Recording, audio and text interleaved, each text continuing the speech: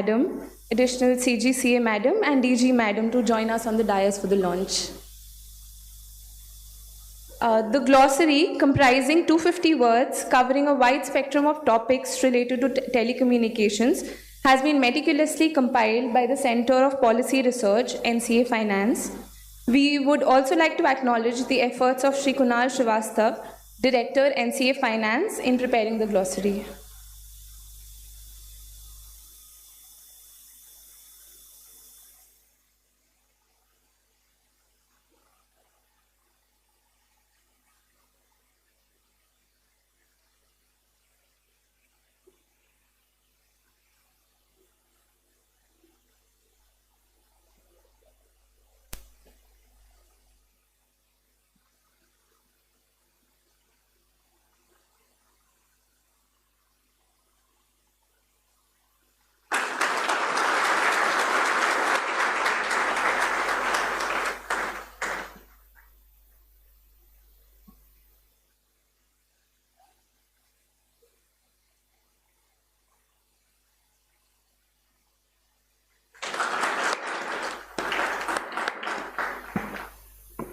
On behalf of NCA Finance, I extend my sincere gratitude to Sri Manish Sinha Sir for gracing this occasion and delivering an insightful keynote address. Sir, your remarks have illuminated the pivotal role Spectrum plays in realizing the goals of Digital India. Additionally, your emphasis on the importance of standard essential patents in fostering inclusive innovation for a developing nation like India has been enlightening. Moreover, sir, we appreciate your thoughts on the transformative potential of fintech and digital public infrastructure, particularly with regards to the role in advancing public welfare. We sincerely thank you for helping chart the course for today's panel discussions. Thank you, everyone. I now request everyone to kindly be seated since we are to commence with the first session.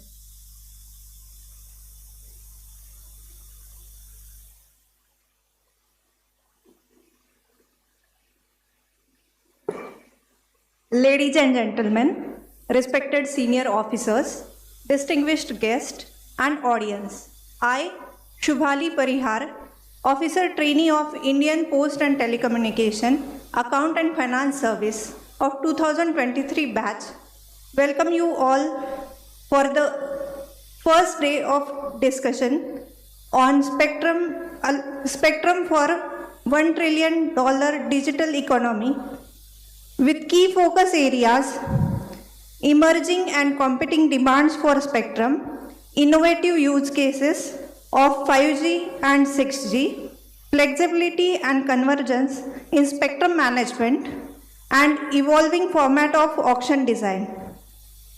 With that, let me introduce our moderator and esteemed panelist.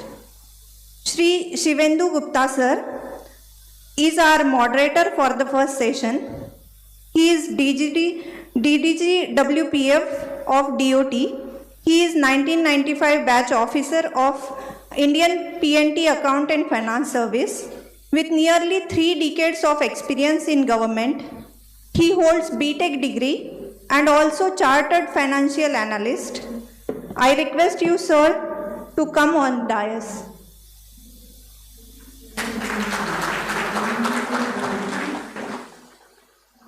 Next we have D. Manoj sir, Principal Advisor of Telecom Regulatory Authority of India. He is 1991 batch officer of Indian PNT Account and Finance Service. He is gold medalist in post-graduation from University of Kerala and holds MBA Finance from NIFM. With an experience over 3 decades and exposure across multiple countries, sir is also a regular speaker at NIT Calicut. Sir, may I request you to come on dais?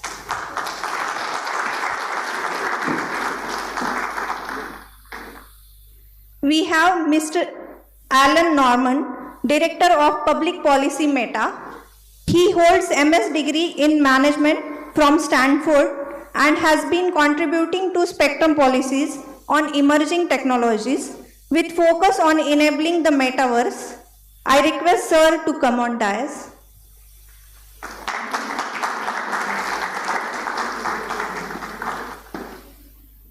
we have Ms. M. Revati Ma'am, Joint Wireless Advisor of DOT. Madam has been representing Asia Pacific region as a frequency expert and also handled multiple arbitration cases. Madam, please come on the stage, ma'am. Okay.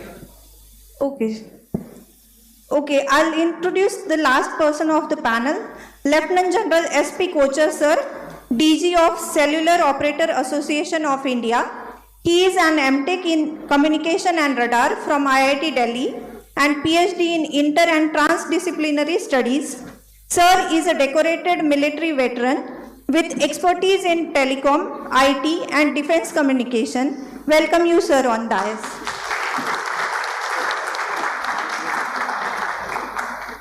Thank you all for welcoming the panel to the dais. The floor is now handed over to the moderator, Shri Shivendu Gupta, sir. Over to you, sir. Good morning, esteemed panelists and ladies and gentlemen. I believe every generation witnesses a revolution which changes future course of human lives. For us, I believe it's radio communication. Mobiles have become extended part of Rodi Kapda or Makan. And it's very difficult to imagine life without Google apps, food delivery apps, e-commerce application, and so on. And all this, and the UPI transactions happening across streets of the country has amazed the world. And all this have been possible because of a small device in your hand. And if data is new blood, then spectrum is the veins and arteries through which it flows. We have come a long way. We have come a long way from the times when there was enough spectrum for everyone, when only users of the spectrum were either defense or space applications. Now there are very competing demands on the spectrum. Every sector, be it TSP, be it broadband, be it Wi-Fi, they are scrambling for more spectrum. And I believe future is going to be very interesting. This radio communication ecosystem has become very challenging, and probably Revati Madam is yet to join us. She will agree with us that policymakers in DOT are working feverishly, refarming more and more spectrum for public use. Today we will dwell on some of the issues that policymakers at DOT and industry as a whole is facing. I have esteemed panelists with me on the dais, which I believe can be more varied and representative. I have Mr. D. Manoj, who is part of regulator from TRI, Dr. Kochar, who is representing a significant part of the industry, Mr. Norman, who is one of the major users of the digital infrastructure, and Mrs. Revati, who will be joining us soon. She is part of the policy making instruments. So I first invite upon Dr. Kochar for his opening remarks. Thank you so much. I can but agree with whatever you have said, and I was really excited to hear Mr. Manoj Sinha, because he's brought out points which, if implemented, will definitely improve the telecom scene. It is important for us to remember that we are in the midst of a major change which is happening. It is not only change of technology, it is change of working lifestyle itself. Technology is changing lifestyle. Importantly, the cycle of change in technology has become so short that policy and regulation find it difficult to catch up. So maybe we have to now start using policy and regulation engines which are dictated by technology and AI to keep pace with the changing technology itself. Second thing I would like to say is we must compare digital highways with physical highways. And once you have that analogy in mind, many things will fall in place. Many things will fall in place. Why do we build highways? It is for ease of movement, and which will help the economy. Similarly, when we build digital highways, those highways are meant for ease of movement of data, which has become the currency of today.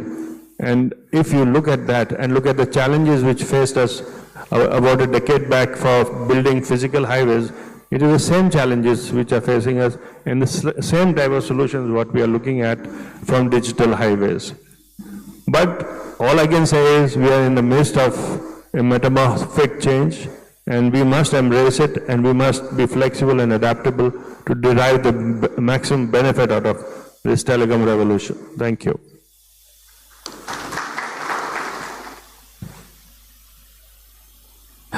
Very well said, sir. Definitely, the humanity is in midst of metamorphic change, and probably digital infrastructure on which it is going to ride upon is all set.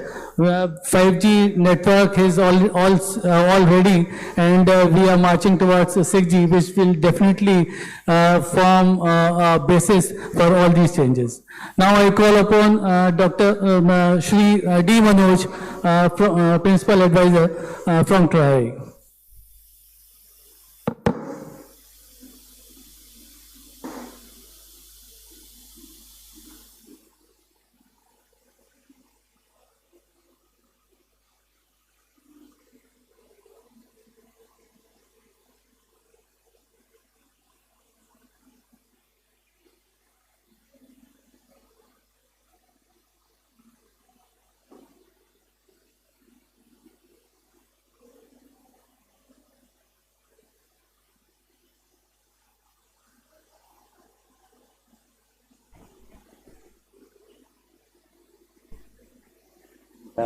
This happens all the time. Done? Okay. Good morning, everyone. In fact, I just wanted to begin with a small story. I went to meet Sri Kochar sir in his office. So I'm going to tell you something more about what he told us, which will be shocking to anyone in the telecom industry. So I don't want to begin with a shock. Just wanted to say that the COAI, Cellular Operators Association of India, they told me that we do not have enough spectrum for the operations in our country. Now that is their side of the story, isn't it? You should never believe one person. That is the moral. Then I spoke to my friend. He is not there. He is supposed to be there. He threatened that he would be there. Debashish Bhattacharya, who is exactly on the reverse of the spectrum. That is on the, it's an organization called Broadband India Forum. So I called him and spoke to him. I said that COAI, Cellular Operators Association, say that they do not have enough spectrum. So he said, no sir, absolutely wrong. Actually, they make cellular spectrum as a boogeyman. They have more than enough. That's what he said. Much more than enough. He said he would prove it to me. In any case, I am not waiting for it to be proved. I have just made a small comparison of the largest economy in the world with our country, where we are, in a couple of my slides. So I am comparing where Mr. Normal is from, the United States, which is the largest economy. That's about $29 trillion is the GDP of the United States. Our GDP as of now is about $3.6 trillion.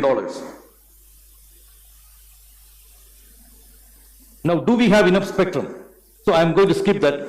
Oh, okay, look at it. This, all that you have to look at is USA and India. Just look at the last two columns. If you look at the total that United States has, it's about 6,100, I suppose. It's more than 6,000 megahertz that has been allocated to cellular spectrum. US has 6,000 megahertz allocated actually. We have just about 4,000, I guess, almost 4,000. Now, on the face of it, 4,000 and 6,000, it's almost a 50% difference. But that is not the difference that we should look at. That is not, definitely not the difference what we should look at. We as a country, we have more than 1 billion connections. 1 billion cellular connections. United States has nearly only 300 million connections. So with 1/3 of the connections that India has, they have 50% more spectrum. So Kocherji, your team has been proved right that you do not have enough spectrum in our country to take care of such a vast population. And I'm coming back to, because our primary work in TRAI as a regulator is to fix the reserve prices and to ensure the orderly growth of the telecom sector. So I have also looked at the quantum of the spectrum sold. I'll tell you the reason why I'm doing it. In the last few years, you can look at it yourself. In 2010, it was 69%. In 12, it went to 32, 15%, 82%, 89%, 41%. 37%. In 2022, it went to 71%. In the latest 2024 auction, it is just 1%. Now, many telcos blame that operator regulator for fixing high reserve prices. I just wanted to, I'm sure anyone who has not worked on the regulatory side will definitely not know how we are fixing the reserve price. We do a very transparent process. That's what I'm trying to explain to you in a minute. What do we do? Couple of my teammates who are doing it are here with us. So what do we do is, there is a basic band called 1800 megahertz. 1800 megahertz. So we fix the price of 1800 megahertz. Everything is adjusted later on based on that price. So how do we fix the 1800 megahertz price? We do calculations based on production function, which is nothing but the Cope-Douglas function, we call it in mathematics. We arrive at one figure. We do the producer surplus.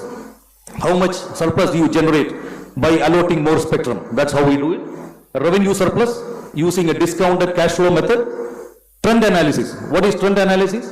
It is the last auction price adjusted with the indexation. Basically, all of us know about our dearness allowance, something like that. You do that. Then you also do multiple regression, a lot of mathematical calculations. We take the average. I have used the word mean. We take the average, apply a factor of 0.7, that is you reduce it by 0.7, apply a factor of 0.7, that you reduce it by 30%, we arrive at a figure of 1800 megahertz. That is the base price. Now based on that, all the other frequency bands are fixed. For instance, 900 megahertz, I have used the term technical efficiency parameters. 900 megahertz is has more than double the capacity of 1800 megahertz. So what we do is arrive at the price of 1800, double the price to reach 900, and so on and so forth, depending on the technical efficiency of the band. That's what we do. Now, what is the industry demand? Are we doing it correctly? I believe so. Coming from a regulator, I believe that what we are doing is absolutely correct. Kocherji and his team will not agree. Look at what they have done. They are saying that I have just given a calculation, which I have taken it from their slides. They say that in UK, United Kingdom, it is 20 crore per megahertz, just 20 crore per megahertz, right? With a monthly ARPU, our average revenue per user of 1,500 rupees. In India, our regulator, that is my team, we have fixed at 6,560 crores per megahertz. They say it is virtually out of whack with the reality. So they are saying that it should be reduced to 40 crore per megahertz. Isn't it? That's what they are saying. That is the industry argument. I'll talk about it much later when I have my remarks, not on this. So this is another one compared with Israel, India, Portugal, Hong Kong. All that monthly ARPU, it varies. Whenever you look at this 3.5 gigahertz band, we should have been, rather the regulator, India, should have fixed only 4.7 crore per megahertz, but we fixed 492 crore megahertz. You can look at the first column. So that is the industry demand. They say that we are fixing it extraordinarily high and exorbitantly high so that the industry cannot afford it. Now, what does the other countries do? What do they do? I have looked at in New Zealand. New Zealand has dispensed with auction for the time being. They don't auction the spectrum. What they do instead is to obtain commitments from the operators that I will do this rural connectivity, broadband connectivity to the unconnected. They do all that and then dispense with the auction. But they ensure that the whatever is committed is done by the operators. But in India, we have serious problems. The depth of the industry, telecom industry is estimated to be about $55 billion, 6 lakh crore. And I am quoting Kocherji what he told me when I met him. He said that telcos, you agree, telcos today, I can see the representatives of Jio, Airtel sitting there. All of us think that they are making a hell of a lot of money. If you look at the total revenue, they do. Jio has 111,000 crores of revenue, almost $17 billion, while Airtel has about 110,000 crores, about again $16 billion, but they do not get even bank interest. The returns that they get is not even bank interest. That is true. What I am agreeing with Kocherji for a minute. And again, coming back to 5G, I'm ending my slides. 5G, there is a lot of talk about 5G. Only 2 operators have installed 5G as of now, Jio and Airtel. Jio has 130 million customers, Airtel has 80 million customers. Together they have 210 million customers in 5G. But what is exactly happening to 5G? There is no monetization. Virtually all the operators will agree with me. Kocherji will also agree. No, hardly any monetization for 5G. I recently read that Jio's 5G network, the network utilization is just 15%. 15% utilization. 85% of the network is lying idle. And both the major operators have not been able to monetize the 5G investments. There is a GSMA intelligence report I read recently. It's called an intelligence report of 38 countries which have launched 5G in the world. India has been rated at 32, rank 32 out of 38 countries. Why? Covardis I have put as a last slide, and where are we going? So India, as all of us know, is a very, very price-sensitive market. Recently, the CEO of Uber came to India and said, Indians want everything, but they don't want to pay for anything. We always look at the price. What matters is price. It is the same is the case for civil aviation. All of us know Indigo is India's #1 operator when it comes to market share. 62% market share for Indigo. Air India has merged with Vistara. In spite of all that, they still have only 30%. All because of price. So 5G monetization. And we are talking about 6G. I recently heard, while I was sitting in the operator side, that not a single operator is going to invest for 6G. Unless they get money back for 5G. So that is where we are standing.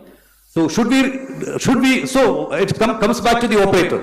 You ask the cellular operator, telcos who are here, they will tell you, reduce the reserve price. Should we do that? I'll talk about it later. There is a big conundrum. I am leaving it to you. I'll talk about the conundrum later when I have time to speak. Thank you so much.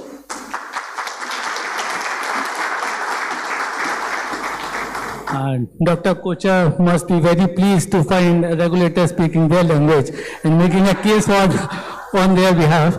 Whether spectrum prices are high or low, we will discuss it in due course. Now I invite upon Mr. Norman to present his opening remarks.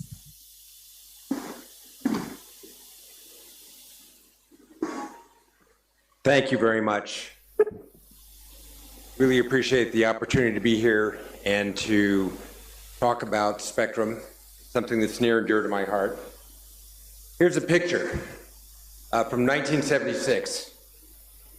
These were folks at the Stanford Research Institute near Palo Alto. The first message that was sent over the internet was sent to Boston. Researchers at BBN who were working on ARPANET received it. We're nearly 50 years later. And this was something that it was an innovation that people didn't understand what the value would be, had no idea what the internet was going to be in 1976 and what could happen. But today, we have mixed reality, we have artificial intelligence, we have smart glasses like what I'm wearing. Nobody would have imagined these kinds of things. And what I'd like to do is talk a little bit about some of the emerging use cases that are coming now that are going to create value from spectrum, the value of delicensed spectrum, and considerations for IMT and spectrum for IMT in my talk. So these are the Ray-Ban Meta smart glasses. I have a pair of them on me now. They have Wi-Fi, they have Bluetooth, they have cameras, they have speakers, microphone, they're connected to the internet. I can take pictures, I can take videos, I can make phone calls, I can get advice. Let me show you a little bit about what they can do. Hey Meta. So here's a video. Hey Meta. This is why these sunglasses. I'm going to back up. Excuse me. Are you able to get? Yeah, we'll go back. Okay, so go ahead. Hey Meta. Hey Meta. This is why these sunglasses from Ray-Ban and Meta just got AI powers. Context. When I say look, it's taking a picture, analyzing it, and then expressing an answer using a large language model. Hey Meta, look and tell me which of these fruits juice would make a good smoothie? Oranges, apples, and kiwis would make a delicious smoothie when blended together. Delicious. Hey, Meta, look at this dog and tell me what it is. Dog breed appears to be a Husky. Crossbreed, Pomeranian and Siberian Husky. Let's go! Let's go!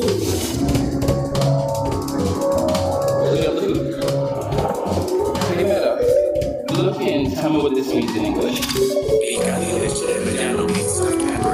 Exactly what I need, and I'll take two. Good job, Meta. You can expect that.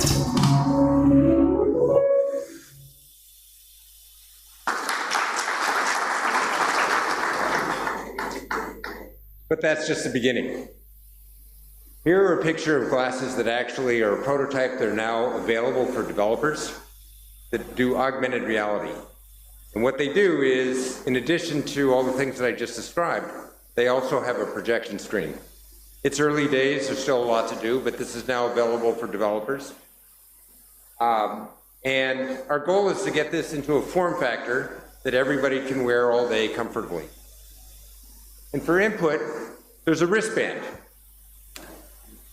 Move your wrist, make gestures, it controls the interface.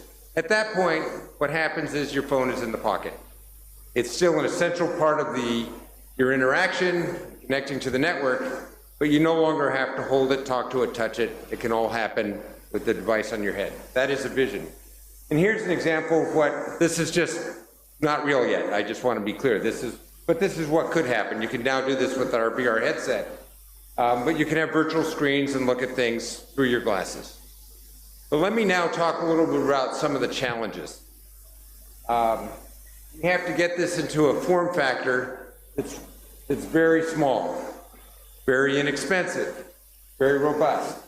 It needs to operate at low latency, which is critical, and that'll have big implications for Spectrum. And it has to be an immersive, seamless experience. So I'm sorry, I'm dropping into a lot of detail here, but there's a very specific physical constraint of 10 milliseconds for motion to photon latency so people don't have sickness. And Spectrum plays a critical role there because we need large channels that are uncongested to be able to make that link work. And I'll talk a little bit about that architecture here. So the rendering that happens on a headset, you see a VR headset, it all happens on your headset. There's a big battery, there's a big computer, there's a lot of processing that happens there. And when you connect to the network, it can be at today's network speeds. To enable the glasses I just showed you, we need a compute device. Could be your phone, could be a watch, could be many things, connected to the glasses. The link between the glasses and that compute device, that is what has to be low latency to deliver this 10 millisecond motion to photon rendering that happens that you can get all that kind of experience. And then we connect to the network. That network connection could be through your home or your office over Wi-Fi and fiber. It will also be 5G and 6G. That will be an essential part of how this works. What's unlikely to work are going directly to the cloud right now and doing all the rendering in the cloud. That's too much data, too much processing, way too much latency. Whether it's over Wi-Fi or the wide area network, which are both essential. So it's this architecture that's so important. And that's why there's been so much emphasis from the tech industry on making the 6 gigahertz band available globally so that we can enable these kinds of use cases, drive new applications that will hopefully drive lots of revenue and service opportunities for everyone, including service operators. So let me now switch to the value of delicensed spectrum. This is a economics and panel and not a tech panel. So it's really the engine for innovation. I just listed a bunch of use cases here that have happened recently, but there are many more, and I won't read them off. But it really is, it's permissionless innovation. We don't need people to try things. We don't know what's going to work, but that's where the experimentation has. And there's been a recent, if you look at the adoption in the United States, and across Wi-Fi in the 6 gigahertz band, there have been almost 500 million devices, or more than 500 million devices shipped in 2024 that use this band. Overall, there are 4 billion Wi-Fi devices shipped globally in 2024. It's just been phenomenal adoption. FCC made a decision in 2020, and this is probably the fastest adoption of any new technology or wireless technology globally. And some very interesting numbers. $3.9 trillion in economic value attributed to that decision, projected for the between 2023 and 2027. We're working on a similar study to understand what the possibilities are here in India. More to come on that. I have a link at the bottom of this, but it's a very interesting study looking at what's happened. The numbers are staggering in terms of what happens. And I know there's discussions about reserve price, what should we do for licensed spectrum. The issue, of course, with delicensed spectrum is there's no upfront money. You're making a bet on what's going to happen in the long term, but they're proof points that have generated phenomenal amounts of value. So considerations for IMT. I think that IMT and delicensed spectrum are two sides of the same digital coin. We shouldn't be fighting each other. We should be working together. The services are complementary, and it's not that $3.9 trillion took money away from IMT. It actually helped generate revenue and more opportunities for IMT.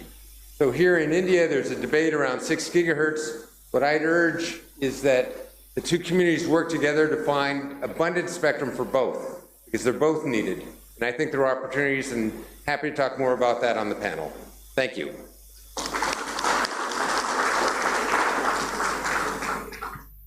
I think the other panelist, Mrs. Repti, will join us soon.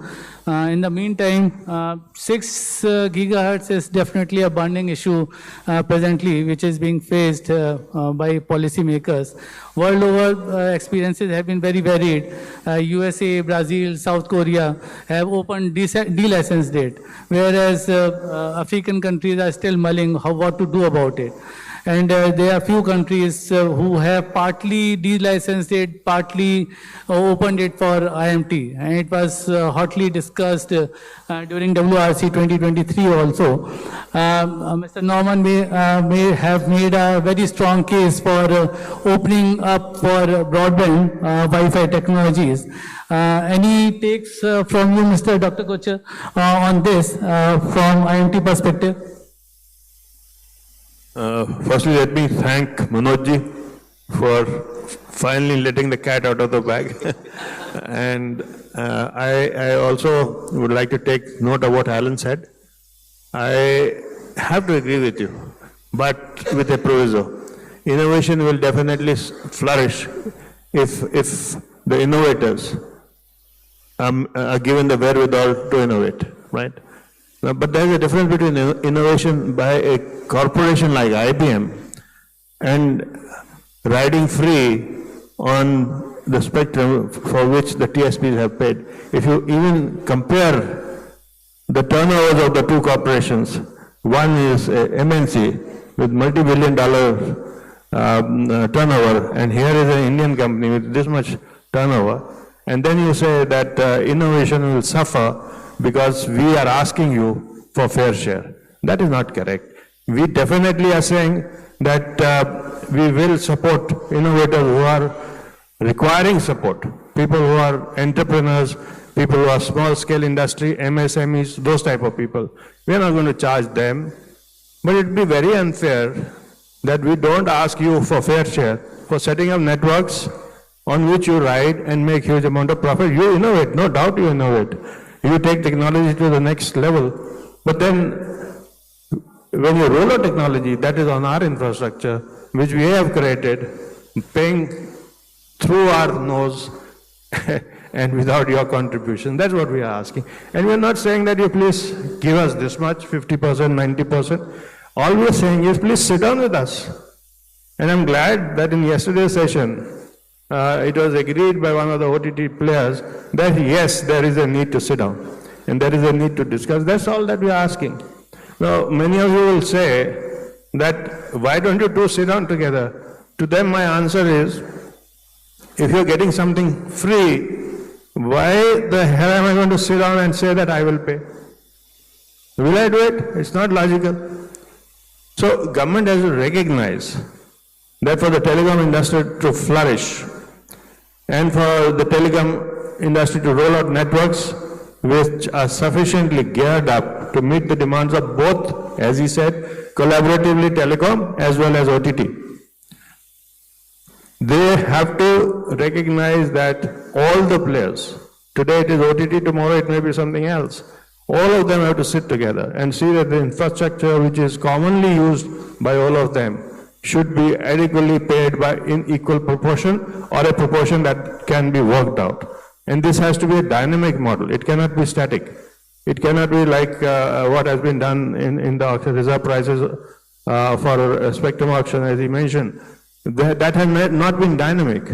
But if we make it dynamic and say review it every year or every 2 years, then we will come to a stage, maybe when the telecom industry has matured and making adequate amount of revenues, like Mr. Manoj Sinha said, at that point of time, maybe there is no need to share the cost. But at this point of time, when we have to roll out 5G, and we have to make robust networks for the future, we have to roll out a network which will stand the test of time and which will bear the load which is going to come up. And for that, the deficit between spend and earning has to be made up. And there are 3 ways of making this up. One is increase the tariff to the customer. We don't want to do that, neither is it possible. I'll give you an example. Last year's deficit was 10,000 crores, and this is from TRAI figures, not our figures. 10,000 crores more was spent than what was collected. So if we have to increase that at the current ARPU, we have to add 50 crore subscribers every year to make up this revenue. How is it possible? Even if we double the tariff, for example, if we double the tariff, then also we require 20 to 25 crore people. That is not possible, and that will not happen. Second way is, the major 70 to 80% of the traffic which we carry on our networks today is OTT traffic. And this is documented. And then, if the OTT and we sit down together and say, okay, this is the amount of deficit which is there this year, and the projected deficit in the next 5 years is going to be this much, or surplus is going to be this much. So let us come to a conclusion that this is how we're going to share the infrastructure costs. That is fair share. And after that period of time, we will review, and there will be a midterm review with a feedback loop. That makes sense, right? For both of us. Because without the networks, OTT can't reach people. And without them, we cannot get adequate amount of subscribers. So it's a catch-22 situation. The third way we can do this is by reducing the overheads, the costs on operators, which yesterday one of the speakers mentioned as inefficiencies of the telecom system. I agree, we have to reduce that, and that is what we've been asking the government. We've been saying reduce our base price of spectrum, reduce the auction price of spectrum, reduce or remove license fee. So do whatever you can to reduce the burden, the financial burden on the TSPs. At this point of time today, we pay almost 38% of our earnings, of our collections in tax. Highest taxed sector in India, and world over, we are the highest taxed telecom industry. And we are the lowest in tariff. So that is a dichotomy which has to be overcome. It's not that it is because of OTT. They are also suffering because of that, but it is because the government policies have not kept pace. So if they reduce the deficit, then maybe the sharing between the two of us will be much less. So these are things that we have to do. Now coming to the question which the moderator asked me about 6 gigahertz. And here I am grateful to Manojji because he brought out the deficiency of spectrum in India. And in 5G, in the band that we have rolled out, with 3 operators, there is and with the subscriber base that we have in India, we require 2 gigahertz of spectrum. That is technical requirement to provide 5G at full efficiency. What we have got in the last auction was 800 megahertz. So there is a deficiency of 1200 megahertz. Now that 1200 megahertz, if it is not made up, will result in improper 5G offerings to subscribers, or if we have to improve the offerings, then we have to densify the networks, which means additional cost, right? And additional delays, not desirable. So 6 gigahertz spectrum has 1200 free. It is lying free. It is not being utilized by anybody. So our ask is that you please give us that 1200. We've already got 800. So we'll have 2 gigahertz spectrum, which we can then offer to the subscribers and give them the flavor of 5G that they desire at a optimum cost. This is the reasoning we are saying for 6 gigahertz. It has nothing to do that we don't want our competitor to get this spectrum. If we have surplus, please use it. It is for the national good. We are not decrying that. You are making profits. Why should we feel jealous about it? You are working to make profits. Please make profits. But for 4 or 5 LTGs, large traffic generators in the OTT category, if they are dominating the data carriage on our networks, then it is logical that we ask them to pay. We are not looking at all the OTT players to pay. We are just not looking at that. We are saying that anybody who generates even up to 7 to 8 to 10% of traffic on our networks is in a category where they should not pay us, because otherwise innovation will be hampered. They will not pay. And if you want to go beyond 7, 8, 9, 10%, government and us and OTT players can sit together and decide what is the percentage which is the benchmark. I think we are making a very logical ask, and slowly I'm glad that seeing the trend in yesterday's session and also what Helen mentioned, there is increasing acceptance that both telcos and OTT players have to sit together. And that is all that we are asking from the government. We are not asking the government to please prescribe that you will pay this much and you will pay this much. Government will never do that. There are two private industries. Why should government intervene? Government should only recognize the fact. And once they recognize the fact, then they should sit as a silent spectator on the table when we talk to each other. And in case we can't come to an agreement, that is the time maybe the government should intervene. Thank you. So the rivalry on 6 gigahertz continues, and it will be a very interesting future to decide as to what part or the full part of the 6 gigahertz goes to which industry. Dr. Kochar, as we were talking about high spectrum prices, as Manoj sir also mentioned, probably one of the factors that goes into deciding the reserve prices of spectrum is the potential market, the potential revenue it can generate. Of course, in absolute terms, spectrum prices or reserve base prices may be high, but as in one of the TRI papers we have reflected upon, if we compare per population wise spectrum prices, so probably we are the lowest across the world. And Manoj sir, the number of models that you are showing for deciding the base prices, the revenue surplus, producer surplus, and so on, probably the point that you made is that eventually it is compared with index price, and whichever is the higher one is taken as the base price, and usually is the index price which wins the race. So don't you think it's now time for try to sort of come up with different model or pricing methodology, so that for instance for a new band it's okay to compare like this, but for a old band it's always indexation which beats all other models. So it's immaterial whether you are pricing as per other models, production surplus, other things. So what's your take on that? Is it time for try to come up with a new model? Thank you, Shivandu, for the question. That's a very sensitive topic, reducing prices. So I'll tell you, look at it from, not from the government's point of view or from the regulator's point of view. You are a buyer. We are going to buy something from the market, right? Now, we are, as a buyer, we don't want to pay much. I told you about the Indian tendency. Now, seller is there with a fixed price. He is there with a price.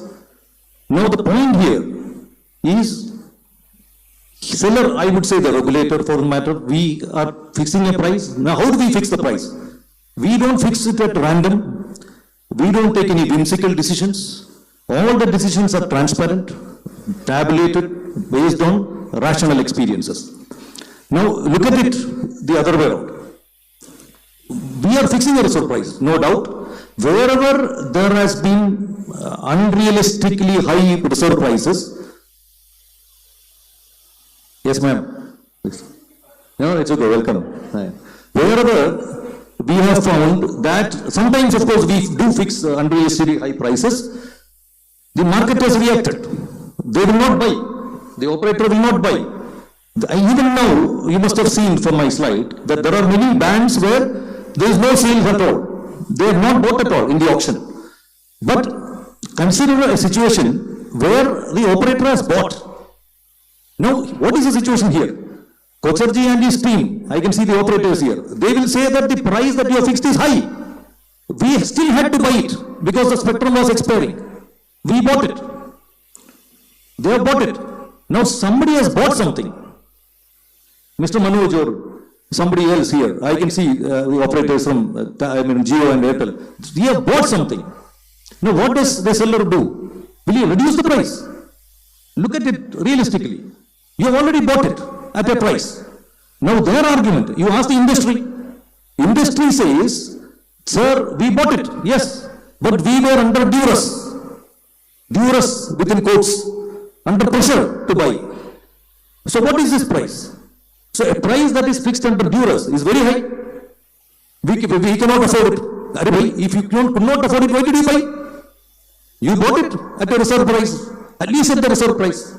I can understand there are bands which are going unsold. We have reduced. The regulator has a history of reducing our reserve prices in the past, where there were no takers. But at a time when an operator, a telco, buys a spectrum, he has actually bought a spectrum. At whatever be the reason, a regulator doesn't know whether he is under duress, under pressure, whether it's expiring or not. They have already bought it. As I said, they may be under heavy debt, they have borrowed it, they are still not getting bank interest, but still they have bought the spectrum. No, why do we reduce the price? As a regulator, what justification do we have to reduce a price which has already been bought in the market? Not just once, twice. You can see, sometimes we index it, not all the time. We index it, and there is a demand, I can tell you. What they are saying is absolutely correct.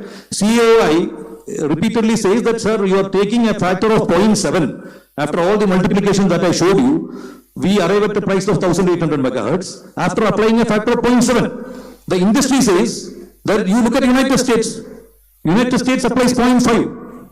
After all the calculations, they apply 0.5 factor to arrive at the reserve price. Now there again, as I use the word conundrum, the big conundrum. What is the conundrum that the regulator is facing? As regulators, we are only faced by the price that has been sold. I have no idea how to reduce a price that has been sold. Can anyone tell me?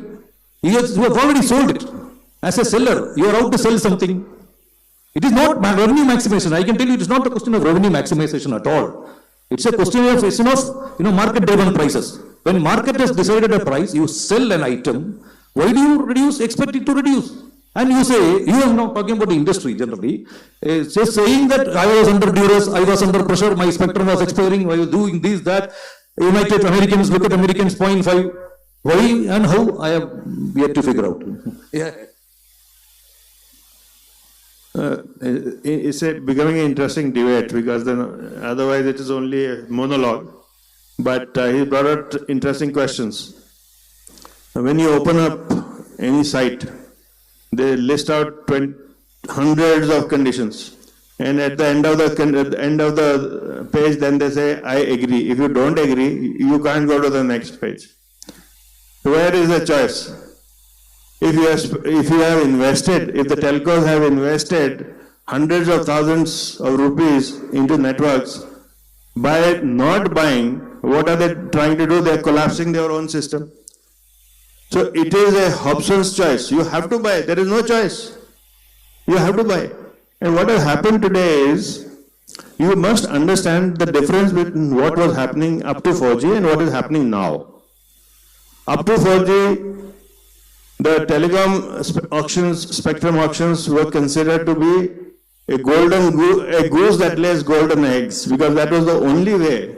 That was the only way government could extract money out of a so-called sector that is making a huge amount of so-called profits. I will not go into that, whether they were making or not making. But now with 5G, this has become a foundational sector. It has become a horizontal. It is no longer a vertical. If we are sitting on this stage and if this stage is not sufficient to accommodate 100 people, then it will collapse. So when we are making a 5G network, we are not making it for only B2C subscribers, we are making it for 10 times more than that, 100 times more than that, because now machines will come in, now sensors will come in, everything will come in. It is a network of things. And therefore it has to be sound. And who will ride on this network, who will draw benefit out of this network? Is it only my subscribers? Or is it the other enterprises from all other verticals? Obviously it is all other verticals. When you talk of 5G application, you are talking about agriculture, you are talking about medicine, you are talking, you name a sector and you are saying that 5G will benefit it. How will it benefit? Because it is drawing the power from the network. So that network has to be strong and it has to be pervasive. And to make that, if you don't reduce the cost of making that network, the telcos are still getting only B2C subscriber amount of tariff. They are not getting more than that, but they have to support much more than that. That was the argument we were making for OTT also. So we have to make a pervasive network. And what the government will get, and please pay attention to this, what the government will get because of the increase in production, increase in capacities of all other sectors who are riding and drawing benefit of hygiene, the foundation, will be hundreds and thousands times more than what the government could have got out of telecom by fixing a reserve price which is very high. So this is the argument that should now be seen, and the auction should be seen in light of this. We are not going to give water and electricity at very high cost because the public depends on the country's economy depends on it. Similar is telecom now. It is no longer a luxury to have telecom. It is an essential ingredient of our life. And therefore, it has to be made robust in whatever manner it can be. And fortunately, it is being run by private industry mainly. And therefore, private industry cannot be expected to only pump in money and not expect any ROI. That would be a very fallacious argument. Thank you. As the Member of Finance also commented in his opening remarks, pricing the spectrum is an endless debate, and probably reducing the bottom line, instead of reducing the bottom line, increase in the top line will make Dr. Kochhar happy. Friends, joining us is Madam Revti, who is one of the policy makers in DOT, the spectrum managers of the country. And she missed out on the 6 gigahertz debate, but it will be interesting to find to hear the insights on 6 gigahertz as well as her opening remarks. Over to ma'am.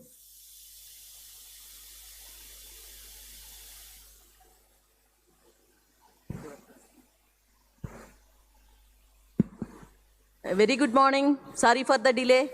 It was our field office. I think it's audible, right? Yeah. We had a field officers meet. I had to be there. I rushed.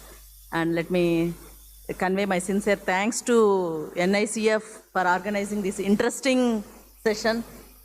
And I have to speak first about 6 gigahertz or 6G. No, both because I breathe spectrum. So I think, and bear with me, I'll be speaking a little more technical. So come to 6 gigahertz spectrum. So what is this 6 gigahertz spectrum? Why it is so important? So how much time I have? I hope I'll complete within my time. Okay. So I think it's clear now. The 6 gigahertz generally call it is 6 gigahertz lower, 6 gigahertz upper. That is 5925 megahertz to 7025. So most sought after spectrum, lot of discussion happened in the last WRC 23 also, because upper part of the spectrum, IMT is being developed there.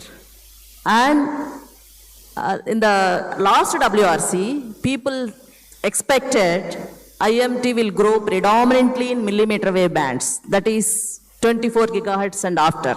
We have identified sufficient spectrum. India also identified. Some spectrum we have auctioned, some spectrum we have asked TRAI to provide recommendations.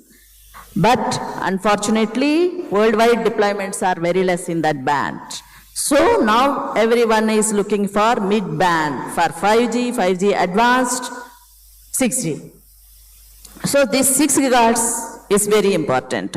Come to Indian scenario, in the mid-band, that is 3.5 also is a mid-band, we have TV broadcasting, TVRO.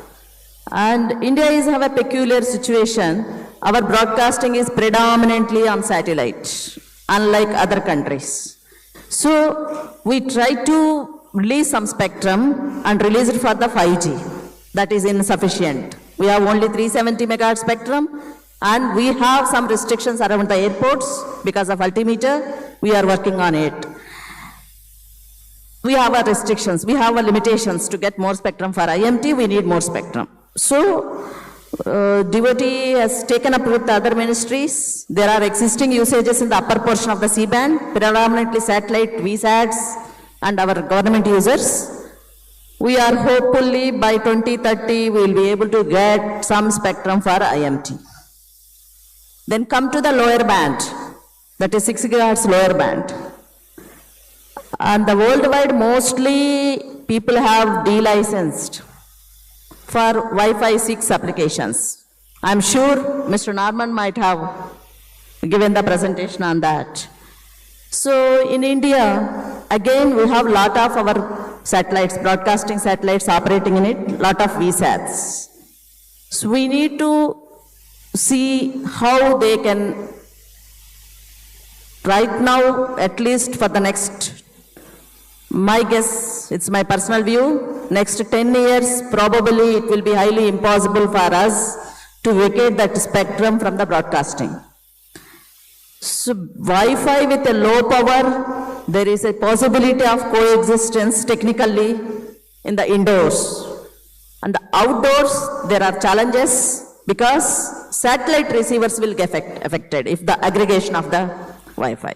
So then subsequently what to do is a policy decision at a higher level. That is as far as 6 gigahertz is concerned. Then I have seen some of the items on your 5G and 6G use cases. For the 6G, probably by 2027 WRC, the bands will be identified with the technical conditions. Now studies are going on, the band just adjacent to that 6 gigahertz, that is 71252 to 8400, and some bands in 13 gigahertz, 14 gigahertz. India has also supported certain portion of it. Once we get upper 6 for IMT, we will have a almost contiguous chunk of around 800. That's a good chunk we'll be able to provide to IMT so that people can have that 6G feeling. You have any other, can I take a questions or how it is? Thank you.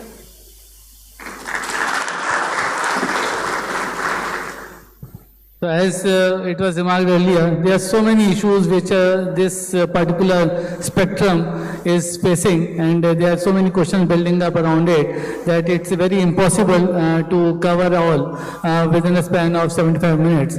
Like satellite spectrum, again, the consultation for paper from TRAI is out in public, and the debate has been fueled during opening session of IMC itself.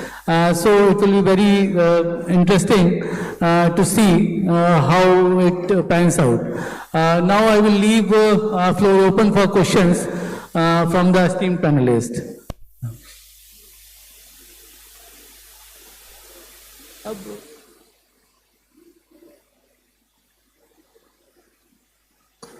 Time 5 minutes left. So anyone? So my question is also related to 6 gigahertz band.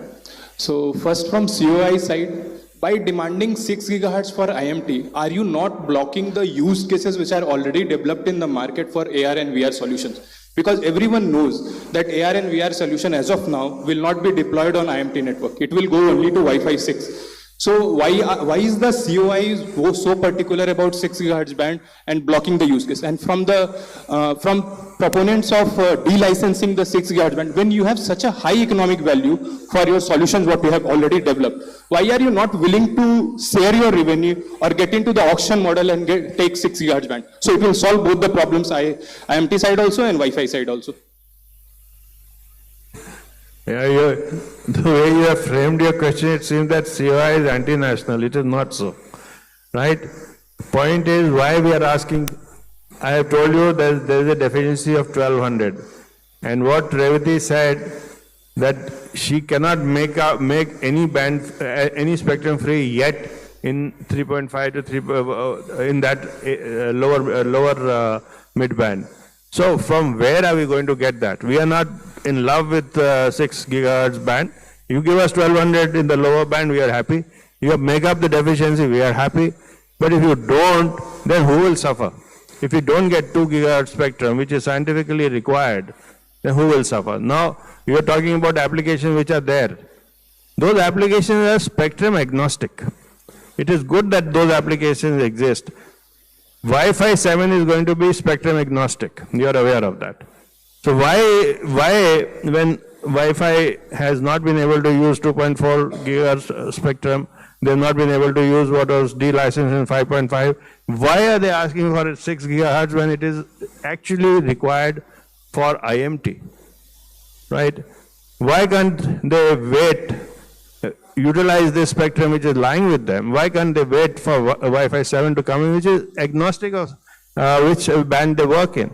And then that will be available to maybe as a deregulated band depending on what WPC sees. So it is not an illogical demand that the COI is making. It is to make up a deficiency. We are not here trying to deprive Wi-Fi. We know that both of us have to coexist. We know that. And if we have to coexist, we have to see whose requirement is more at this point of time. And you will agree that unless this deficiency of 1200 is made up, our services to the subscribers may not be the type that you want.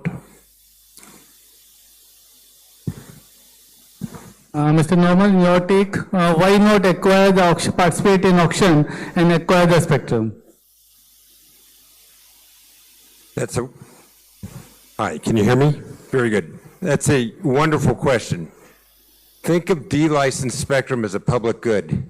It's not just Meta or Google or Amazon or Flipkart or many companies. The carriers and consumers also benefit. Everybody's home, all the devices that you have are now connected using that spectrum.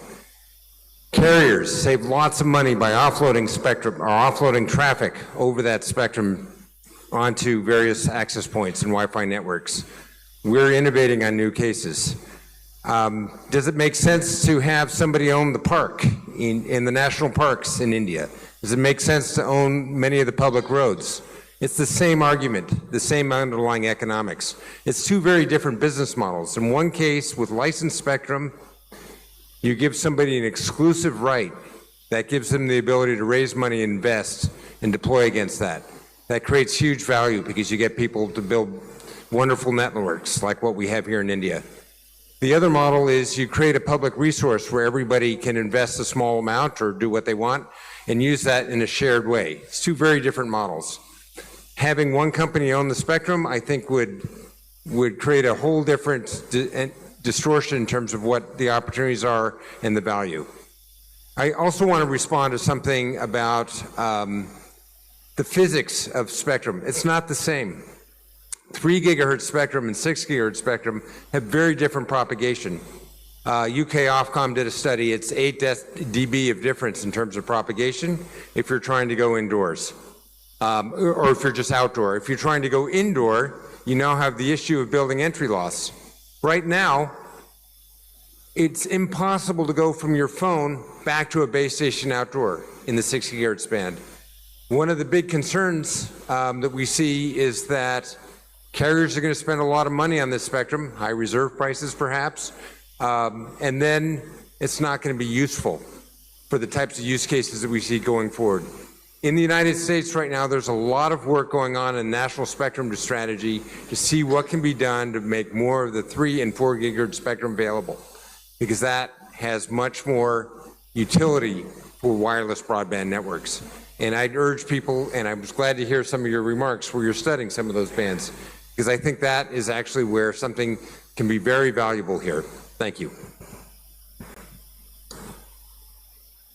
Anyone else? Yeah.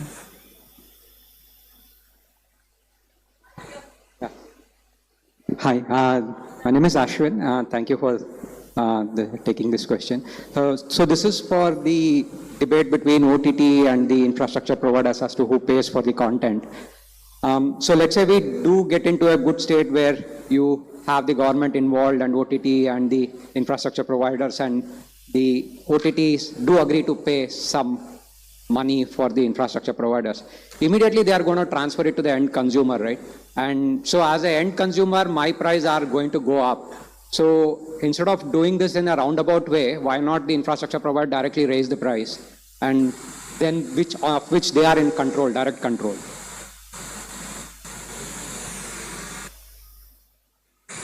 Yeah, I couldn't also. Can you repeat your question? It's just the noise over here. It's not very. Can you come here and? So there was some discussion about OTT and the underlying mobile providers, and the mobile providers making the investments, and then OTT taking a dominant chunk of that bandwidth for streaming services and things like that, right? So the question is, in case they do get into an agreement and they actually get some amount of the revenues to be shared with the infrastructure providers, the OTT content providers will simply raise the price on the end consumer to recover that cost, right? So as an end consumer, to me, it appears that my price are going to go up to recover that cost. And instead of doing it in a roundabout, circuitous way, can the infrastructure providers directly raise the underlying cost of which they are in direct control? Yeah. Dr. Kuchar, so as he said, that OTT charges, you are charging from the subscriber. Why not charge it revenue share from OTTs itself and increase your top line? Firstly, we as TSPs are committed that we are not looking at taxing a subscriber any more than what is happening today. Your charges will not go up because of us. This is just a talk that we should be having with OTT to share the infrastructure cost, right? So I don't think the OTTs, I can't speak on their behalf, but I don't think the OTTs are also looking to pass on anything to the subscriber. It is a business model which they'll work out like we will work out, right? Some amount of expenditure will have to be absorbed within our business models. The second thing you are saying is that we should sit down and do a revenue share. So all that we are saying is we should sit on a table and discuss among ourselves, the models will emerge. We are not prescribing a model that this is the model, you pay us cash or you pay us by check or you do it revenue share. We are not saying that at all. We are saying that both of us are mature industries, we should sit together, talk about it, and we'll come to a conclusion. Today the situation is that till yesterday, there was no talk of sitting together. Yesterday was the first time we heard from an OTT player that yes, there is a need to sit together. So I am sure that this IMC will actually turn to be a turning point for this battle that is so-called battle that is going on, and things will shape up better. My concern is the main topic which says spectrum for 1 trillion digital economy. So in this dispute between the varied contenders, how do we reach there?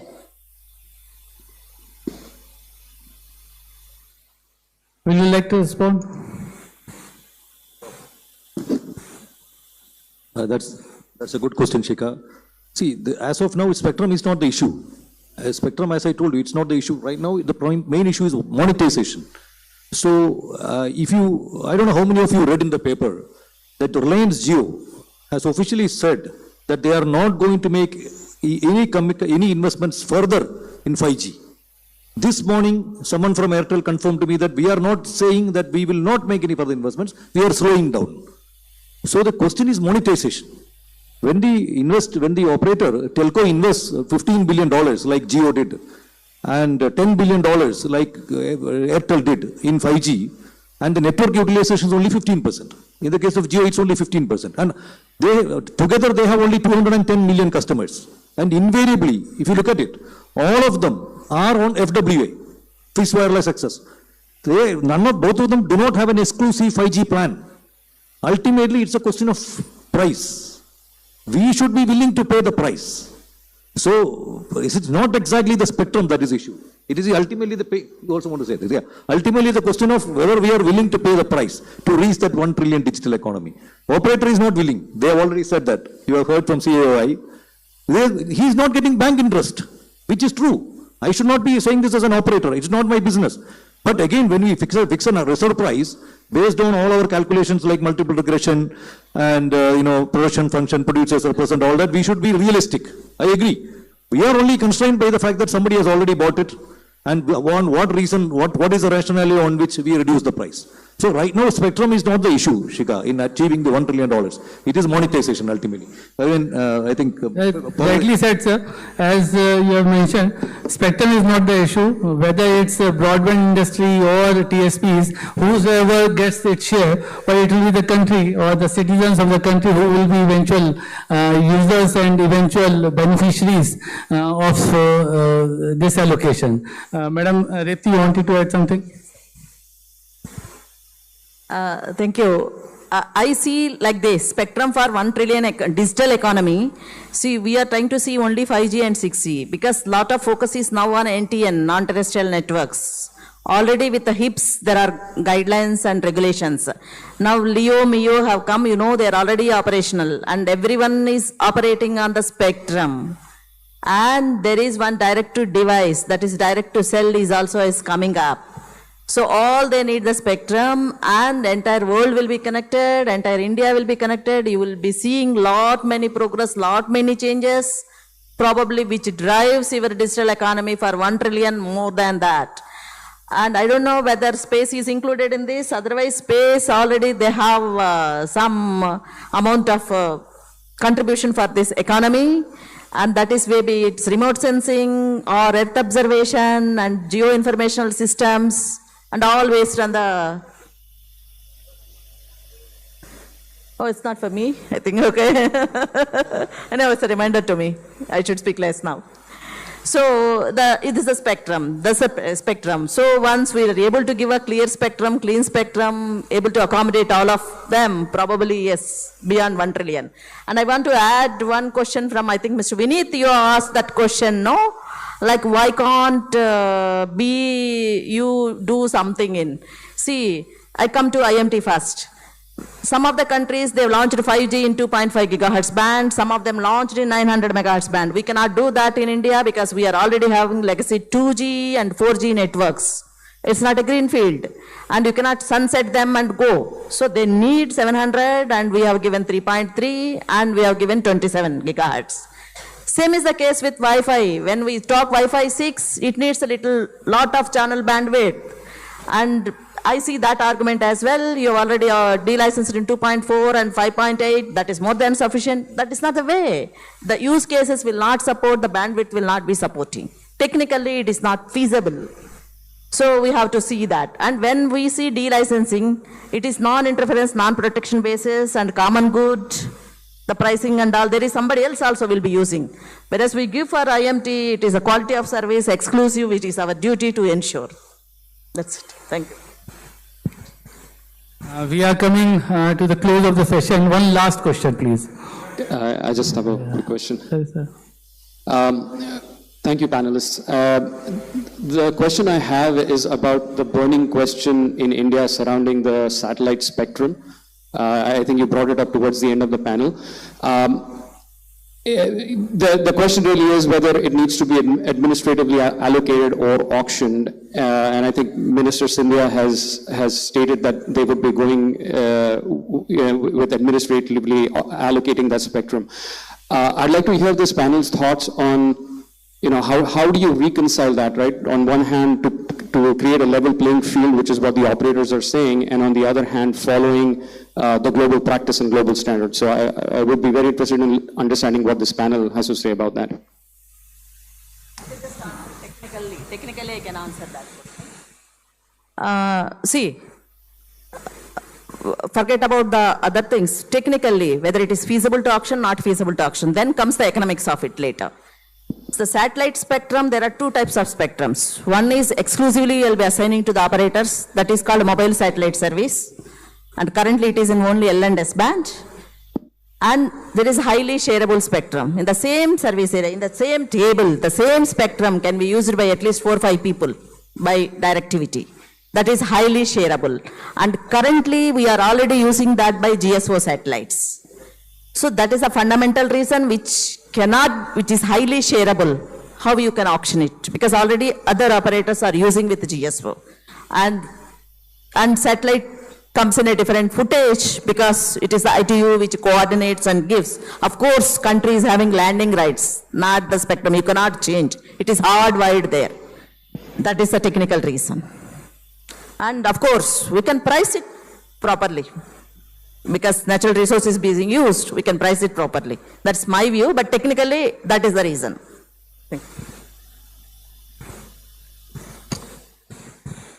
So friends, that brings us to the close of the session. The future is really going to be interesting and uncertain. Spectrum war is already out there, be it 6 gigahertz for IMT or Wi-Fi or satellite spectrum through administrative allocation or auction. If it is administrative allocation, how to avoid the typical first come first serve issue. So all these questions are to be addressed by the policymakers at DOT, and it will be very interesting to find what eventual solutions will be. I thank you all my fellow panelists for being part of this panel discussion, and thank you ladies and gentlemen for being patient and listening to this panel session. Thank you so much. With that, we came to the close of this discussion. On behalf of NCA Finance, I extend my gratitude to the moderator and panelists for insights shared today underscore immense potential of spectrum to revolutionize connectivity, innovation, and inclusive growth for nation. Now I request Ms. Madhvi Das ma'am, DG NCA Finance, to present moderator and panelist with memento.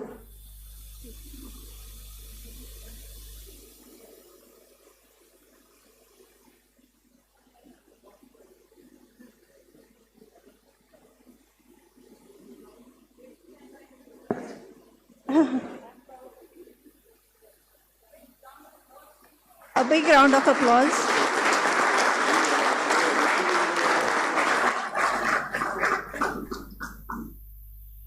Alan, sir.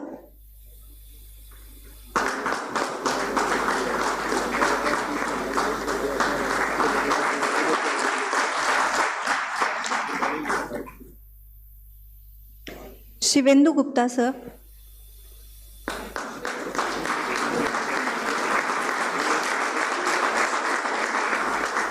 SP Kochar, sir.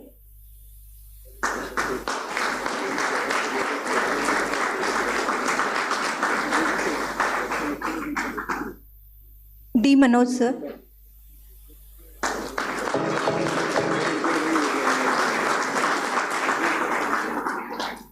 Thank you, ma'am. Thank you all. We will take a short break of 10 minutes. You can have tea and coffee, and then we'll gather for the next session.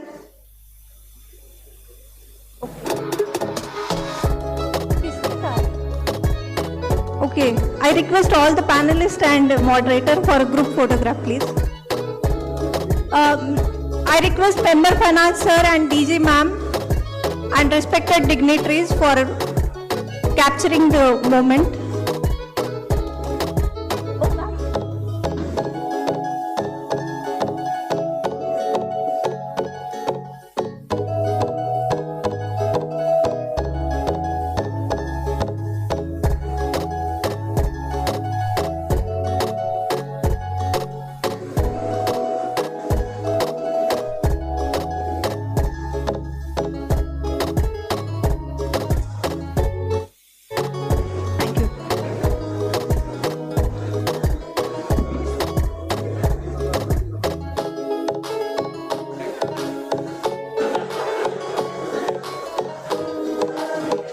We will start the next session at 11:55 sharp.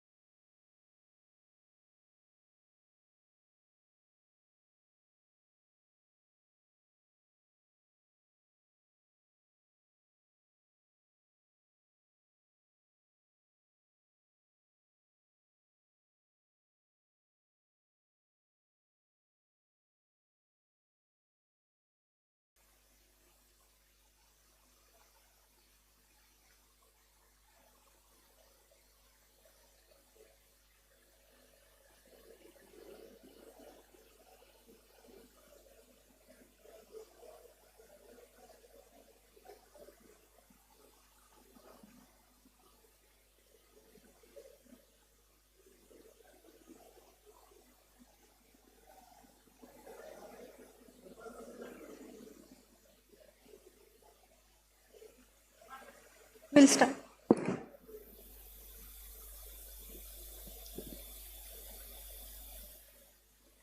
Ladies and gentlemen, welcome to the second panel discussion of the day.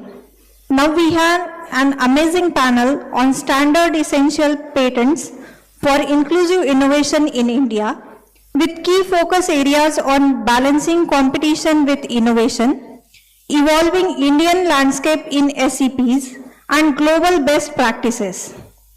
With that, let me introduce our moderator and esteemed panelist. We have Ms. Madhavi Das ma'am, DG NCA Finance. She has master's degree in economics, master's in public policy, and has contributed over 3 decades extensively in financial, administrative, and policy roles in telecom sector. Ma'am, I would like to request you to come on dais.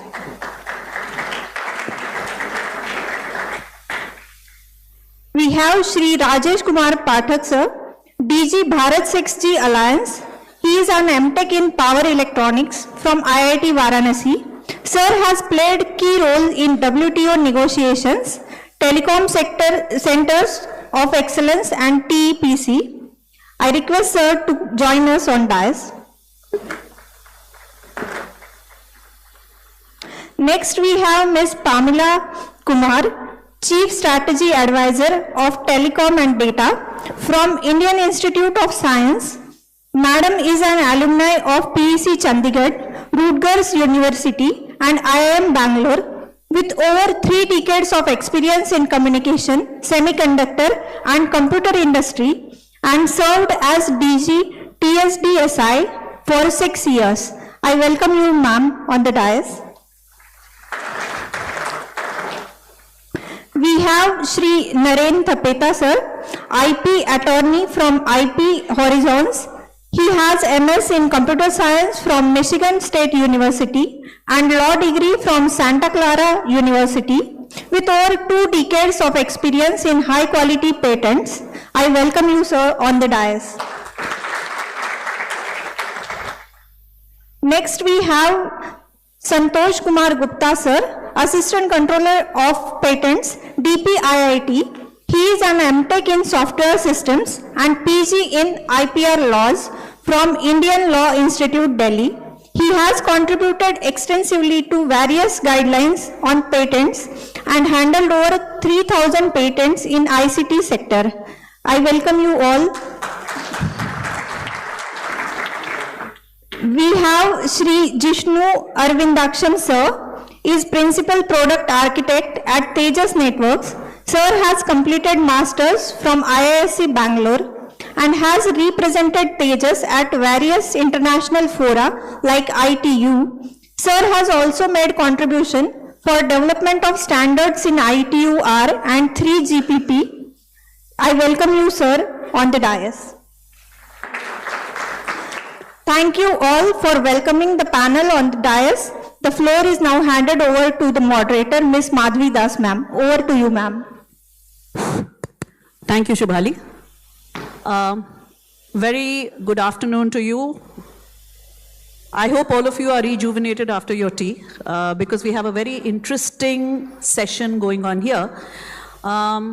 I'm really happy that this panel actually has put together the entire stakeholder ecosystem. So if you look at the panel that we have today, we have, starting from there, Mr. Pathak, who is part of the Bharat 6G, in fact, DG of this Bharat 6G Alliance, which is a table of all stakeholders at one common point to take the 6G agenda forward. We have Pamela Ji, who has experience of TSDSI and now represents academia through the IISc. We have Mr. Naren Thapeta, who actually is a new addition. We've been having some editions of SEPS panels earlier. What we realized in our earlier panels is that without a patent attorney who's on the other side, we are not really complete. So we have Mr. Thapeta, who's joined us. Mr. Jishnu, again, rich experience both in Tejas and as part of TSDSI. And we, of course, have Santosh, who some of you have heard before. I'll start with a few initial remarks and with the permission of the panel, call for their initial presentations or remarks, which I would request them to limit to maybe 5 to 7 minutes, lead with some questions and then throw it open to the floor. I'm hoping that we will have enough time for the floor to throw open questions. So with that small request, I would say that initial remarks perhaps we can keep a little limited. Right, so when we talk about standard essential patents, I think the interesting dichotomy begins from the fact that you're talking about standards and patents in the same breath, and then you've added essential to that. If you really think about it, standards by their very nature are inclusive. The idea of having standards essentially is that you will have interoperability, right? You will have compatibility. If my device has to talk to Pamela Madam's device, has to talk to his device, there has to be compatibility. That can only happen with defined standards. So standards by their nature are inclusive. Patents by their very nature are exclusive. The whole idea behind the patent essentially is that it should give you room for innovation. It should give you space for innovation, and the person who's innovating has to be compensated in some fashion for that innovation. So patents by their nature are exclusive.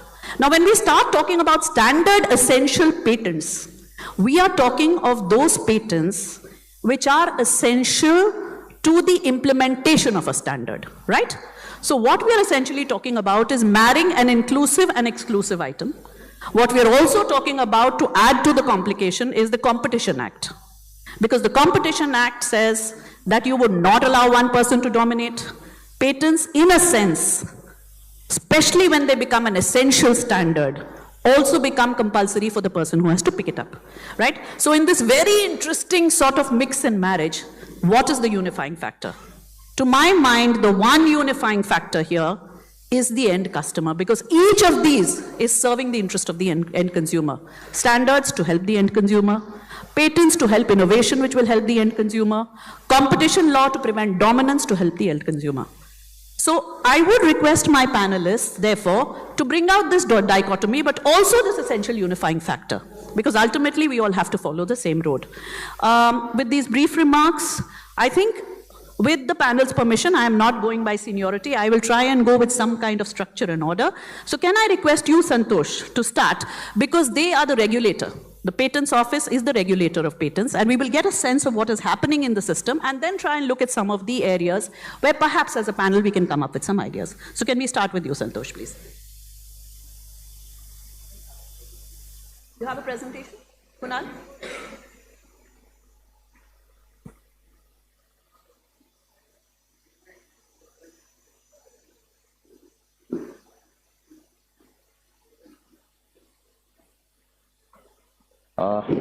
Thank you, ma'am, and good afternoon, ladies and gentlemen.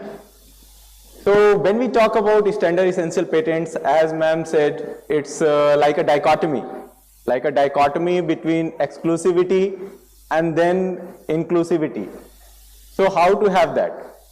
So when we talk about standard essential patents, a very interesting thing is this balancing act, which I generally say it is the ultimate balancing act. Because what we have is certain standard essential patent holders who are having certain patents which are essential for implementation of the standards.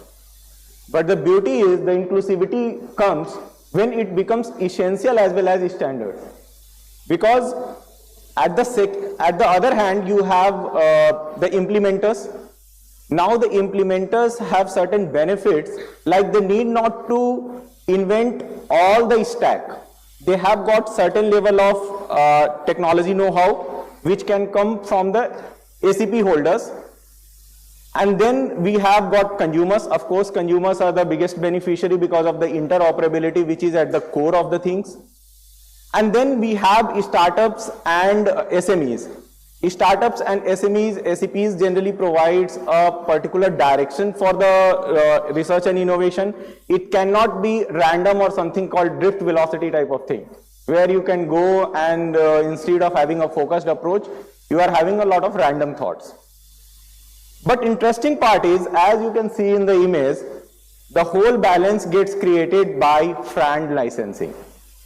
The licensing, the condition for which ACP holders should agree to provide it to implementer and thereby to the consumer. It should be fair, it should be reasonable, and it should be non-discriminatory. As I say, the terms of the front, what is fair is something which has got certain level of subjectivity. Then when we talk about reasonable, what is reasonable? Something can be reasonable to one player, the other player can say that it is not reasonable to me. And then non-discriminatory part. So since there is a lot of subjectivity, there will be a lot of case laws. There will be a lot of litigations. And that is what has happened over years in India. ACPs came into the picture, the whole thing became the buzzword in Indian parlance, particularly since 2011. And over a period of time, it has got certain traction in the market, where there are few people who talk about the pros and the few people who talk about against the ACPs. However, when we see into the essence of ACPs, it ultimately leads to innovation and a cohesive ecosystem which leads to more and more innovations. If we see that this whole FAND thing has got certain issues at the core, and one core issue is what should be the royalty base, whether it should be the smallest sellable chip or the handset or the end product. Then we talk about that how should the portfolio of the patenting should go for the implementer, whether the implementer should go for just the product for which or the country in which they are interested to do the business, or for the whole global portfolio. Important part is that over a period of time there have been a lot of jurisprudence created across the world which talk about these specific things. In India, there were a lot of legal things, legalities, a lot of fight between Competition Commission of India, then it went to the High Court. Majority of us, we know how the history went on. However, an interesting thing came in March 2024 when a famous decision of Ericsson versus Lava came.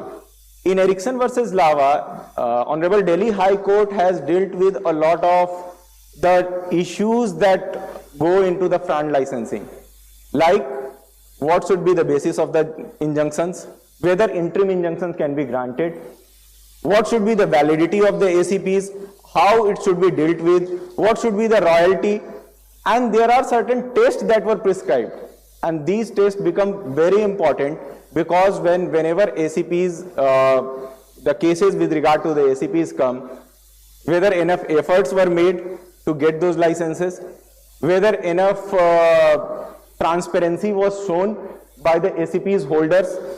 So a lot of issues got addressed in this one case, and it's a very nice judgment to read, particularly with regard to ACPs. And another case is the InterDigital versus Oppo, where they talked about how important is to have access to the agreements that have been made with the other players. Because when we talk about non-discriminatory, I may have one agreement with Mr. A, I can have another agreement with Mr. B. Now I say that I am having another agreement with Mr. C which is non-discriminatory, whether I can have this non-discriminatory thing addressed through transparency with regard to what I have with A and B, that is question. And then I can also say that it is something which is trade secret, which is my business importance, which I cannot disclose.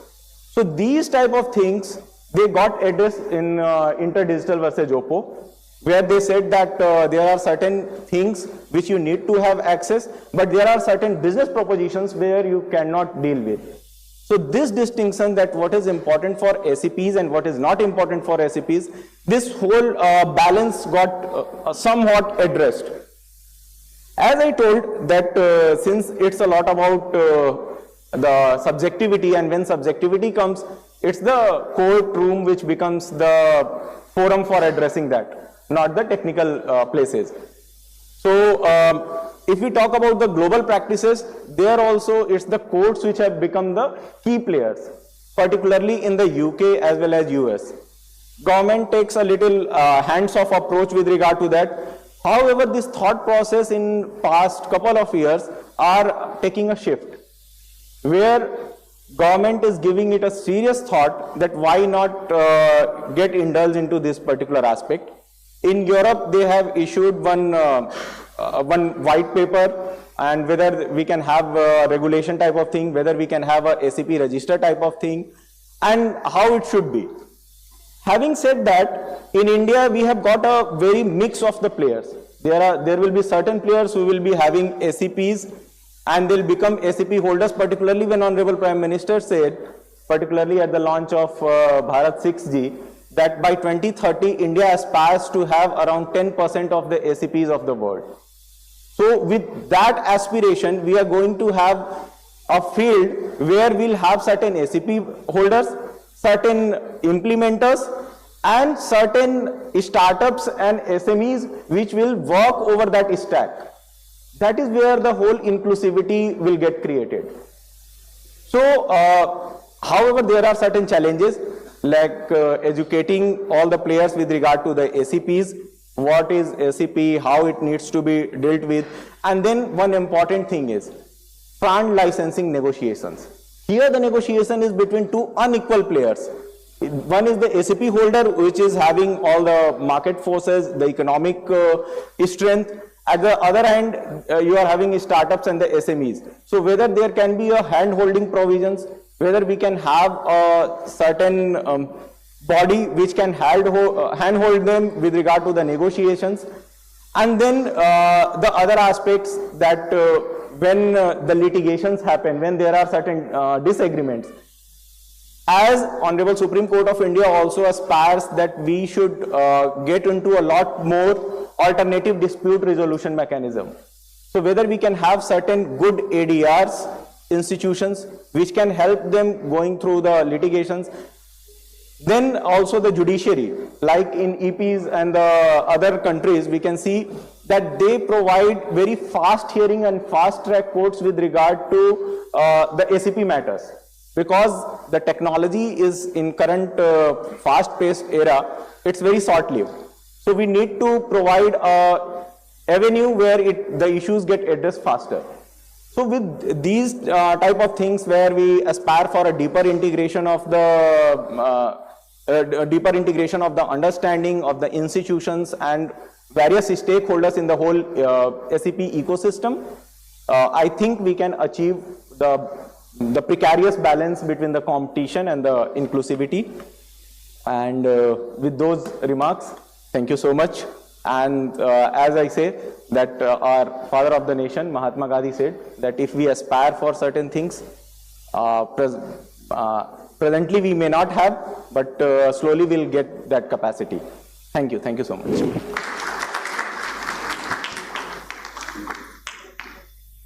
Thank you so much, Santoshji. I'll pick up from where he left off, where now India has an aspiration to be contributing 10% of global SEPs for 6G. And that is not too far away. 2030, I think, is the year by which it happens.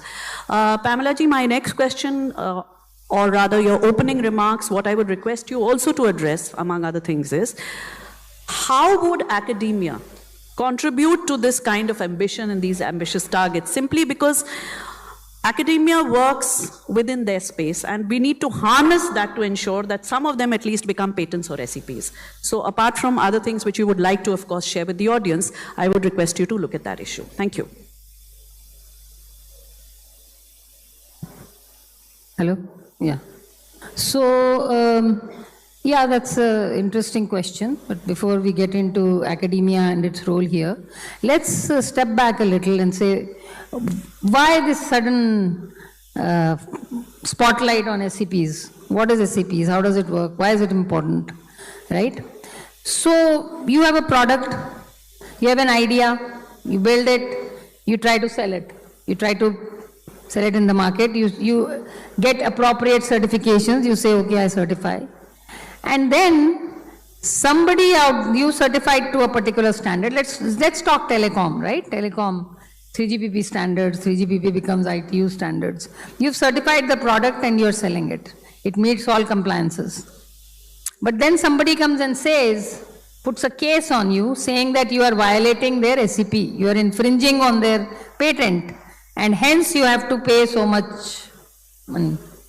or you become aware. So what you need to do, so it's your product, your idea, you want to sell it to your customer or your client base which you've already had. But because you don't have the SCPs, you have to find out who all have the SCPs, and you have to go and enter into an agreement with them where they may impose a certain licensing fees on you. So you are already, and given that you don't have, they have so many SCPs and you don't have, you start with a disadvantage. The playing field is not leveled for you because you have to pay this huge royalty. So the whole idea with which patents and SCPs and standards came into place was to, we are talking about inclusive innovation, to allow people to innovate and be part of this.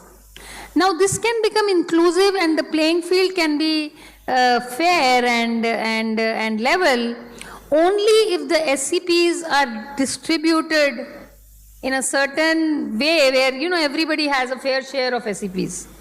Once the number of SCPs gets monopolized, that there are a few players who own a lot more SCPs than the others, then it becomes monopolistic, and all monopolistic kind of tendencies start up, and it becomes a barrier to entry.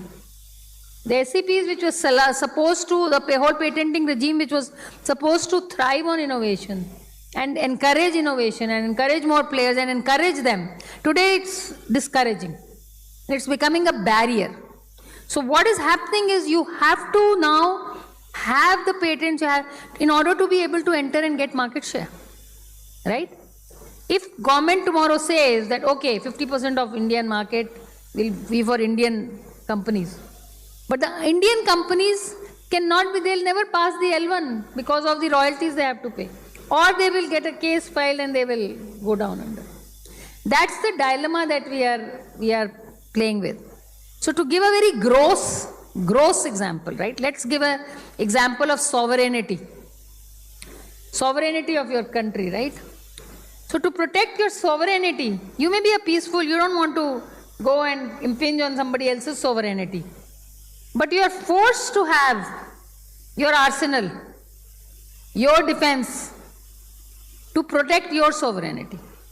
So if in the market, you want to gain market share, even in your own sovereign domain, you want to have market share and you want to protect that market share, you need to build the arsenal. And the arsenal is in the form of SCPs. Okay? So what can we do as late entrants? We are late entrants. People have so many SCPs, right? There are players who have hundreds of thousands, several thousands of patent families, as they say, right? There are almost 60,000 patents or something in 5G. Out of that, some 3,000 patent families. And there are 4 or 5 companies which have all these patents. Okay, so any product you want to do which is compliant, and these patents are going to stay for 20 years. Validity of patents is 20 years. And they keep making a slight change and creating another patent. Okay? How do we compete? How do we build these SCPs? So, there's a lot of research happening. If you look at IEEE communications publications, the number of publications coming from the research community in India is huge. If you look at the NIRF ranking, right? We have 2,500 engineering institutes in engineering colleges in this country. NIRF ranks the top 300. They have the data for these top 300. The top 300 are publishing close to 3.5 lakh papers per year. Okay? This is ECE communications. More relevant to what may come in a large percentage, I would say 70-80% would come within the purview of 3G, 5G, 6G. Those papers, those publications. But we are giving it away for free. We are putting all this intellectual property into the public domain. Somebody else may read that paper and file a patent for all. And who's going to match? right? Who's going to do this due diligence? So there are a lot of papers people are reading, publishing, picking up and creating patents. Is it possible that if we use these, we patent these and then have a mechanism to convert them to SCPs? Can we do what NIST does? NIST funds a lot of projects through which a lot of patents come out. But because it is based on tax dollars, they give these patents are available for free to all American companies.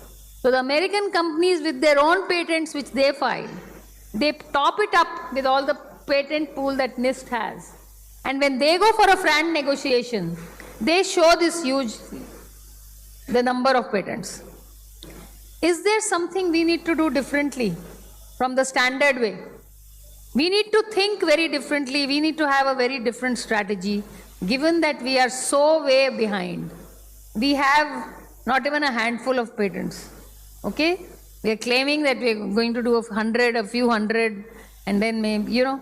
So this is what I am saying. And for academia, I think we need to incentivize them. Academia works with a different paradigm. We need to make these paradigms meet, okay, and maybe we have a path forward. Thank you so much, Pamela ji. Thank you. I think interesting thoughts which came out regarding creating a patent pool, registry of patents, etc., which I hope we'll be able to discuss further. I'll now turn to Mr. Jishnu. In particular, as a standard-setting organization, TSDSI, I'm sure you would be talking about the role that they are playing, but also what you're doing now and what you can do differently to meet some of these objectives that we set for ourselves as a country. It would be interesting if you could focus on that in your opening remarks. First of all, thank you, ma'am. Thank you for inviting me for the panel.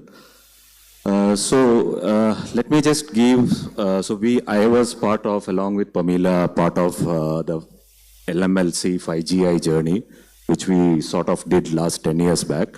And this was about a single patent, which we are trying to introduce into 3GPP.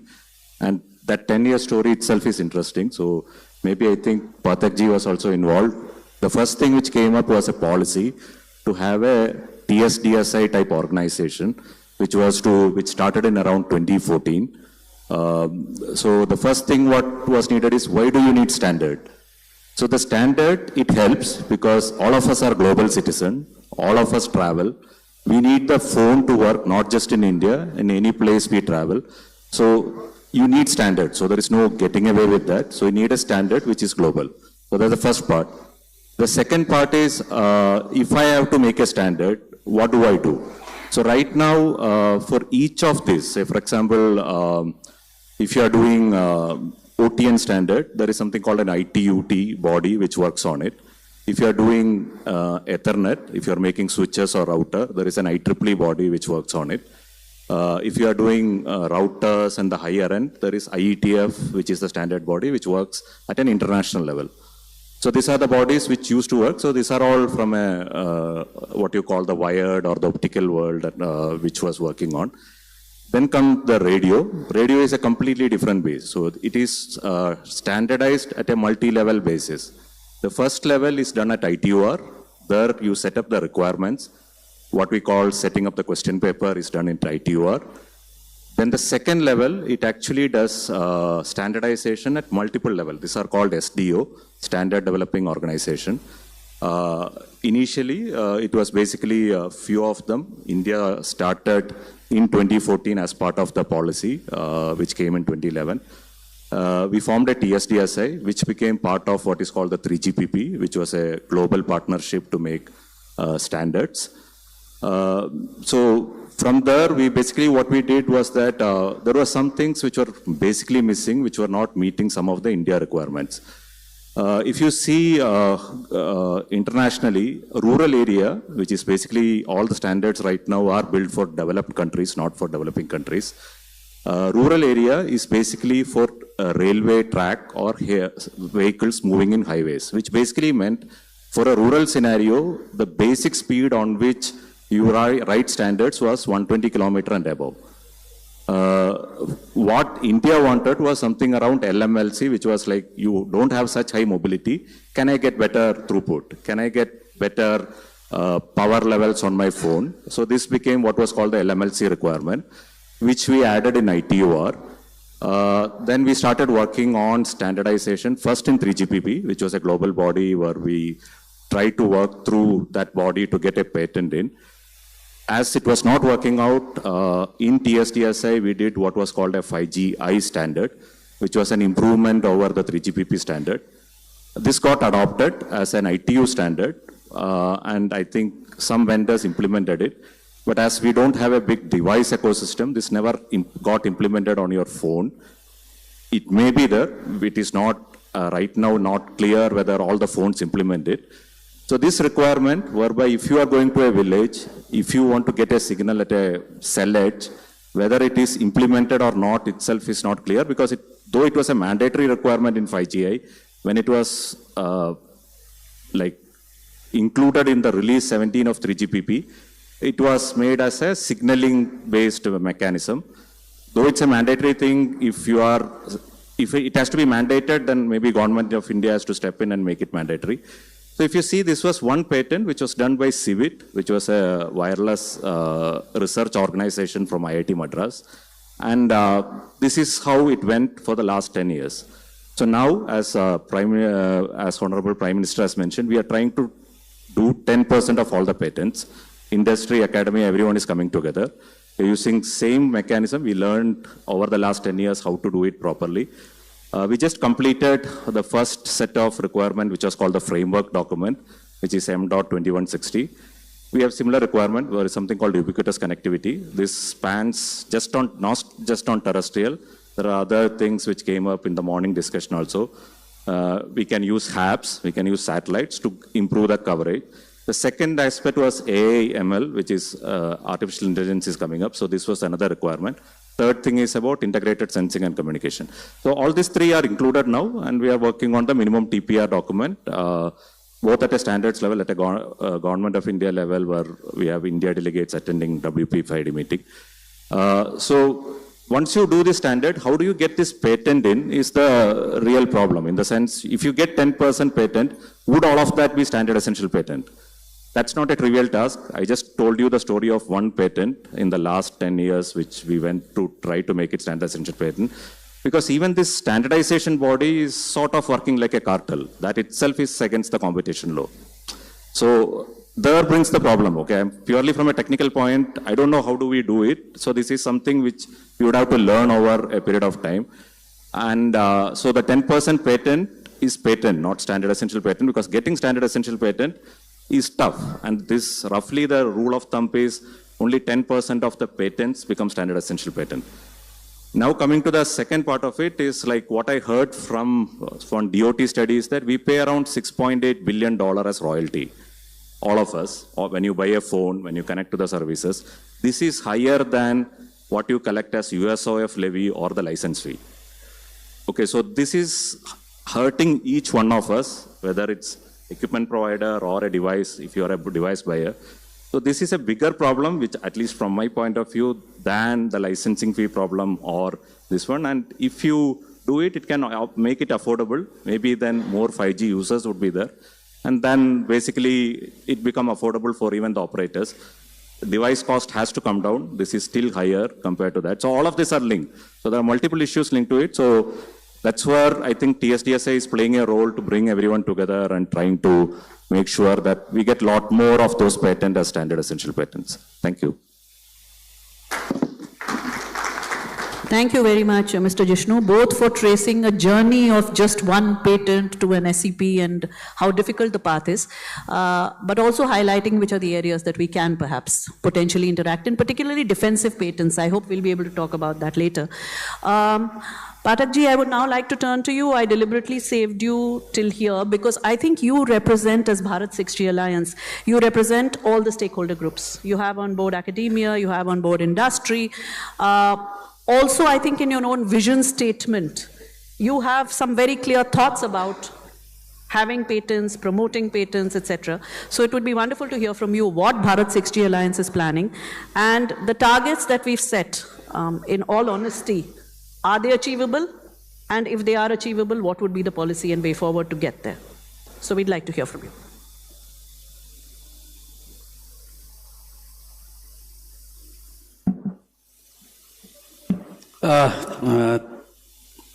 I would like to thank you, ma'am, for inviting us. And being earlier I was in the government, so I used to write so many words without realizing. So I first written in 90, that was a perhaps national telecom policy, I don't remember, that country will set up one standard development organization, SDO. That's coming from the very first. Then 2005, 2007 or 8 or 12, India will make manufacturing hub. I mean, that is, what we have been writing. So today I am discussing standard essential patents for inclusive innovation and entrepreneurship in India. So I am just saying, because I won't be giving my Bharat 6G Alliance views, but I will just again raise problem statements. So this I am making very clear. So I am not giving you a solution. So thank you and namaste to all. I think we have to go back. And I just saw when by data, then I was very pleased that all technical persons, there is a finance person also. So all are BTech, if I remember correctly, and ma'am is only economics person. So we are discussing standard. Standard is a business term. So it means you have to make money. Okay. Government can do charity, not any R&D persons or who is investing. And that's very great that I think you choose, I don't know, but that this is true. So we are discussing standard, it's a business. For doing business, you have to invest. So I think on these lines, then I will start my presentation. So we have to know in case of telecommunications, Bharat 6G mission statement says, our Honorable Prime Minister told that 10,000 IPRs, 10% of standard essential patents. So let me, because I think maybe all are finance persons. So 3GPP was formed somewhere in 1998-99, where there was, I think, entire world was divided into two parts, CDMA, GSMA. Then they came together and third generation partnership project, that was some. So they brought so many world regional SDO, standard development organization, and they came together. India was not part of that. Okay. So they came together, and once we say standard, standard is a lobby, again, another word, it's a lobby group. So you never feel that, in technical term I'm referring to, I'm using a standard, it's never mean that it's the best technology. So is the technology developed by those lobby? Okay. So there is one thing that you have to be part of the lobby. So this is a question which I just want to raise. So we have to think that how we be on the table. So 5GI was the first efforts by industry academia, but it was driven by the government. It was not success of either academia, because that's a paper one can write, I mean an entire book, how one can say failure of 5GI before release 17 of 3GPP. So they tried all, but they told no, it's okay, let it be optional. It means you have given something, but I won't recognize you. So it's what the government efforts that they included in 3GPP. Why I am referring to is important, these words. In release 17, it's called something like 5G advanced, or you can just say a version of 5G in their technical terms. So entire those body is controlled by few countries. You can say US, Europe, some countries, I think I have named them. So they will eat with you, sit with you, but never share anything, and if it's essential patents, so they will be having that. So it's a closed. So first you have to be part of the table. So you have to do lot of actions. It's not a year. It will be some after 5 years or 10 years they will recognize that okay you are. Then challenges for Indian entities. So they lack of scale. They don't have the capital, and naturally you have to consistently participate in these meetings. And these meetings are not invited, but again, those close individual members. So let me say that with the help of government, 3GPP from India, Telecom Standard Development Society India, which was set up about 10 years back. So they are the 7th partner. So there are 3GPP as 7th partner, India is part of that. But that is not sufficient, and there are further its individual member who contribute. So we have, I think, Ms. Pamela was there, so we have 55 members presently participating in 3GPP. However, lot of support will be required. I don't want to cover here. This is SCPs. So I think since I know even I could not understand what is SCP, so I am sure that even you are just listening SCP, but you just see. So ma'am was saying there is a standard and there is a patent and some interoperable. So basically SCP is interoperable part. So that box.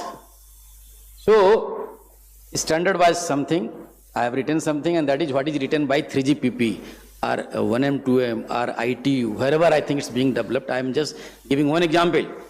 Patent, so this intersection, and within intersection also you will see very small SCP, it's not. So if there are 6,000 IPRs, it will be just 600 SCPs, maybe 5G if I am true. So something like that.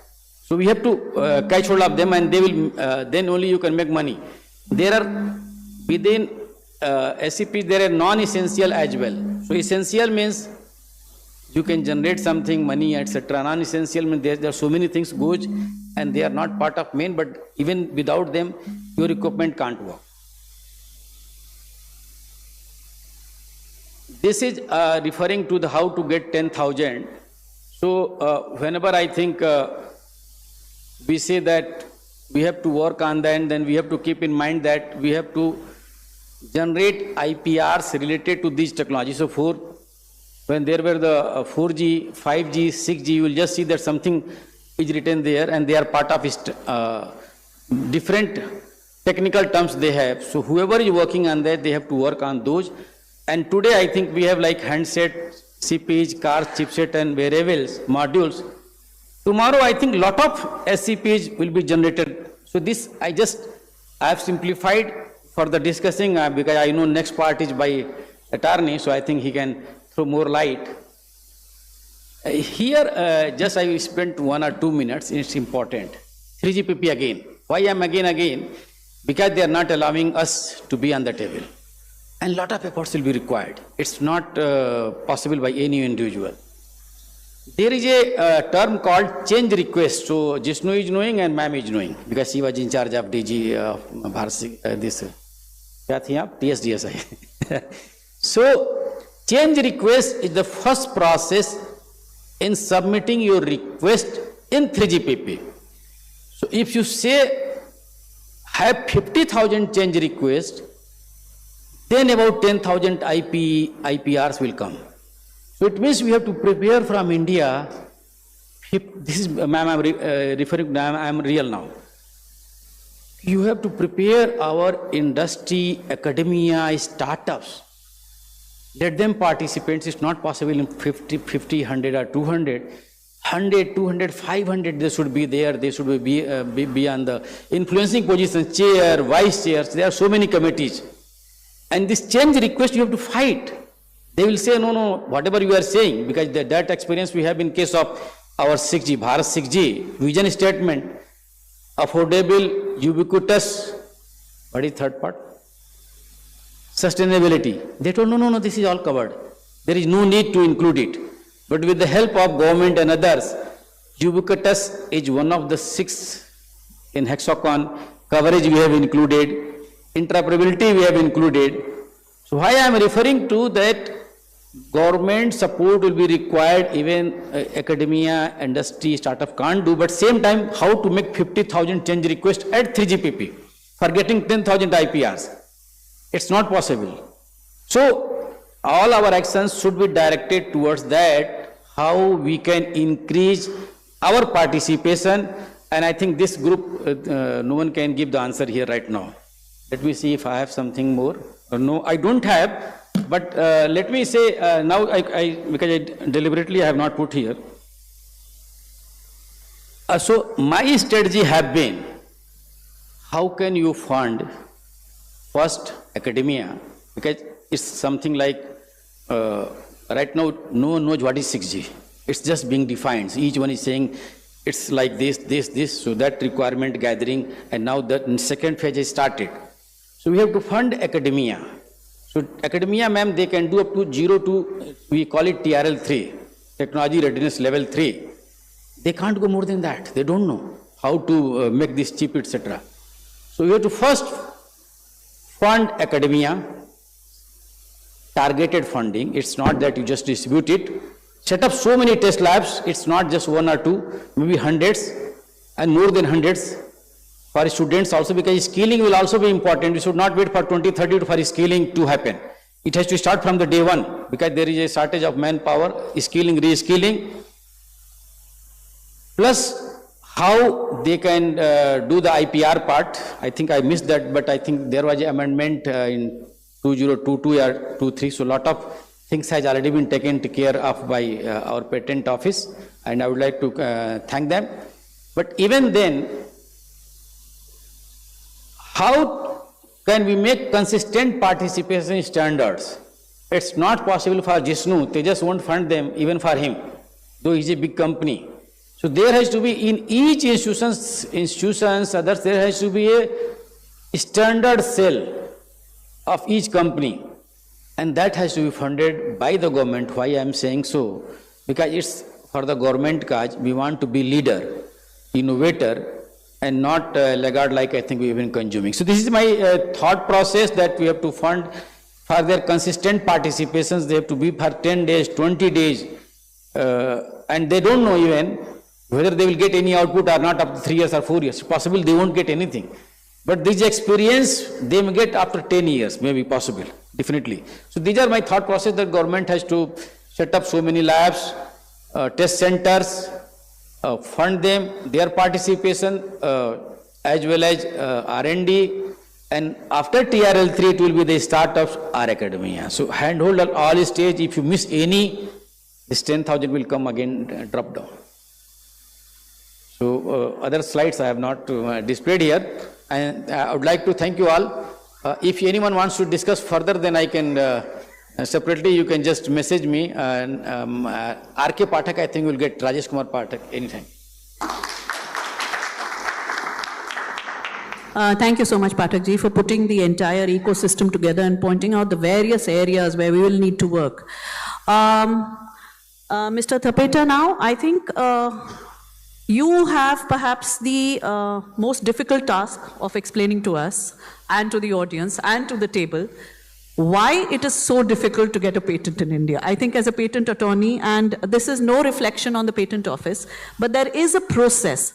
Earlier in our discussions which we've had, I think one of the things that was highlighted by academia, particularly Indian Institute of Science and National Law School, was that even if they have the technical details, they perhaps do not have the ability or the understanding or the legalese which is required to convert it into a patent. So we would like to hear from you what it takes to create a patent and what are the kind of issues that you have seen in this. Thank you.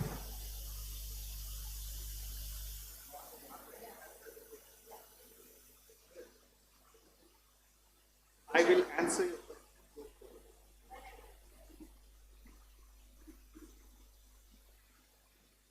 First of all, it's an honor and a privilege to be here. Thank you, organizers, for inviting me to this panel. Being a practitioner, I see two sides, both representing a company and working closely with the India Patent Office or looking at what the courts say. So my overview is, what is a SCP? I mean, best practices when securing a patent, best practices when challenging patent claims individually, and SCP licensing basics. This is the overview. So in this first slide, I've tried to define SCP, all that, but the summary of it is, when you use the word essential, what all that word essential means is the feature has been accepted as a part of the standard. It doesn't mean anything particularly in terms of its technological weight or technological contribution. The analogy I want to give is SCPs are more like ants, they're not elephants. If you're looking at it purely from the perspective of what is its technical strength, technical contribution, all that. And I mean, basically your issue is you have a ant hill to deal with instead of an elephant. So what are elephants? I just want to contrast it towards the end. Look at pharma, for example. One medicine, one formula. It's huge. I mean, there is nothing more to the solution. Light bulb.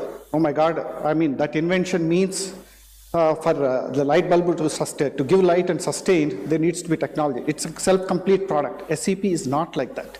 Always remember when you discuss SCP, the essentiality is because you agreed as a standard, not necessarily because it has technical strength. All right? It is technologically important, but if your sole criteria is technical strength and greatness, how an engineer would look at it, it's not. Never lose sight of that when you look at how to deal with this ants. So, I mean, that's all it's trying to say. I mean, this is technical. I mean, basically, patent really means there is a specification, description, and claim must be within that scope of that description. Those are the only two parts. Claim is what matters eventually. Patent, so it doesn't matter how much you write, what you write. Eventually, it's the claim that determines whether it's a SCP or not, because every word of the claim must map to the standard. And I mean, that's part of the reason why it becomes challenging for somebody without precision in English to actually defend or write something that meets the SCP standard. That's what I intended to claim by C. Now, best practices when securing a patent. This will touch on what Pathakji was saying also. See, basically, remember this environment. SCP happens as a parallel thing to patenting. Why did they do that? Politically, it's not possible any other way. All the companies will say, oh, we are investing, we want patents, right?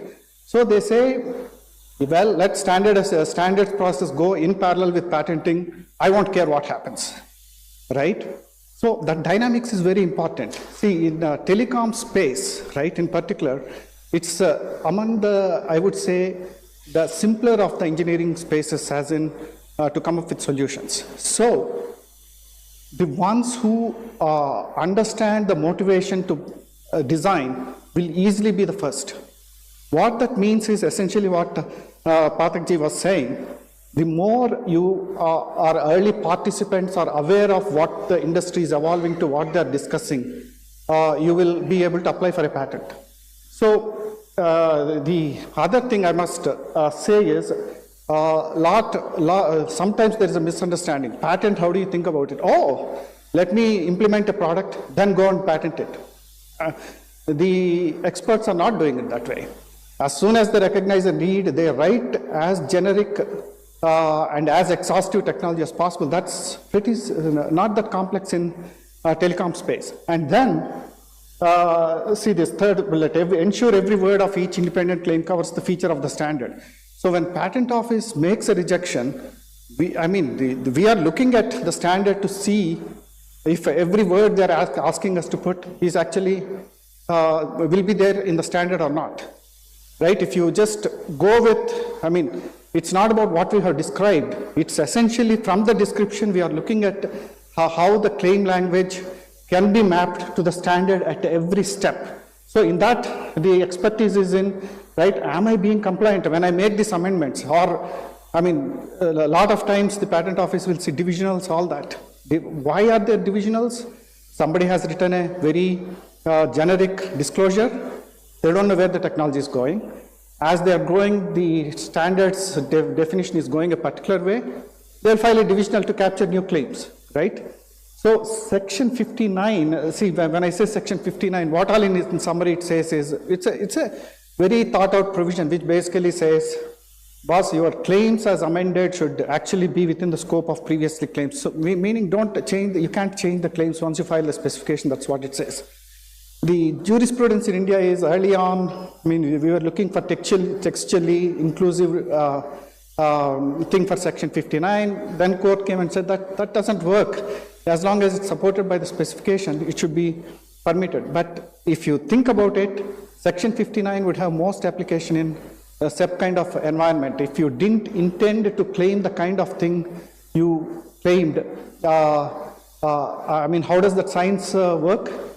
Yeah, there is some guidance in Europe, some guidance in US case law, all that will need to be gotten in to sort of attack that.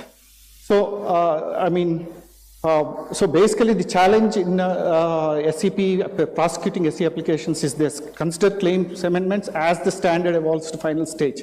That's why you will see a lot of SEP declaration towards the end of the standard definition as opposed to early on. So overcoming prior art, section 50. So then once you have a patent, you declare the essentiality. I mean, best practices when challenge patent claims individually. This is something patent law we should really understand. What is patent law if you think about it? I mean, see, the inventor, I mean, in this vast world, tries to invent something that arguably others have not been able to come up with. And they claim, that's what the claim is. This is what, mine is unique.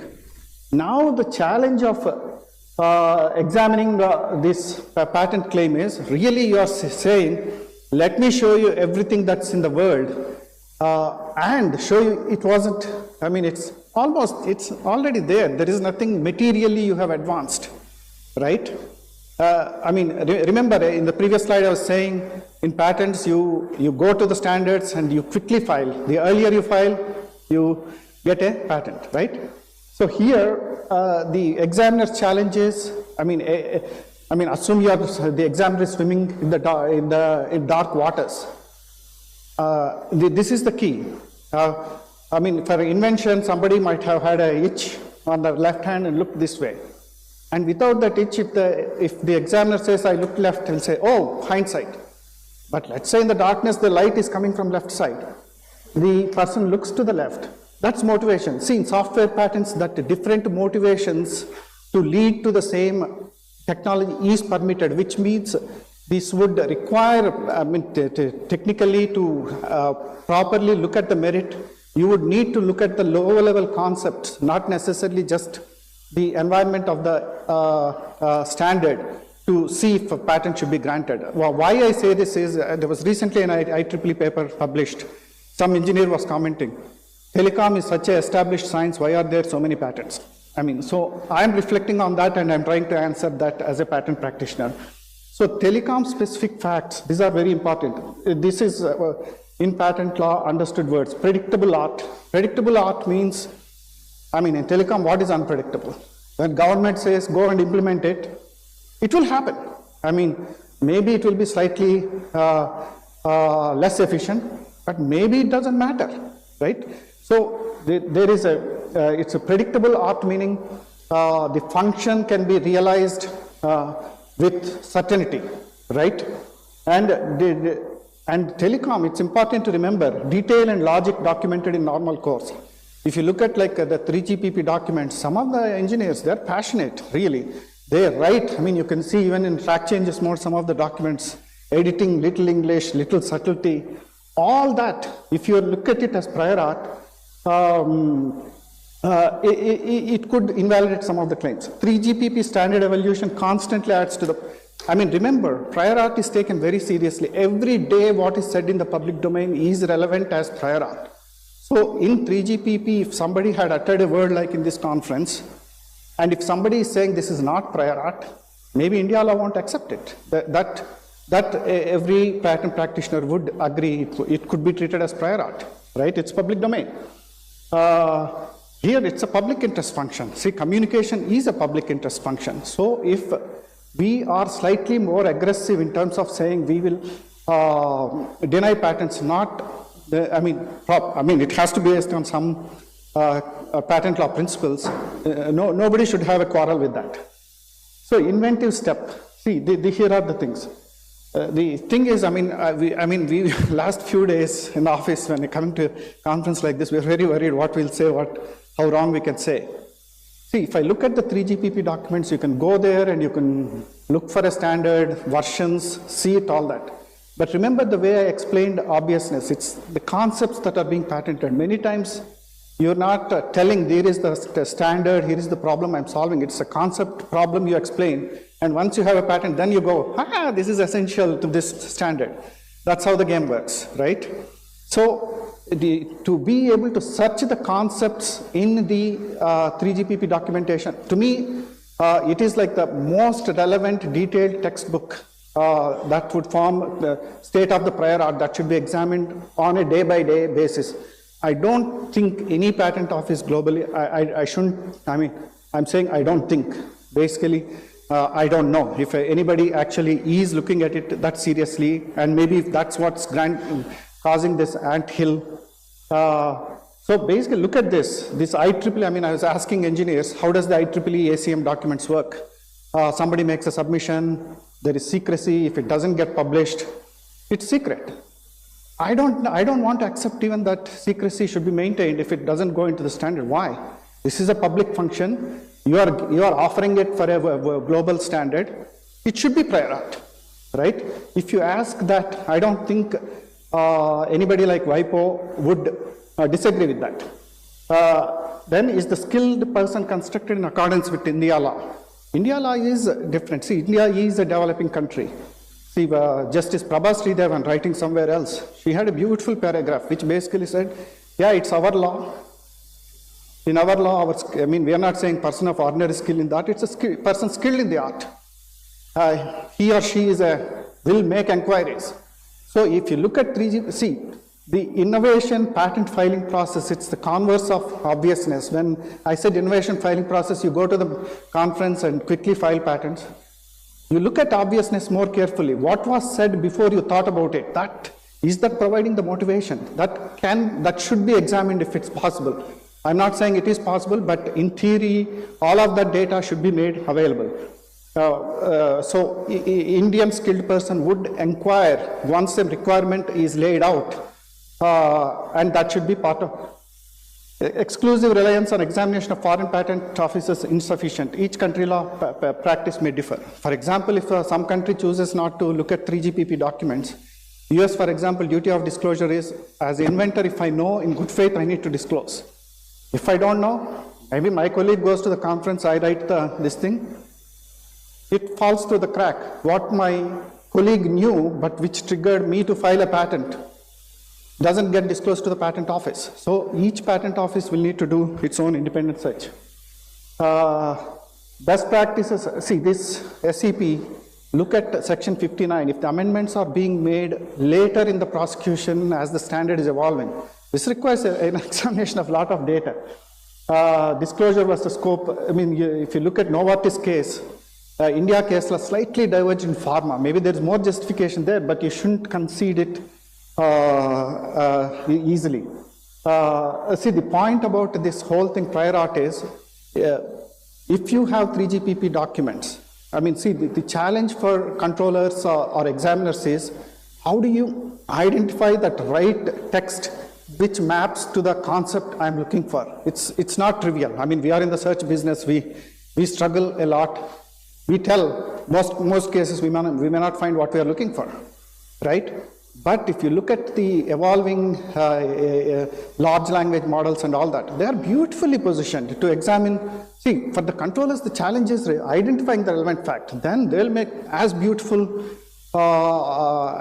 rejection as anywhere else. So the LLMs kind of technologies, it could be a university project. It shouldn't be too complex given how mature the ChatGPT LLMs kind of coming. If we are serious, we could show the way to the rest of the world. This is general due diligence. See, SCP licensing basics. Why do you have this? Whole thing is, not feasible to test validity infringement of large portfolios. So if it's one portfolio, the infringement, the court procedure is very complex. Now somebody comes and throws 10,000 patents and gives 8 patents, and really they're asking for royalty for all the 10,000, right? But they're offering the best 8 or 10 for the merit of the case, right? So basically, unless you can control or contain the number of patents so that potentially more can be examined, it will be like this. It's for arguably non-meritorious patents, you have large numbers, therefore you are going with approximations in law. So basically, I think my colleagues explained the FRAND, all that. So the claim charts, remember this, claim chart is a buzzword. What it means is, once I have a claim, I take every word of it and map to a standard. The problem is when you don't know, see, the patentee knows what he or she is mapping to because they've gone through a strategy. Whereas outside world, just by having, by looking at the claim, it may not be possible to map to recognize which standard it belongs to. It is a challenge, right? So SDO, should in the declaration when TSDSI asked for declaration, I don't know, maybe they could ask, tell me which standard or which part of the standard. That might be okay, I don't know. Should you publish these claim charts should you ask for a claim chart if somebody says mine is standard essential patent? And should you actually publish that for open source, open providing of prior art? All this, nothing inconsistent with sound patent law principles. But those will be the challenges. So this I put from, there is in-text case in which the judge quoted what are your normal practice. In SCP licensing, there is a notice of infringement, implementer to show unconditional willing to execute FRAND. This looks like a very cooperative thing but if you are a small business, you're going to go out of business if you agree with it. Written offer to be made after willingness expressed, implementer to respond to offer without delay. Look at that, without delay. Otherwise, court will tag you. If offer rejected, written counter offer to follow without delay. When SCP owner rejects counter offer, implementer is obligated to provide security. That's the ad interim, this thing that was talked about. That's all I had. I think in the short presentation, when he's tried to capture so many thoughts, I would request that this presentation be left with us, even though you've said legally that this is not legal advice, but it would be very useful, I think, for the audience. We do not have too much time, so what I'll do is I'll throw one question open and request all our panelists to respond on that in 1 or 2 minutes, and then throw it open to the floor. Essentially, SEPS is complicated. I don't think anybody is even questioning the fact that it's complicated. It's so complicated that world over today we do not even have a uniform way of handling it. US depends on law, legal cases and jurisprudence, which is what India is also doing. Japan has set some ideas of how FRAND negotiation should happen and what constitutes FRAND negotiation. The EU has done some work in terms of their white paper, where they've talked of setting up a registry of essentiality and some other features.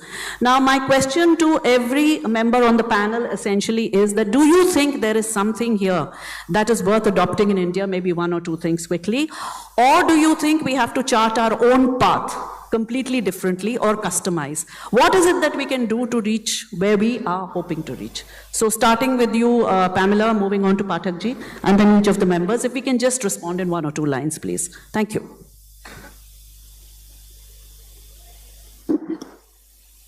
Hello. So yeah, there is a paper on latecomer entrants into standardization, right? So everybody has had to chart their path. The latecomers, China, Japan, Korea, they found a way on how to enter the standards game when they were zero where we were. And they found a method, and there has been a variation in the strategy that they have had. So given where we are today, okay, even when we were doing the standard journey, And we didn't know how to navigate ourselves on taking this one patent and getting it into NSCP, as he says. These people from China, Korea, Japan, they will sit in the coffee break and coach us and train us on how to navigate, because they said we've gone through this. But on the floor they will oppose us, they will block us. Okay? Because that's their position. They have to protect their turf. Right? So there is a paper on late entrants and what paths we have to find our own way. We will have to create different mechanisms, different institutions, and there have been times when we have followed all the rules in the journey of creating our contributions and getting them accepted. Okay, or our, what did we call it, the whole writ that we submitted, getting it accepted. We went to the meeting following all the rules as per norm. In the middle of the meeting, okay, I was hauled over the coals that you guys didn't go with preparation because there some objection was raised on our submission. And I said, what did we not do? Okay, what did we do wrong? So I called the team, unfortunately I hadn't traveled at that time, and they told me that in the middle of the meeting a new form was created, which we had to fill. Unheard of in the history of IT. They are supposed to declare a month in advance what all you need to do for them. A new form was created, and when we were questioned, and we had to sign that agreement or that form to become a writ, the latest writ contributor. We said, why do we have, has everybody else signed this form who is contributing? They said, no, they are old timers, they are the new one. Now we have a new set of rules. This is like a club. Literally, this is like a club. As a new entrant to the club, we have created a new form. You have to file the new form, they signed the old form. Okay? So it's a very dynamic world, there are many interests, there are many this thing. If we want to win, okay, let's not say that we can't win, okay? We can. There are a lot of things working in our favor that we can. But there is no prior art that you can, which will guaranteed get you there. You have to create your own path. Thank you, Pamela ji. Very well articulated. Pathak ji? I think I fully agree. So that is a lobby I think she told club. So they never gave membership, so it's a lobby group. So first you are part of that. And whenever there has to be consistent participation, it's not participation by experts, but the person who has knowledge of how to first do IPR. SCP is known after so many years. Like Mr. Jishnu is there, so he is participating, he is aware of, the people just recognize him by face, even he may be moving his companies, but he knows how to generate IPRs. So a person, even in the government, if he is being transferred, he should be always sent for a working group or study item till the completion. There should not be any change. So consistent participation, even he is retired, you engage him till that work is completed if you want to gain some outputs. This is my thought process. And never bother about SCPs. You produce in tons. Okay, I mean, it can be 10,000, 20,000, 30,000. You will never feel that, no, I have achieved 10,000, it's okay, no. And then maybe, then only you can get the success, the China example she told.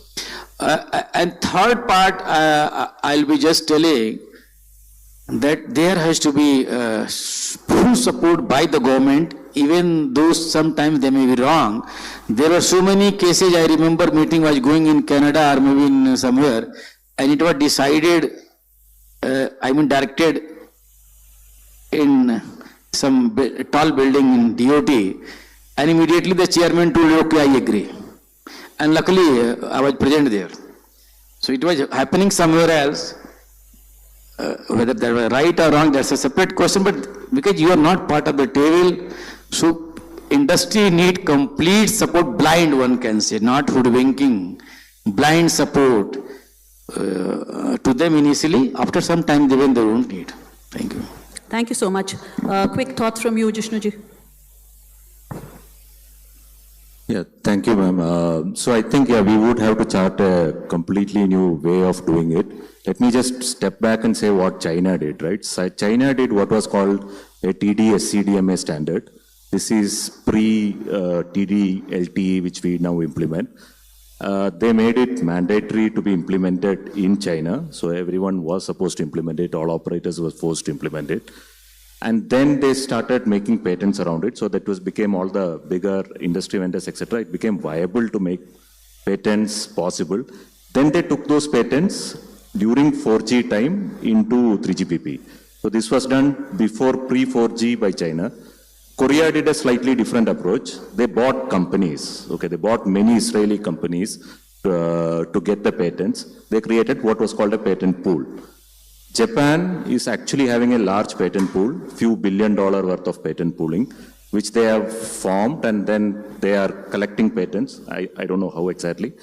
And so that is another approach which Japan has formed. So all of this, one common thread, as Pathakji mentioned, etc., it was a sort of a country effort.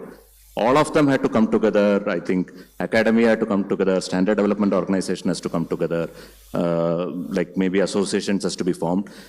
The bigger thing which all of us has to understand, it affects each one of us. It's not just because, as I told you, $6.8 billion is almost like a tariff. It's an extra tariff which all of us are paying, which as an implementer, as a Tejas Networks, we don't need any of them to implement it. This is not implementation patent. So that's the difference, and I think Narendra also mentioned, implementation patent is needed because if you make a bulb, I should...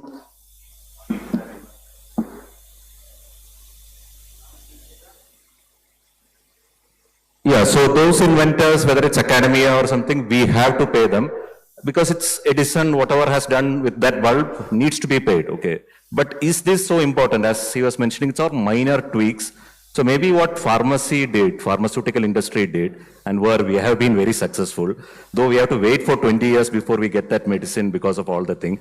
Something has to be done legally from a standards perspective. Everyone has to put the thought together and figure out a way. Yes, we would have to chart a completely different path. That's very clear. Thank you. Ma'am, ultimately, when we go for the international negotiations, it is the numbers which speak. I remember in 2018, we went as a part of Indian delegation with regard to the disruptive technology to Moscow. First day, India was heard and taken up very positively. The next day, Chinese delegation came and made one statement. We got 1 million patents filed this year, 2018 I am talking. And the whole narrative of that international negotiation changed from that day. So, first thing is that having that number. Second thing is that first inertia of being part of the international standard setting things have broken in past couple of years. Slightly not on the telecom standards, but in say Committee on WIPO standards, I was part of the Indian delegation. And when we were having negotiation in the Geneva, earlier we were the spectators or the mute listeners. In past couple of years, there are multiple task forces with regard to different technological paradigms, where we have got our own task forces. And it's not like the situation is as pessimistic as we see. Now we are one of the biggest markets, and the whole world also expects a little active role from Indian side. Fortunately, we are having a government which is supporting that. So, having a queue from the Committee on WIPO standards, like having multiple task forces, what Pathak has told, I totally agree with that. We need to have consistency. We need to have in government thought process that a negotiation, international negotiation with regard to standards is not like a foreign trip that an official is going on. It's like a national duty that someone is doing, and there should be a consistency that one official should go. The second part is that we'll have to have multi-pronged approach. We cannot have something which is ready-made like we had for the economy. People were talking about open economy, closed economy. India said, no, we'll have a mixed economy approach. That is how we need to tackle these ACPs, and we have learned our lessons in past 10 years also, with all that Lava, Intex, Micromax, all those cases. So with that, that would be, the multi-pronged approach should be there. Thank you, Santosh. I think that was summed up so well. Narenji, quickly your thoughts.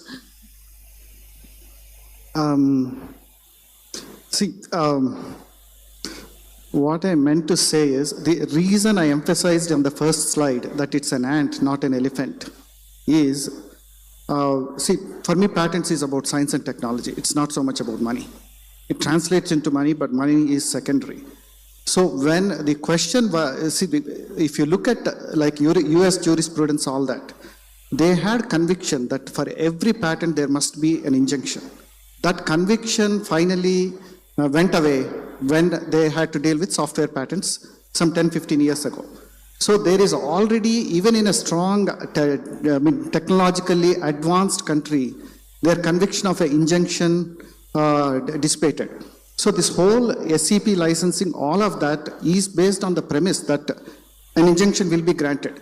So the point to be considered is whether an injunction is proper when you have a product that depends on 6 million features, where the SCP covers only one feature. The thing I always have believed is patent should be examined for what the science and technology is. But if a technology is a small part of the product, the remedy has to be commensurate with that less importance. So the question should be what is appropriate damages in patent litigation, right? Especially when there are alternatives. See, if you look at 3GPP, So if you look at the 3GPP documentation itself, there will be alternatives. When there is alternative, what is the damage? That's a very important question legally. Thank you. So sorry for interrupting, but I wanted to give, I know it's a topic which cannot be finished in this short time. But if there are any questions from the audience, we have a question here.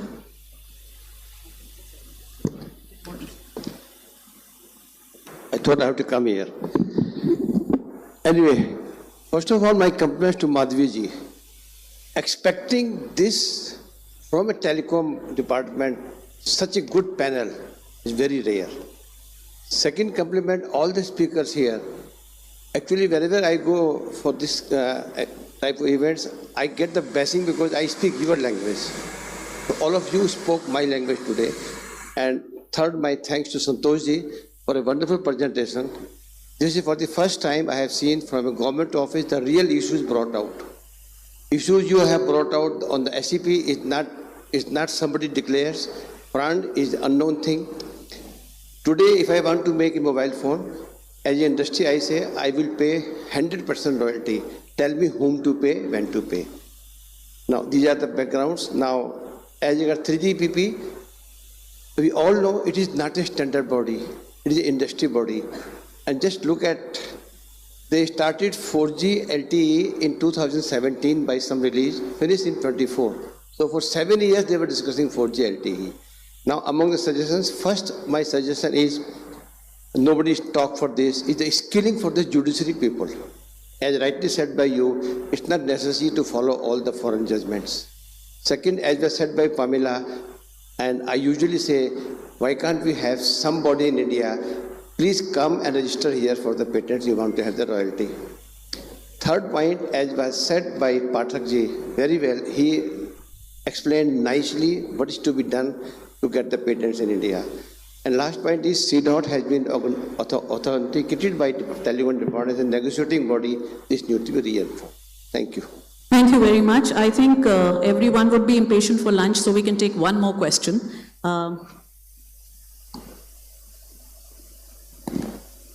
So, ma'am, we discussed about legal remedies, but if you see the lava case, lava versus erection case, the Delhi High Court judgment was not very clear on small scalable unit.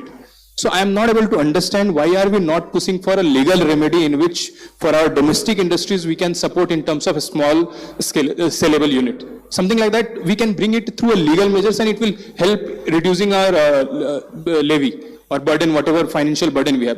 It's a simple solution, but why are we so late in doing something like that? No legal remedy for this. I think that's more a comment, and let's discuss it over lunch. This is a very complicated sort of issue. I don't think anybody will have a quick answer here. So in that case, I think Shubhali, you can...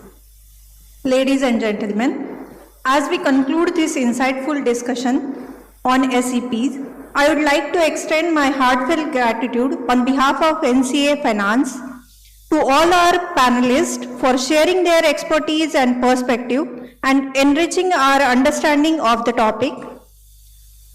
Thank you to our audience for your engaging questions and participation. Let us carry the insights gained today into our future endeavor.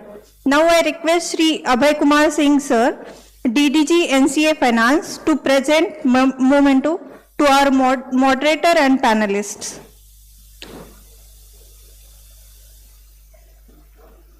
Yes. Rajesh Kumar Pathak Sir.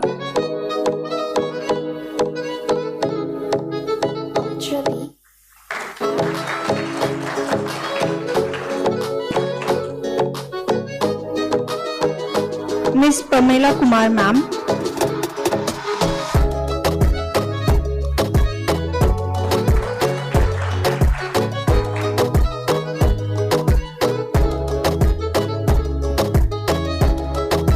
Miss Madhvi Das Ma'am.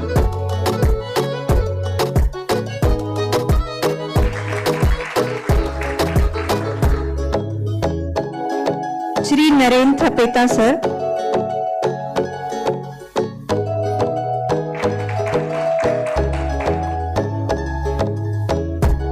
Shri Jishnu Arvindaksham Sir.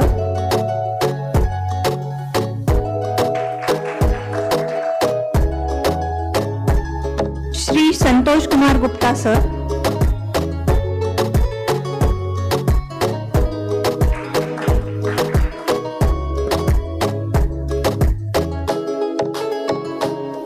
May I request all the dignitaries to come forward for a group photograph.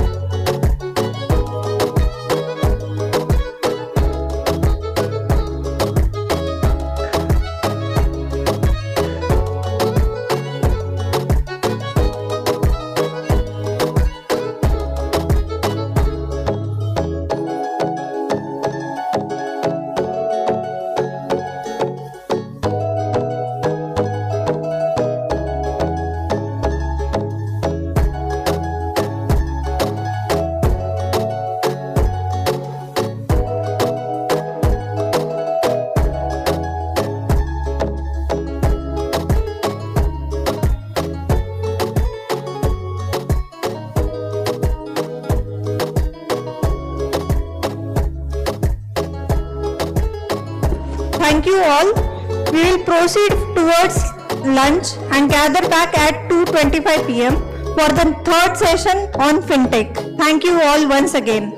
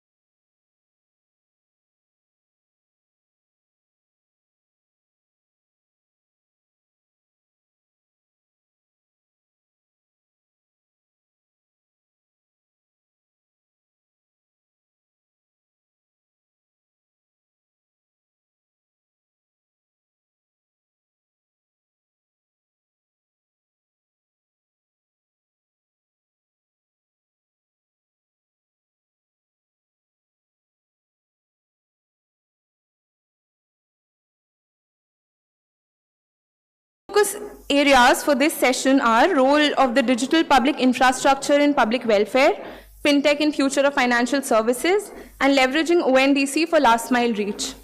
Ladies and gentlemen, please join me in welcoming our distinguished panel. Firstly, I would like to introduce our moderator, Shri Saurabh Tiwari, Joint Secretary, DBT Cabinet Secretariat. Sir is a 1993 Indian P&T Accounts and Finance Service Officer. He holds 2 master's degrees as well as a degree in law. He has worked with key institutions such as BSNL, TRI, UPSC, and IRDAI. Sir, I request you to come to the panel. Our first panelist for the day is Dr. MP Tangirala, Additional Secretary at the Department of Financial Services. Sir holds a PGDM from the Indian Institute of Management, Kolkata, and is a 1990 batch officer of the Indian P&T Accounts and Finance Service. Welcome, sir.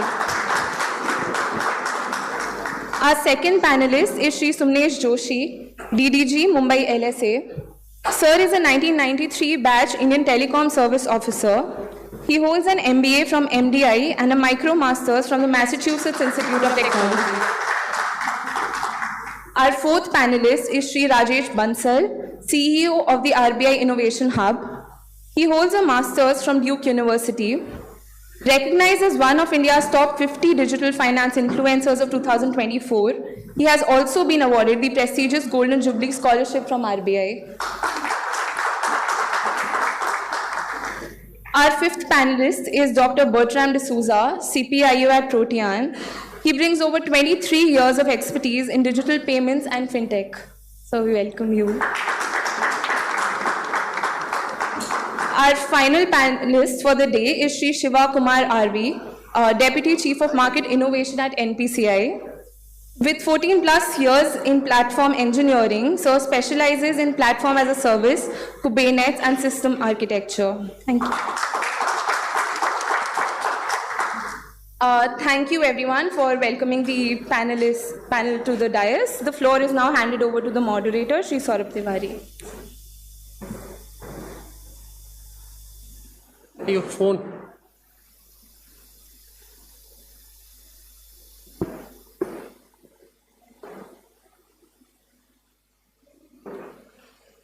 Thank you, Pragya, and a very good afternoon to you all. Today, after a very nice and delicious lunch, and that too Friday weekend approaching, we have this session. So I hope that the eminent panelists that we have here today would keep you interested. So telecom, and more particularly mobile and internet, have revolutionized the financial domain to such an extent that the term fintech has been coined only about a decade back. I am reminded of the famous futurologist Alvin Toffler, who more than 3 decades back predicted that the fusion of finance and telecom would be transformative beyond imagination.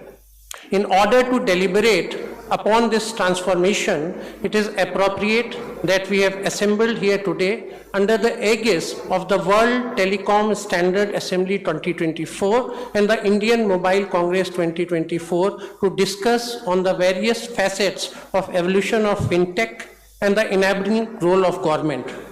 While exploring how India's digital public infrastructure, particularly the India stack, has transformed fintech for public welfare, we shall also focus on the regulatory frameworks, future of finance, and the prospects of open source e-commerce DPIs in expanding access to the financial services of the excluded.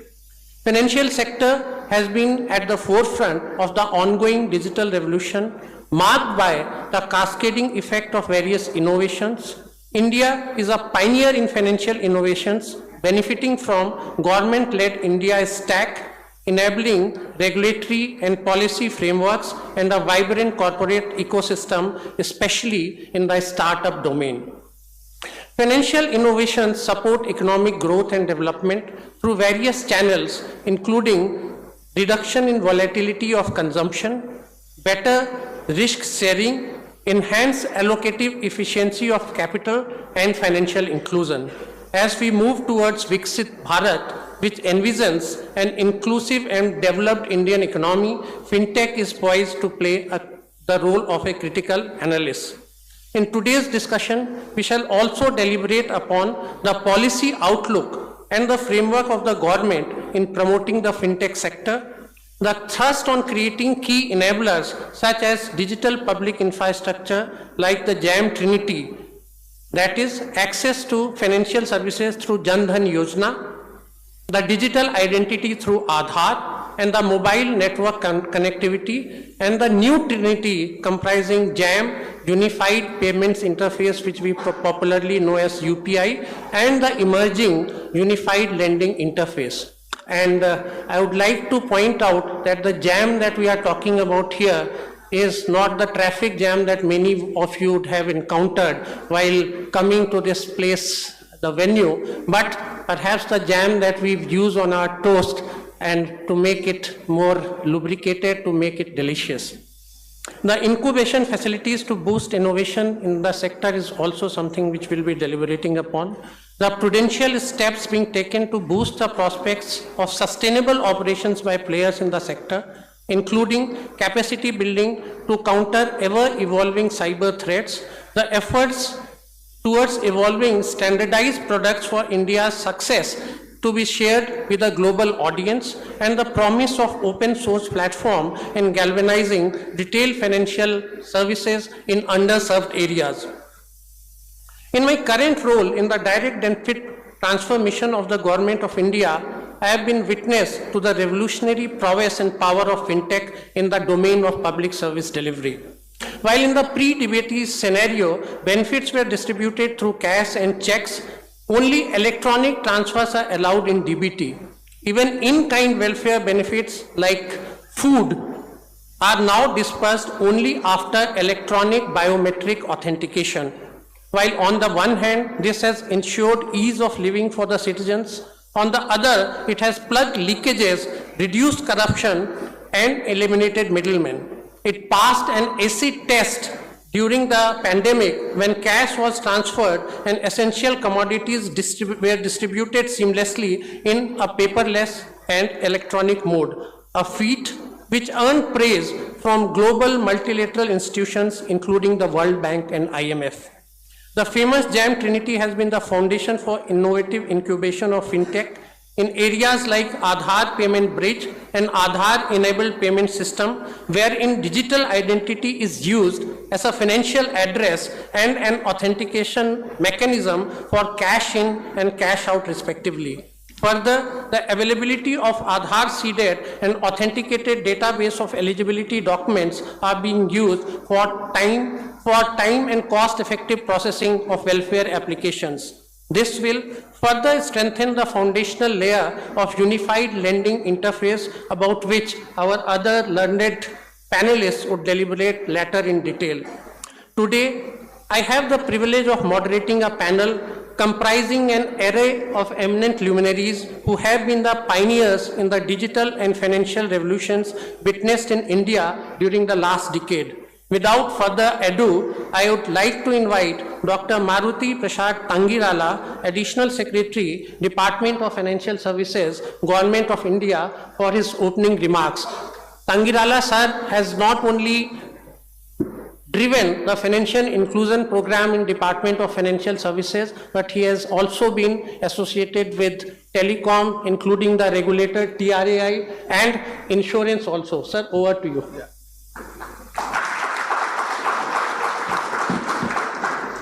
Thank you, Saurabh. You actually left very little for me to say, at least. I think you covered a lot of the ground that we would like to probably talk about. But I'm sure this is a very strong panel, and I'm sure the panelists will have many interesting things to say.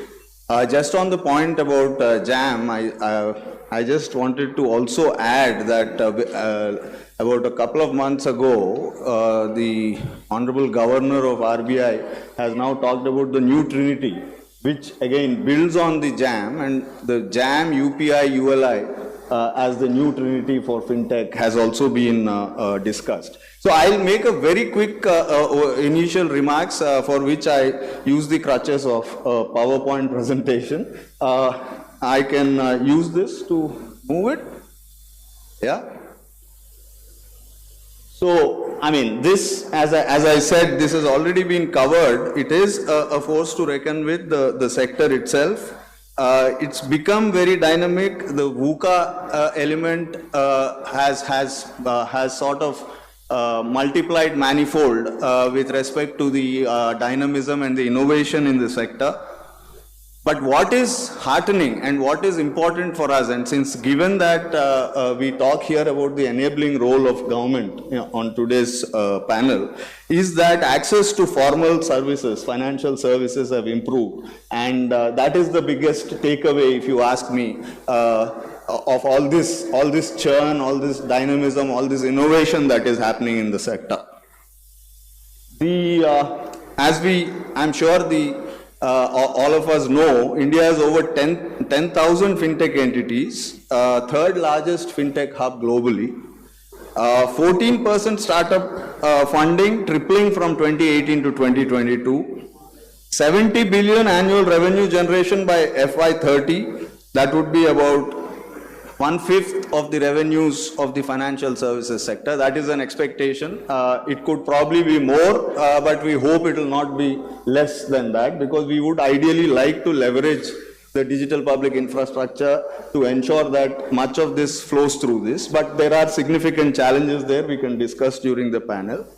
Now, the adoption rate is high, and then the firms themselves, the fintech firms, control 70% of the digital payment transaction. And this has been a recent phenomenon, a very recent half-decade kind of a phenomenon. And we must also take note that fintechs manage 4 out of every 5 active broking accounts on NSE. And that's a 50-fold increase. So we are talking here of actually fintechs taking over, which is a very nice thing in my humble opinion, but we'll see how the challenges are and what we can do to improve this. Government initiatives, I'm sure Startup India, Seed Fund Scheme, Atal Innovation Mission, the IFSCA, I'm just listing them out because the presentation will definitely be available to you all, and the account aggregator framework. I mean, these are some of the government initiatives that have already taken place. The whole of government approach is what, and that I think is reflective here in a sense that we have here telecom, we have, from the government side itself, we have telecom, the DBT, and financial services represented here, and this fintech environment, as we have tried to shape it with a whole of government approach. And DPI is, and as already Saurabh has mentioned, it has then spawned things such as Aadhaar, AEPS, DigiLocker, eSign, account aggregator, and so on and so forth. Now, the idea ultimately is that we don't have fintechs for fintech's sake. The idea, at least for government, is that fintechs for financial inclusion. And towards that end, we have many financial inclusion schemes, which include the JDY, JJBY, SBY, the entire alphabet soup of schemes that we have and we run. These critically depend on the digital public infrastructure for success. The JAM Trinity, we know, but as I said, the JAM Trinity is now is probably old hat. Yeah, now we have these key initiatives such as the UPI. We have NPCI here, so I'm sure we'll get a very good look at what is happening there. We know the monthly record-breaking spree of UPI. That month on month, week on week, the records are being broken. So even this data would be old hat by this is September data, but every month we see a jump and a new record being created in the way UPI has been adopted by this country, and it's a pleasure. 2 days ago, I was here at the Telecom Regulators Forum, attending a session, and it is the ITU Secretary General also talking about, in an excited tone about UPI and the DPI of this country. And that just shows that it's an unqualified success, literally, truly, in a global scale. And we are taking initiatives in government, we'll talk about that if time permits, of carrying this digital public infrastructure experience of ours to other countries as well. Now, RBI, I will leave it to better brains than mine to talk about the regulatory initiatives, but briefly to mention, CBDC is one, and this SRO, the framework for the self-regulatory organizations for fintechs, has been an initiative taken by RBI in furtherance of the various other frameworks that they have evolved over time, including on cyber security, etc. So that is the way the RBI is doing a lot of good work. And of course, the Innovation Hub, whose head is here today, he can, the fintech repository is under the guidance of RBI, is also being done. Sorry. Yeah. So, just to ensure that I don't take too much of the time here, I just put together a few things, few of my thoughts here. It is bright, there is no doubt about it. Viksit Bharat, again, Saurabh has stolen my thunder, as I said. He's spoken about it. We want that all the sectors, including informal, MSME, rural, these and agri, these to benefit from fintech, and in each of these areas, initiatives are underway, whether it is directly from the government or from the development financial institutions such as NABARD, SIDBI, etc., to take these, the fintech innovation forward.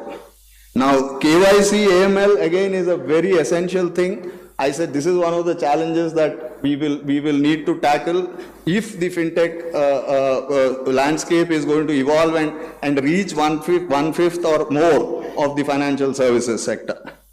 Then responsible innovation and stability and integrity of the financial system, because ultimately as government or as regulator, we are all bothered about the financial system. And that is the reason why often enough, and even in the case of the telecom sector, if we see a case of MTNL, etc., often enough the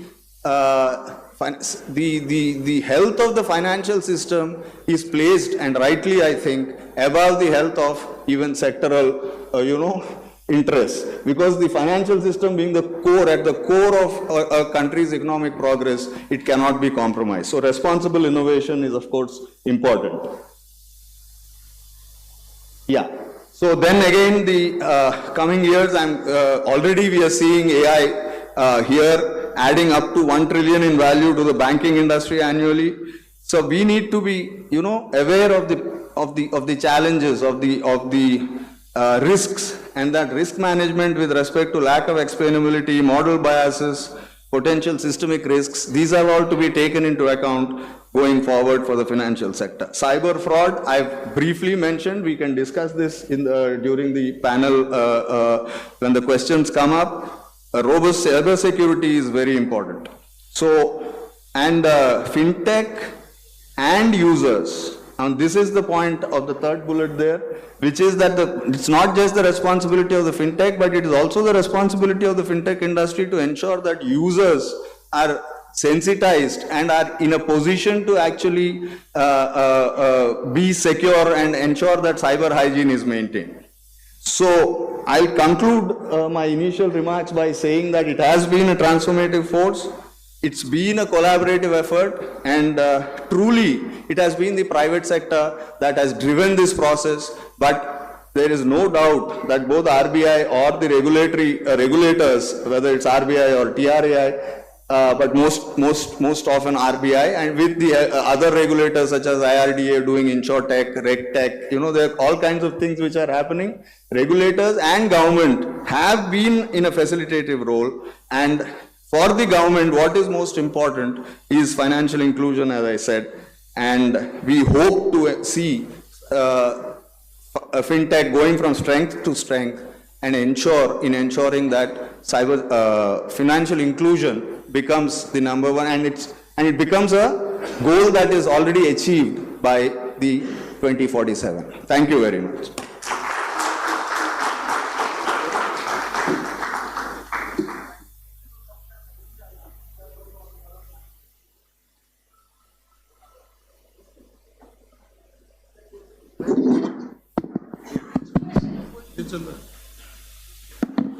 While thanking Dr. Tangirala for his comprehensive overview of Fintech and the purpose of Fintech, Fintech is not for its own sake, it is for financial inclusion and of course responsive innovation. I now have the privilege of inviting Sri Sumnesh Joshi, Deputy Director General from Department of Telecom, who not only has deep insight into the telecom domain of Fintech, but he has also served in UIADI, which is the digital identity platform called popularly Aadhaar, to come here for his opening remarks.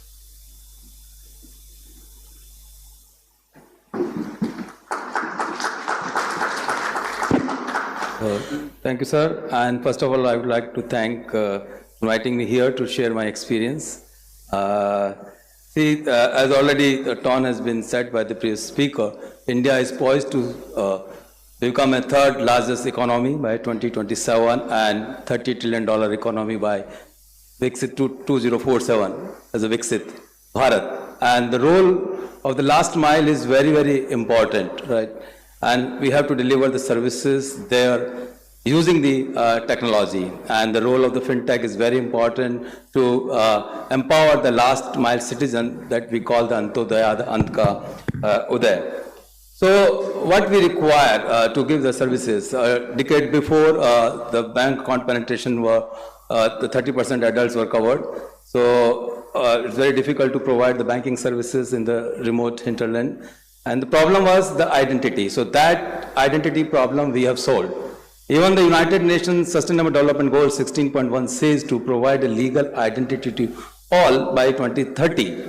But India has already set the example to rest of the world that yes, we have covered a legal identity which can be verified online 24/7 as Aadhaar. And other countries are following what India has done and India has shown. And when identity problem has been solved, and what is the next thing? That using the identity in the remote area, we require the connectivity, and that connectivity issue already has been solved, that we have a vast, the 4G coverage all across the country and fastest rollout of the 5G in the world that we have shown, and 6G also we are going ahead as a leader in the parallel WTSA. The discussions are going on, and first time the WTSA is having in Asia in the Delhi. So how the telecom is playing a role that provide the connectivity. Whenever we start anything, any economic activity, initially we say whether road is available or not, other facilities are available or not, infra is available or not. Now we say whether digital highway is there or not, OFC should be there. So already under the BharatNet, 2 lakhs gram panchayats have been covered, and BharatNet phase 3 is also coming. So we are ensuring that every village should have this connectivity so we can start any economic activity in this digital India. And not only this connectivity using the BharatNet, there are certain villages where no connectivity. So under the ambitious program, using the Make in India technology, the 4G saturation project is also on, where we are committed to provide the 4G connectivity using Make in India technology that CDOT has developed. So this is the landscape from the connectivity point of view. And then what more you require? And how you have the connectivity, but to deliver the service in the digital form, you require a smart device. And the smart devices earlier, 10 years before, when we were importing 99% of the mobile and the rate was 10,000, 15,000 rupees. Now, today, 99.2% we are, using Make in India handset here, and it's affordable, only 5,000 rupees. So the last mile is empowered, the business correspondent or whosoever the village level entrepreneur or the customer service center executive, they are using these devices and the connectivity and all the applications, and they are able to deliver the services, and now identity problem is solved using the Aadhaar authentication. So affordability part is solved. So using all this so-called the JAM Trinity, we have given under the Pradhan Mantri Jan Dhan Yojana more than 50 crore bank accounts. Because just remember, if the same UPI, that QR code you are doing the 10 rupees transaction was launched 10 years before, has it been a great success? No. Because that time the sabji wala or the street vendor, no one is having the bank account. How to take the money? But with this identity and the connectivity, we are able to open the bank account for everyone, and now we are able to transfer the money across the system. And the innovation that we have shown to the world is not only QR code. Can you think that if you are not having a smartphone, nothing in your wallet, can you do the banking transaction? Yes, we can. It happened with me only. Just a month before, I was going and in the evening, and I want to buy some flowers, but I was not having wallet because it's just evening walk. Nothing, no smartphone. What to do? Then I saw यहाँ आधार से पैसा निकाला जाता है. Then I simply entered, and I just, because I remember my 12-digit Aadhaar number, I punched in, given my biometric, and withdraw the money. And even using this AEPS technology, one can transfer the money. So this is the power of, the digital identity and in the fintech space. And one can now innovate using this, foundation. Now, identity is a foundation. Now, bank account is not a service. What I say, it is again a foundation, third foundation. Mobile is a foundation. Now, we have to create the building using more innovations. And it's not only the bank account, whether the insurance, micro insurance, or the micro lending, then maybe other experts will also touch upon all these things. Any other financial product, right, we have to give. So it's just, can you just think that the vehicle insurance, you have to, when it's a paper-based thing, then you have to, 1 month before you have to complete all the formalities. Now you are waiting, maybe just 1 hour before, in a single click, you can renew the insurance. So this is the, power and the ecosystem we have created and delivering all these services. Now what will happen? Now it's an era of data-driven governance, AI/ML, Internet of Things, machine language, predictive data analytics. So whatever is coming, it's not that it's so easy thing. It's really a great responsibility on us in terms of the cyber threat, cyber frauds. Because every day, maybe each one of you have received or phishing messages or some links just to click it, or maybe someone is pretending, or the digital arrest, your courier is having the narcotics. All these things are happening. So, and we have to, and typically in the financial sector, the money is, getting looted by all these fraudsters. So here the Ministry of Communication have taken really, really great steps. So we can, because there are two parts. One is, if something has happened, then 1930 is there, that you can just lodge the complaint in the 30 minutes golden window. So maybe you can get your money back also. But when you are getting all the suspected calls, messages, etc., so as a citizen, if you can report to the Ministry of Communication through the Sakshu portal on the Sanchar Saathi, this data is being used to block all those numbers and mobile handset, etc., and it will help that, yes, the other persons, cannot be fooled by all these persons. And just a week before, another initiative has been launched by Ministry of Communication, that this prevention of all the international call spoofing, as a, you are getting the call as an India number, but actually call is being made from the outside, Vietnam, Cambodia. All the fraudsters are sitting, across the border. But now that has been stopped, right? So these type of things that we are taking care to ensure the safety of our consumers, because lots of data is getting generated, and we have to ensure the security of the data, and no one can take the data and can misuse this data. So because mobile is the last mile, and just imagine your mobile is lost. See, I can just imagine the face of the person in mobile is lost for even the 15 minutes or 30 minutes or 1 hour. Something has been stolen, the great wealth has been stolen. Lots of things is there in the mobile. So that also, can be reported on the Sanchar Saathi portal immediately. So at least, someone cannot misuse your mobile. So immediately you can get it stopped. So another thing that what we require in the ecosystem, because fintech is very, very sensitive thing. It's a very critical thing. And banks are way ahead in implementing all these, security related applications and firewall, etc., and all the measures they are taking care. So what, from the telecom or the ISPs, yes, we have mandated that you should use the devices which are available on the telecom trust portal, that is already been verified by the MHA that yes, is the trusted source or trusted devices. But other, even the fintech companies or any other company who is using these devices, we recommend that they should also use these trusted devices, because otherwise you are using all other devices which are not trusted at your risk. You don't know what data is going out from your system. So especially in the fintech industry, data is very sensitive. So we have to ensure that we should use only devices which are trusted, verified, and available on this telecom trust portal. And now, frauds may happen in any way. came, right, in the fintech. For example, now the Aadhaar-enabled payment system. Now people have started with the gummy finger. Instead of your fingerprint, someone is taken maybe your fingerprint from the registration office and created, some gummy finger. And so we are seeing all the incidents. But for that, also the UIDAI has implemented this artificial intelligence AI ML-based model to detect those gummy fingers. But again, the point is here in that there is assisted model, right? That is someone is there as a BC that in front of you, you are giving the fingerprint. So it means there is some, collusion between the BC and the person who is, taking out the money. But not only this assisted model, but yes, we should use all the tools. There's a story we have heard that maybe, in the Bhavnagar on the name of some incentive, say 2,000 rupees, 3,000 rupees, they have called liberals at one place and updated their mobile number in their Aadhaar. The fraudsters have updated mobile number and they have opened some companies and GSTN number, etc. They have taken. It's a big fraud.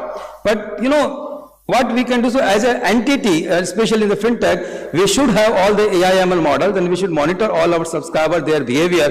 If anything, if someone is not, filed the income tax return, all of a sudden there is some cash flow and some transactions are happening. So immediately, we have to separate the bucket and we have to take the action. So this is what we have learned, from the system.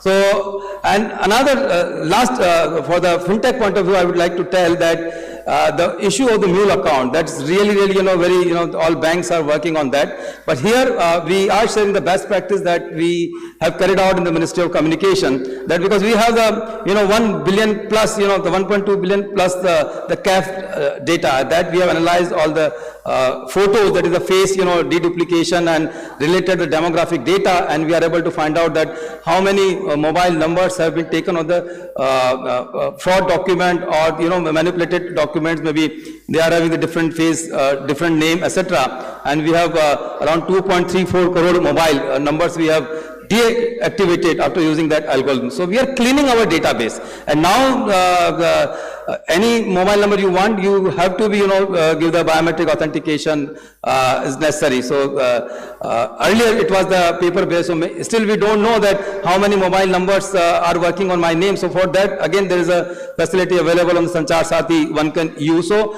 request from the other entities, not only from the Ministry of Communication, that other entities should make their customers aware about all these things, that find out how many mobiles, report your IMI, lost mobile, any fraudulent call, etc. So banks can also do this type of face deduplication and partial fuzzy match, etc. to clean their database. Right? And they can further, bucket, because PAN is linked with the Aadhaar, and whether PAN, when it's linked with the Aadhaar, it is biometrically verified or not, if they have the flag. Even in the bank account, they can know how many bank accounts are Aadhaar verified using the biometric or not without the biometric. So they can reduce the bucket and then they can do the due diligence. So these are some of the things that we have seen and when we have interacted with other entities, so these best practices we can use. So a lot to go in the fintech industry, and maybe subsequently we will further discuss how we can use these IoTs, to boost the economy using this fintech system. Because what I am seeing, earlier we were talking about economy and a digital economy, but now the line is getting blurred. Bharat is way ahead from other countries. Here everything has become digital. So digital economy will become the same. So we have to, all together work this side and use all the facilities or initiative taken by the ministries take all the initiative to the grassroots level and ensure that yes, data should be secure, privacy should be maintained, and resident should get benefited. Thank you. Many thanks, Sumnesh ji, especially for your insights into the telecom technology as an enabler in the fintech domain, especially enabling the last mile access through the digital highways saturating the country, as also the vehicle system in the form of the devices that have been conveniently made available to the citizens, which are both cost effective also and taking care of the cyber security aspects as well. I am reminded in this context of just a few years back when some of the most advanced countries in the world were signing checks during the pandemic, India was a country where digitally we were able to transfer money also and essential commodities also using the Fintech. So that was one. The second one which I remember is that my daughter was in the USA at that time, and their vaccination certificates were hand signed.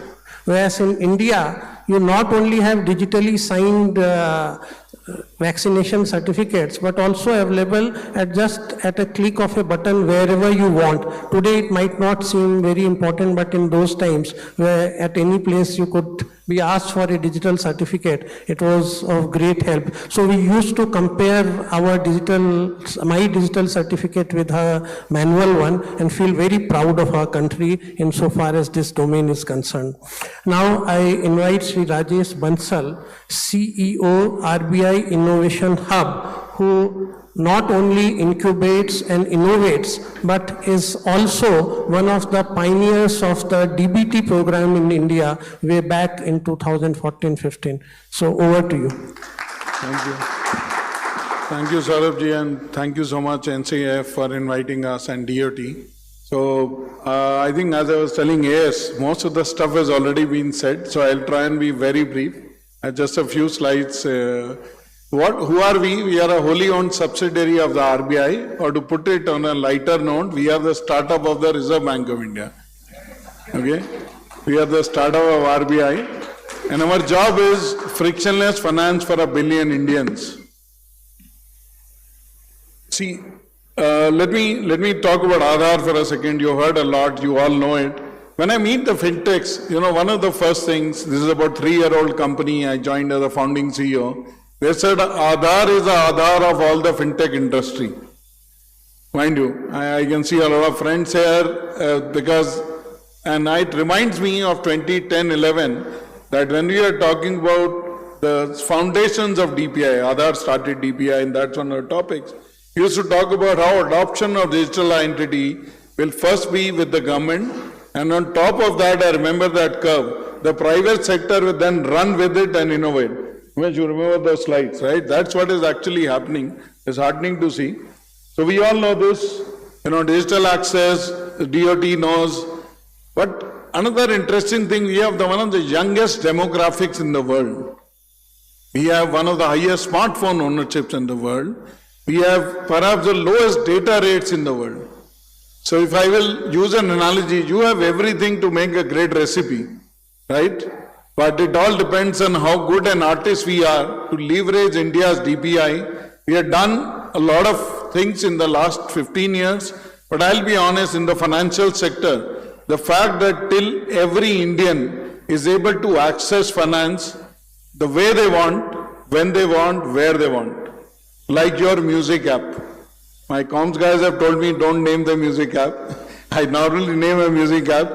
I used to buy a cassette of Mohammed Rafi and get one good song. But Gen Z sitting here and millennials sitting here, they listen to music when they want. That's the power of technology and DPI that we have done in the country. I'll just leave this. So obviously, is abundant data that is available. Fact that over the last decade, India has not just built the digital ID rails, the best digital payment rails, whether you talk about e-sign, whether you talk about e-commerce or ONDC.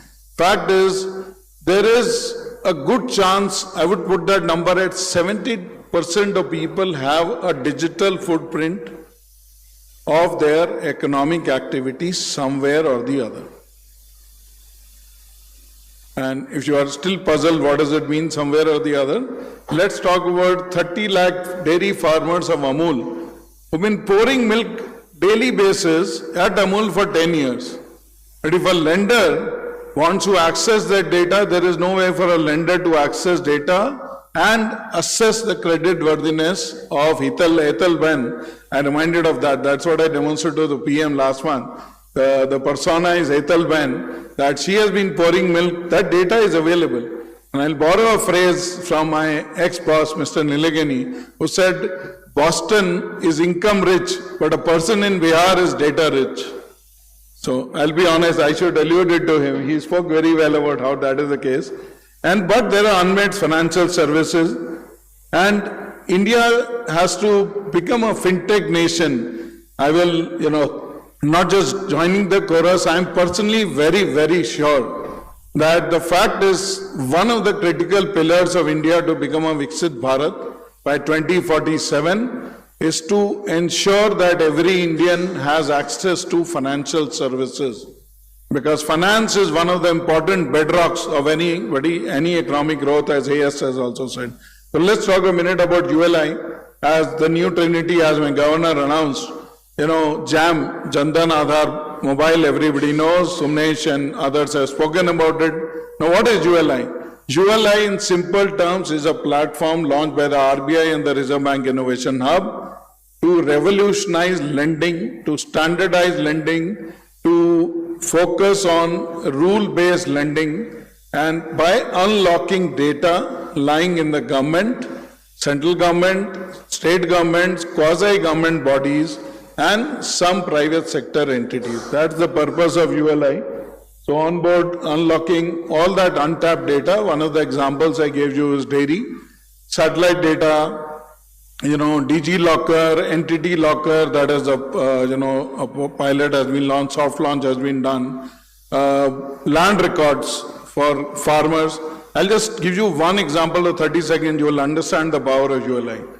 When we ULI was conceptualized because we started looking at what is the challenge for a kisan, for a farmer to get a loan of up to 1.6 lakhs. It's a 25-year-old scheme of the Government of India and RBI. So I had just a 4-member team, they went to the field to figure out what is the challenge.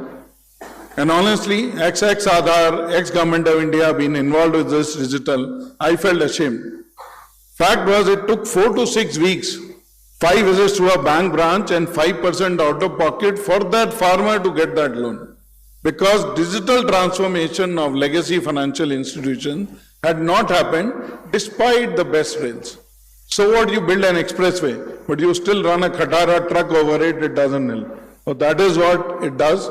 We revamped everything, re-engineered everything. We realized it's nothing but 9 API calls. So we launched that pilot in Tamil Nadu, and interestingly, a lot of people might not know, I owe this to Secretary Telecom, Mr. Neeraj Mittal, because one of the important APIs was land records. And he was then Principal Secretary TN. I called him, we have worked together. Sir, we need to unlock that API. And those of you who worked with him will know. He said, when? Today, tomorrow? I'm like, sir, give us some time.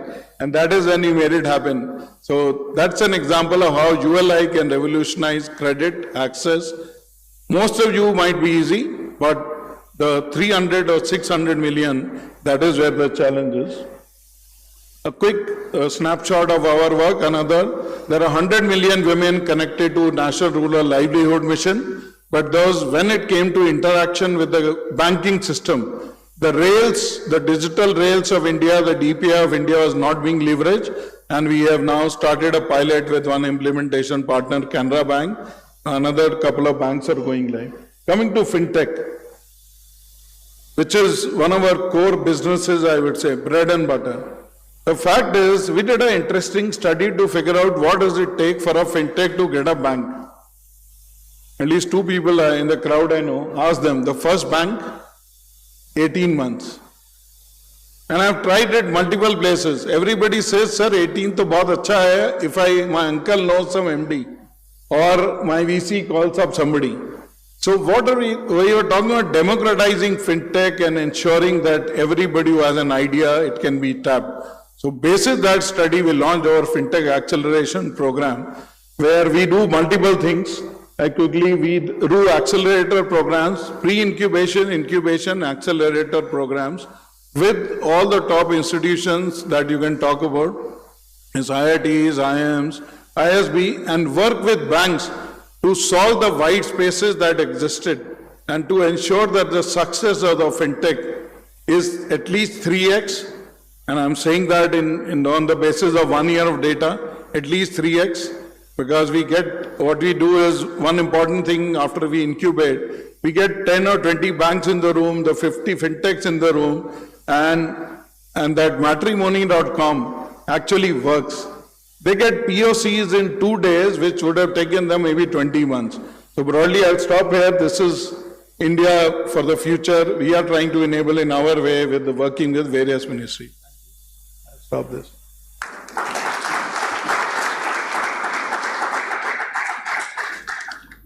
Thank you, Mr. Bansal, for enriching us with your insights into innovation and incubation aspects of fintech.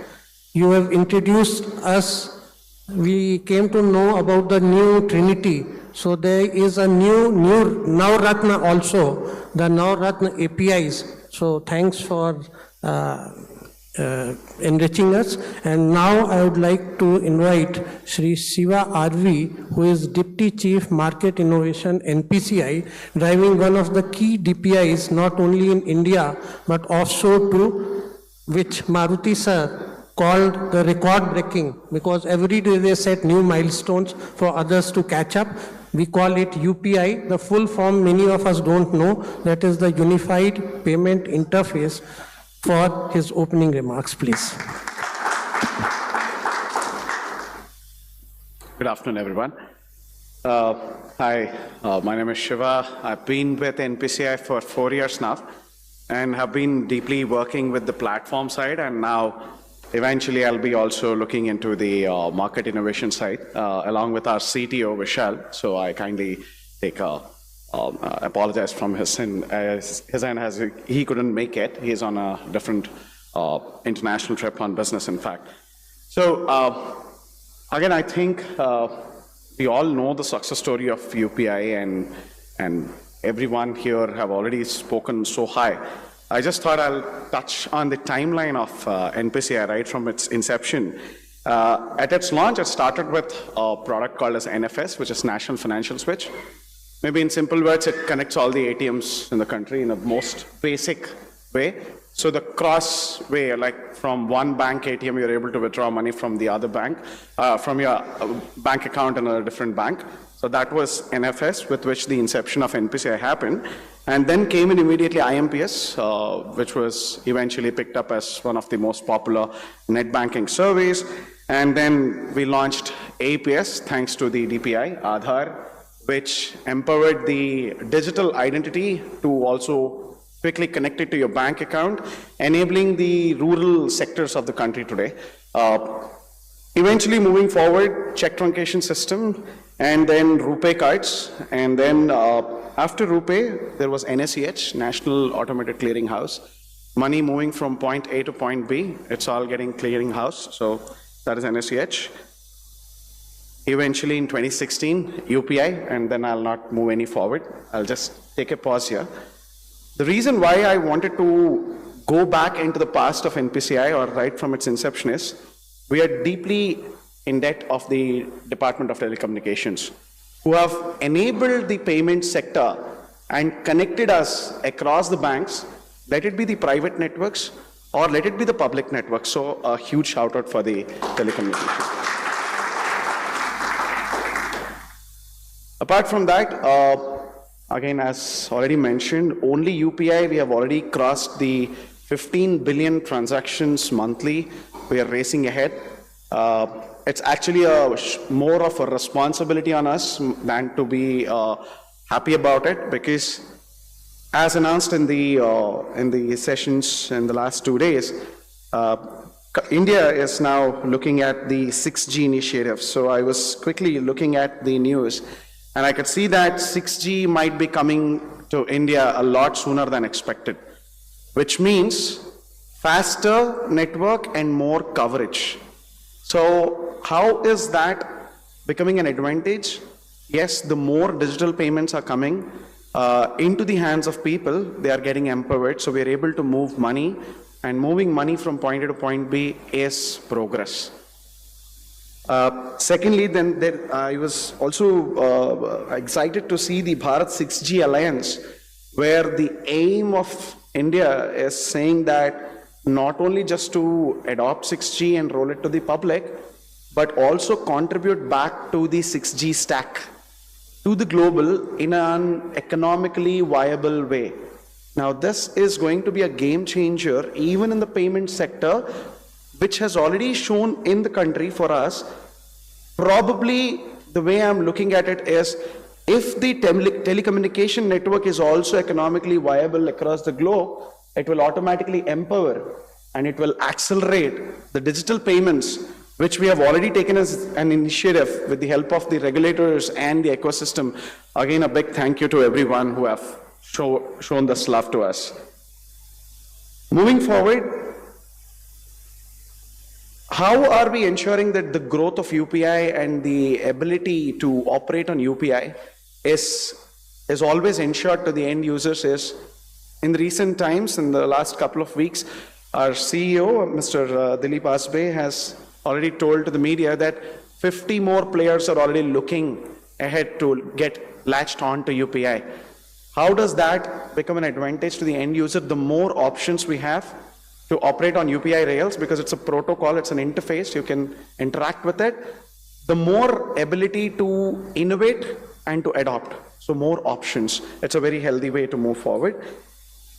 Secondly, open source technologies. I want to again touch base on the open source stack. UPI is 100% built on open source stack. Let it be the operating systems or the choice of softwares that we have made right from its inception. We are not paying a single penny to any of the licensing softwares. We are completely built it from heart or from core or from its inception on open sources. Now in the recent times, we have started adopting to the open networking technologies. I was going through the stalls on the ground floor. There are a couple of open networking vendors. I strongly encourage everyone to look into those because they give us the same freedom. Like UPI is one single protocol, which is being used by so many PSPs and so many users. So a single user has multiple ways, multiple channels to use UPI. So a similar technology is the open networking platforms, and we have started adopting to the open networking platforms because we don't want to be at the mercy of a specific vendor or a specific closed black box technologies. What is the advantage we get? The moment we unlock or we unleash the potential of decoupling the hardware and software, now we have more room to play, which means we are more happy inviting 6G coming in. We are happy to shower more support back to the public, and we expect the same love coming back to us in a lot more scalable way and lot more programmable way. Moving forward, one more concept that we are also looking at is we keenly looked at how we have been operating in our own data centers, because we are a private network. All the banks of the country connect to NPCI data centers via a secure private network, which with the help of the ISPs in the country are able to empower and enable us that way. Now, having said that, how can we make, we started looking at the data center technology and we could see a skew. So on the extreme left, we have the white space data center providers, and on the extreme right-hand side, we have the hyperscalers, which are highly programmable and easily accessible to the public. So we started an internal initiative on how can we actually make our data centers programmable, so the infrastructure is readily and quickly available to our application developers and the innovators out there, so they can innovate fast, come up faster, and their go-to-market as the fastest, enabling and empowering the development further. The idea is to make compute like commodity, as simple as like how UPI has made payments. The programmable data centers is an initiative, an internal initiative for now, for NPCI, which will ensure that everyone in NPCI has infrastructure at their fingertips. Maybe they can use their mobile phones or maybe a mobile app which is purely internal to NPCI, and let us see how that journey goes through. Right. Now moving forward, one more impact was the voice-enabled payments. Again, the data. So moving from 2G to 3G, 3G to 4G, and today we are already blessed with 5G. This has empowered us to launch 123 Pay, which is the voice-enabled payments last year itself. And we are seeing the adoption kicking in, and we are adding more and more languages moving forward. So the regional language support is increasing day by day. Now, speaking a little on the international side, we already know that NPCI and with the help of the regulators and the ecosystem, we have already launched UPI and RuPay in Sri Lanka, Mauritius, Bhutan, and a couple of more other countries. Just in recent times, we have successfully signed a deal with the Ministry of Digital Transformation, Trinidad and Tobago, which means we are now able to extend the superpower to the other countries, which is accelerating the growth. And I'd like to actually share a very personal story here. Maybe comes back slightly older one, but I have an old school friend of mine who was from a very poor background, and then he moved to the Middle East for the job and to make the ends meet. But he was paying the bills of his parents who were staying back in Andhra Pradesh, in my native town. Right from there, the charges to make the bill payments was very high. And he used to do a blue collar job. Well, he's doing better today. But with the enablement of these international networks and the NBBL international payments on the bill payments as well, it actually empowered my friend to make a bill payment for his parents back in the town without a single penny as a charge. That was a big one, and that's a big shout out to the regulators, to the policymakers, and the ecosystem, and the technology adoption by us in our country. Last but not the least, open source as a concept which has actually truly shown what is the power of globalization when everyone contributes selflessly. Last but not the least, this is how I'd like to conclude. We have a huge responsibility on our shoulders, and we are trying our best, and we'll give our best shot and put our best foot forward.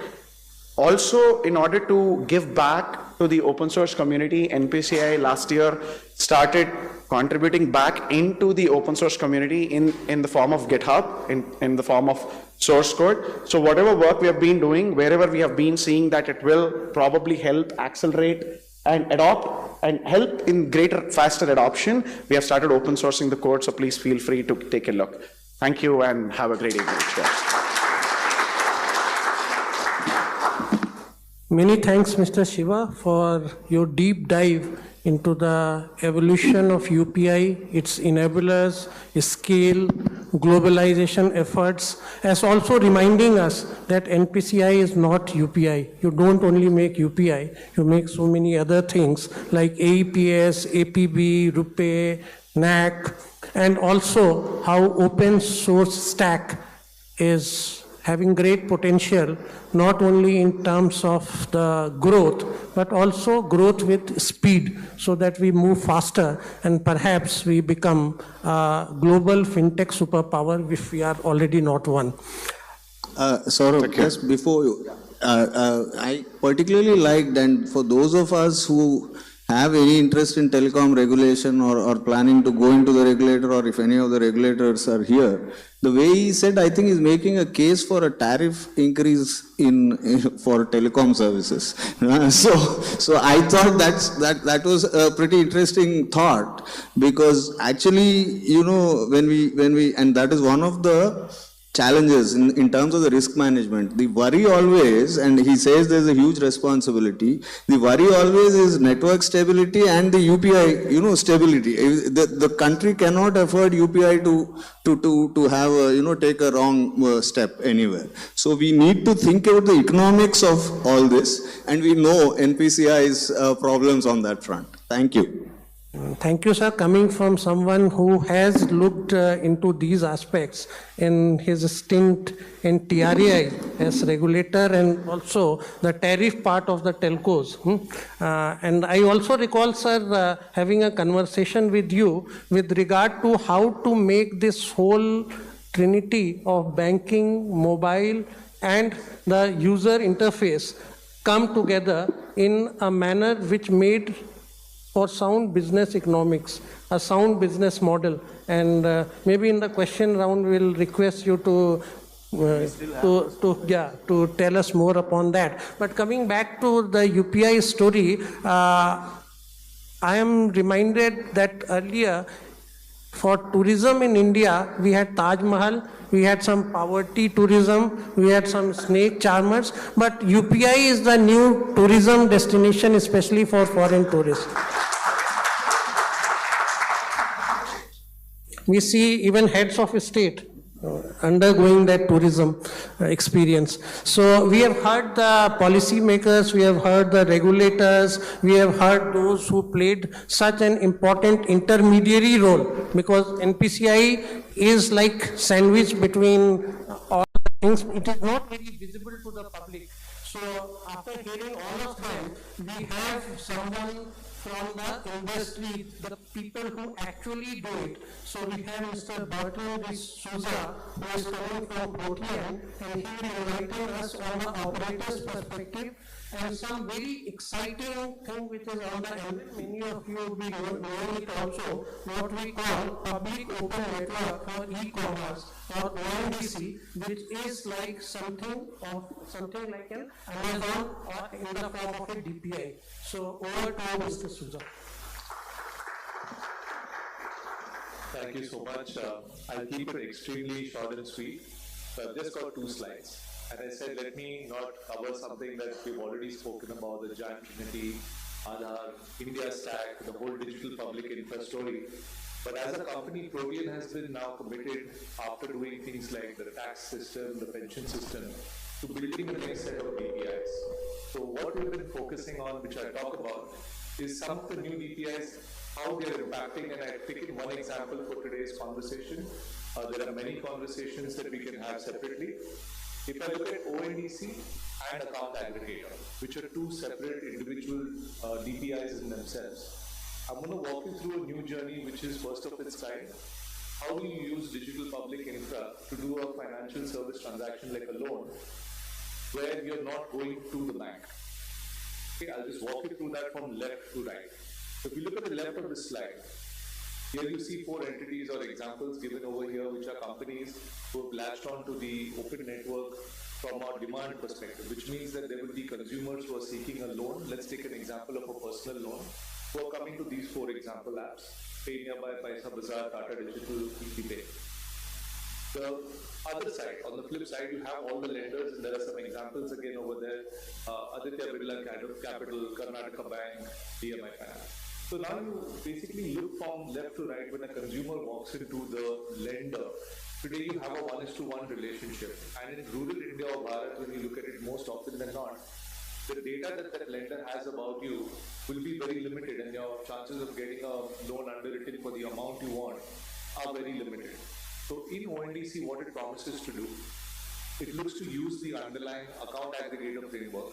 Say that if Bert is the person from rural India who walks up to an agent in the network or in the rural setting, that agent will be able to collect my bank statement securely using the AA framework, 1.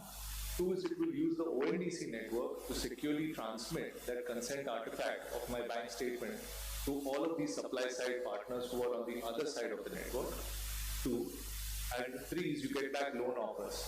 Now these loan offers, we have built it in a way that if there are pre-approved loans, you get an immediate response. So if for a pre-approved loan, you may not even need to do the account aggregator fetch. But we've gone one step further and said if it's a new to bank customer, or what's called NTB in the banking world, you can actually pull the person's bank statement and send it to a new set of lenders, get real-time offers.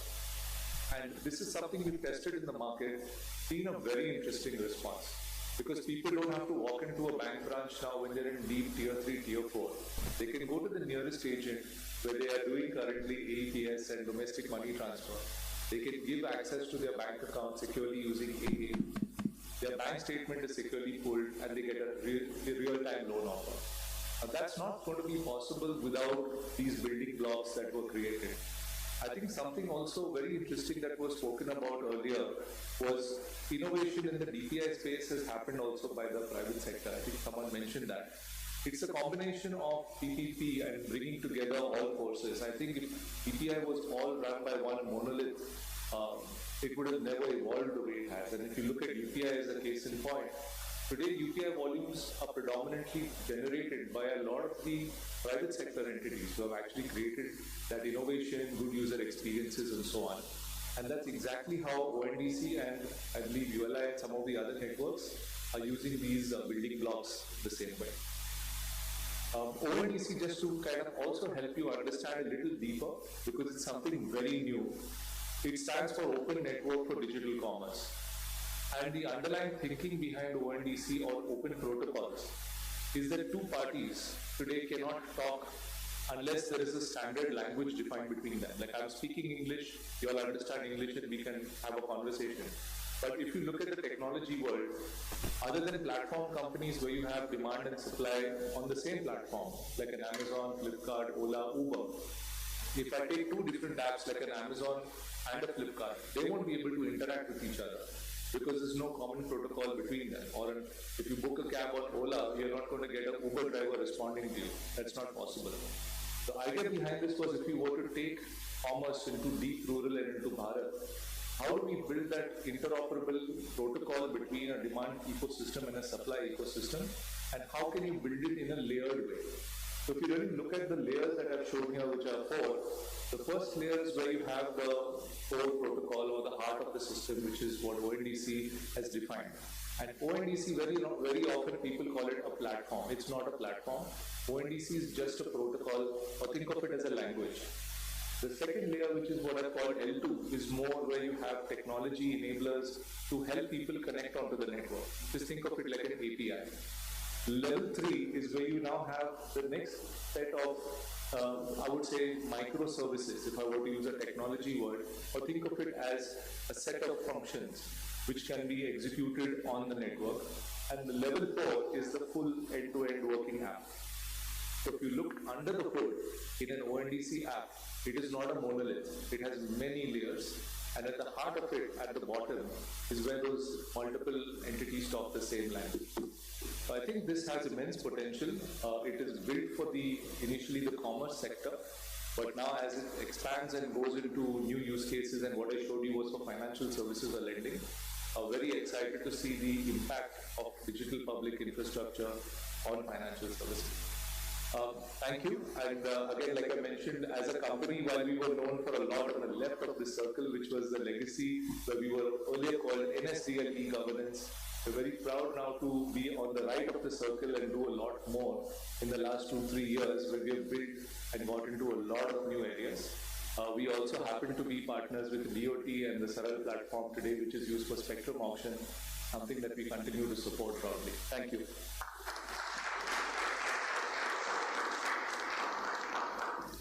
Thank you, Mr. Bertrand D'Souza. You said that you are a two-slide presentation, and I'm very thankful to you that even though there were 2 slides, you gave us so much to ponder over, to think over, and some very exciting products and platforms are in the pipeline. So we look forward, we are very excited about that. Now we come to the second round of our session, and this is Dr. Tangirala has to go for a very important meeting, and he said that his hard stop time is 3:45. So we don't have much time with sir. So with permission of the organizers, I would request, number one, I have a few questions for Dr. Tangirala, and maybe the audience round for Dr. Tangirala can be preponed so that the audience also has... This is very embarrassing, but I really, I'm not being just a bureaucrat. I really have a meeting that I need to attend. Yeah. So,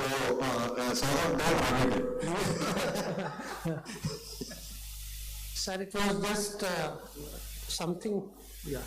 So, sir, you dwelt upon in the context of cyber security and rapid dissemination of post-truth, the likelihood of financial instability manifesting without much lead time, and this is a real challenge. What precautions should regulators adopt to deal with such situations so that financial stability is sustainably ensured? Yeah, big question. I don't know if I can really answer, but some of the presentations or the initial remarks of the panelists did have the elements of regulation, which especially with regard to, if you're talking cyber, all of them had something to say about it. If we actually look at that, but I had made a few pointers. One thing is, of course, the digital intelligence portal. that we are talking about, and banks and financial institutions, we are, on a job here, at least in the government, to get them onboarded onto the DIP. And now, Department of Telecom is sharing those disconnected numbers. We are in the process of trying to get banks to also share their data, with that portal. So it's actually, as has also pointed out, how to API this whole thing. Actually, there are various places in which all kinds of information which can sort of mitigate the risk of fraud is available. How to actually get that going is one of the things that, within government at least, we are looking at. Suspected fraudsters numbers, for example, I just that's a thought that we are looking at how to share. But then there are legal and other privacy related issues when you look at bank accounts. So therefore, we are in discussions with the regulator about that aspect as well. Now, another thing is, banks on this portal. I do not know how many of you know the name of this portal, which is called CF RMS. It's an initiative, it's an initiative of I4C, and it's about cyber frauds, and honestly at my age I not expected to know the full form of CF-RMS. But CF-RMS... Just a second, sir. It is somewhat like the name of my service and your service. Correct. But that, for 34 years I've been hearing, so I remember. But CF-RMS is a portal which is, the I4C, which is again an institution under the Ministry of Home Affairs, which are running it. So we want we've onboarded all the large banks, but then there are significant issues with respect to a major portion of the banking sector, which is the urban cooperative banks, the regional rural banks. Now the system can be only as strong as the weakest link, and therefore how strong their systems are. So therefore some initiatives are being taken to establish shared service entities which will take care of the IT requirements, or the IT requirements of the entities which by themselves are not in a position either technologically or in terms of the financial heft to put in place robust systems. So that is one other thing. An umbrella organization has been formed for cooperatives. There is a shared service entity which is being developed under NABARD. So there are things which are happening on that front. Another thing which I wanted to briefly mention was the, these cyber hotspots. We are also looking at the concentration of banking correspondents in, when we talk AEPS, and we've had those discussions. Now, banking correspondents, we need to review this part. There is sometimes in these hotspots where cybercrime happens a lot, there is these other not so formal, informal entities which are concentrated. So we're looking at that. Then the digital lending apps, whitelisting. That is again a thing which RBI is examining. And a negative registry for fraudsters, things like that. These are some of the initiatives which we have been working on, and we've had a lot of notes. And of course, again, that has been mentioned, the need for capturing, device telemetry data by various apps. Things like that. I mean, these are highly technical in a sense, but these are all the various kinds of initiatives. I just wanted to give a sense of the kind of initiatives that are being done. And there are many more. RBI has, with the SRO, also the framework being put in place. I think there will be a concerted effort, and I hope these efforts, but then this is a vigilance that cannot rest. And this is because the fraudster is always a step ahead. And so we'll need to be on our toes. And that is one of the biggest challenges and risks when we talk Fintech becoming a substantial part of inclusion, or if everybody has to transact through a phone or through an app. then we need to be very, very careful about this. That is all I wanted to say. Thank you. Thank you, sir. We have 3 minutes of your extended time, sir. So maybe if there is an audience question for Dr. Tangirala, you are most welcome.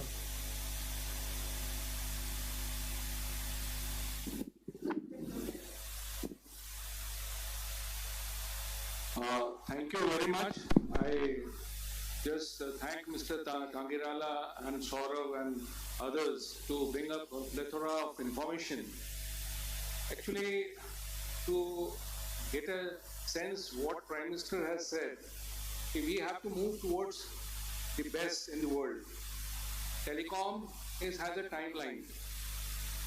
And when we say digitalization, generally I have heard it is more connectivity wise, and connectivity is there. But digital economy is largely dependent on financial technology. When I see the development in India itself, it's a huge development. But when we compare it with China, we are still very backward. Point is there, in our country, we are just at less than 200 billion of digital economy. And where I see, largely it is contributed to financial technology only. When we see China, already it has crossed 40 trillion. Digital economy constitutes more than 50% of the economy. This thing, when I take it a diluted definition also, it is not even 20% of our economy. And when I take it in terms of GDP, it's less than 6.5%. That also may be not very correct. So in that way, is there any trajectory or timeline ahead what UPI as a transaction itself is a huge, good to appreciate and all. Ubiquity of the connectivity across the country is already there. To sustain this financial technology, it is very easy to gallop on more. All the thing is that adoption is required and application is required. There less of effort is there in comparison to other countries, developed countries or China. So if we need to place ourselves, we have to always look at to China. So here I open it to most of you to comment on, do you have any comparative analysis with China and us in every sector? Yeah, thank you. I'll give my two bit, though I'm sure a lot to say here. I'm not so sure I agree with you when you say we are behind the curve in terms of the enablers but maybe we are behind the curve in terms of adoption.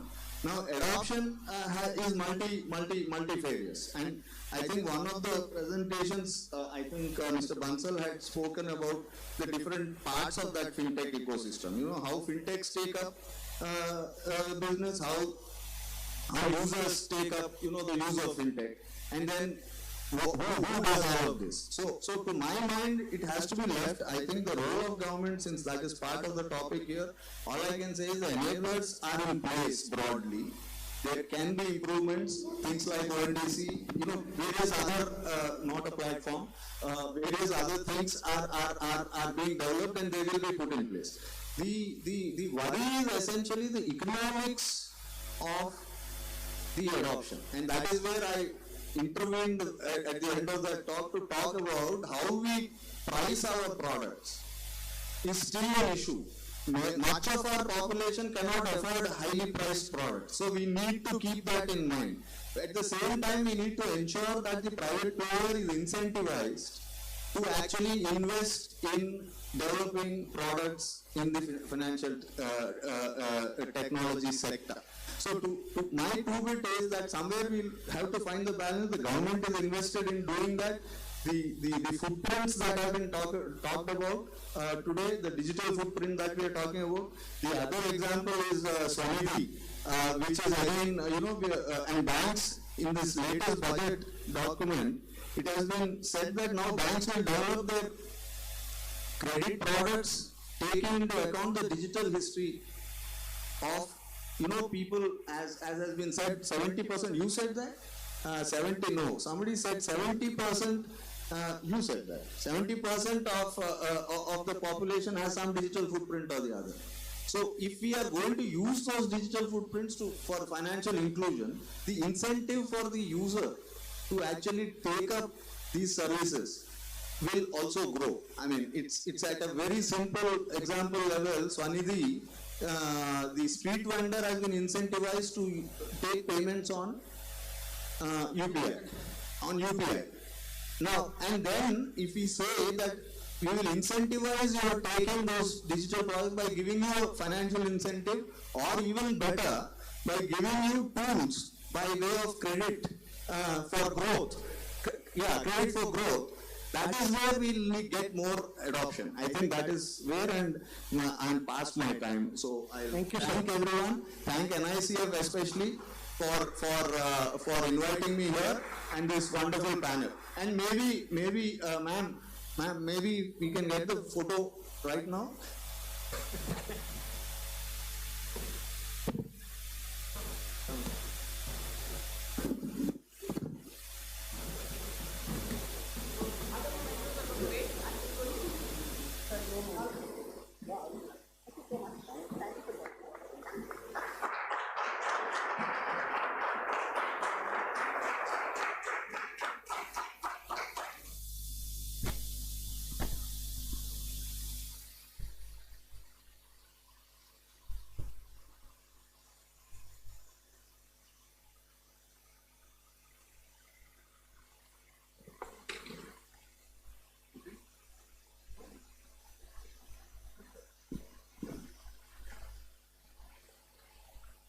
Sumnesh, my question is for you.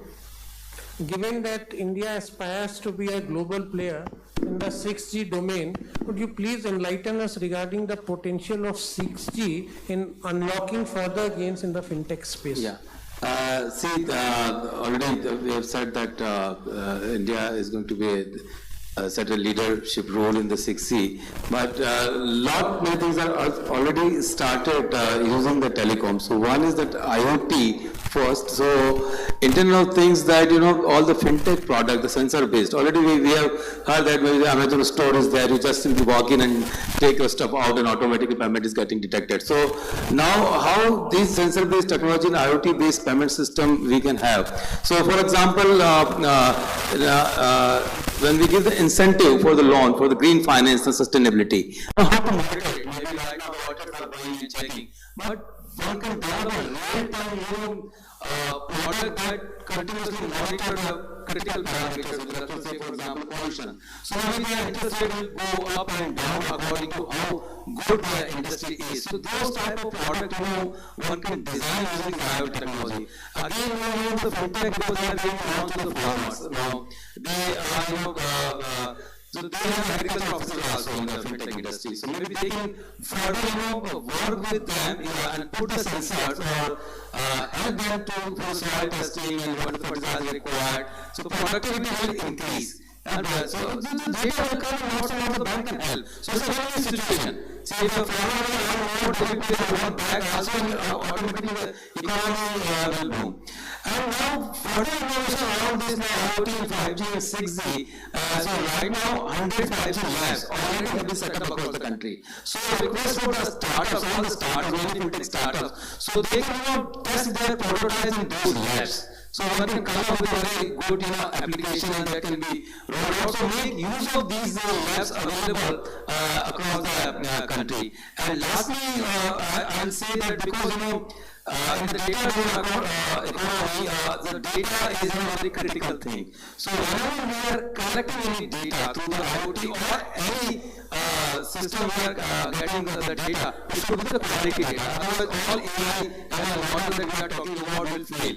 So if good data will use, validated data will use to train the AI model. So all of these things are leading to good decisions. And last but the least, the data security in the privacy is very important. Whether the personal data or data is coming through some devices, etc., we have to ensure the security of the data and the privacy of the data, because DPDP Act already been passed, anytime it may be announced that it is going to be implemented. So all the existing digital system have to be reviewed and corrective action may be taken as per the compliance of that. So what will come using IoT and 5G. Thank you. My next question is to Mr. Bansal. We have seen that you are a startup, and the startups of India are in safe hands, being in the safe hands of the startup of RBI. So, how from the perspective of RBI Innovation Hub, which you had, you would assess the prospects of Fintech sector in contributing to reaping India's demographic dividend, that is generating quality jobs. And one small issue with regard to UMI, how would you look at the privacy issues on UMI, which Sumesh also hinted in his remarks? Yeah, I'll answer the second one first. So the ULI platform is very clear. Every data that passes through the consent artifact can also be passed through, and it is up to the data owner versus the consent artifact that they have, whether data is shared. So absolutely clear. So we do not store any data. That's our consent-based architecture. Consent-based architecture. Yeah. So we don't pull any data till the owner, the owner of that data requests the state government or AMOL or whoever for that data. So that's one. So the question on, so I remember was the Rama's first line. There are 10,000 fintechs in the country. So I am personally very convinced, honestly, I want to make it a house view in the sense of RBI view, is that this country needs 100,000 fintechs in the next 10 years for frictionless finance for everybody. And the discussion that the premise of the discussion is, India is unique, so just to add to your point, India is unique that the government and the regulator is building the rules on which the private sector is innovating. So the fact that now we also have a privacy law that is passed, and these are some of the concerns that we saw, and the demographic divide we talked about, the fact that I am meeting at least 10 to 20 people every week, while in their 20s, all of them want to do a fintech. Right? Because they realize the power of it, and hence we realize that the problem that they face when 90% fall or did not succeed, we are trying to solve that problem. So I have nothing but excitement and a positive future that I would say. We are also very excited. Thanks. My next question is for Mr. Shiva.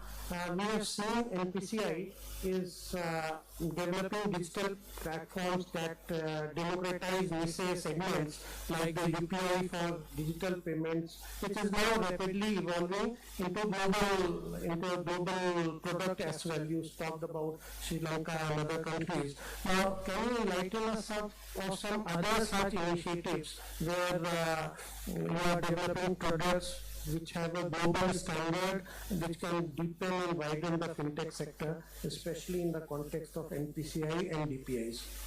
Sure. So, yes, apart from UPI, RuPay is a homegrown card network that we have, which has already gone live in the Middle East as well as a couple of other countries, as I've said.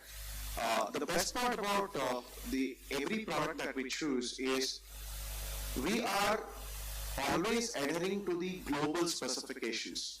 In other words, when we start a new product or an ideation, we think global right from day zero. We don't say, hey, this should just meet the needs of our country or our state. Like for example, when I first started looking at the way IMPS was working and then how IMPS moved on from I'll say, even today, if I look at the way the RuPay transactions are happening on the backend systems, actually to the world where the bank is interacting, it is interacting on the ISO spec. But actually, internally, we have already converted them into a SAP spec. Which means, the way we are creating is everything is an interface which we purely program it in such a way that a specific use case or multiple use cases can be solved. So it's just the market needs which have to come up, and with the help of regulators, I don't think there is any limits to this, or any technological boundaries that we have, but I can proudly say every product that we have in NPCI is actually global ready. It's just the market need, and how do we take it to the global sector, or say the global ones, is what drives our spirits. Lastly, just to take one liberty, sir, your question actually intrigued me a bit.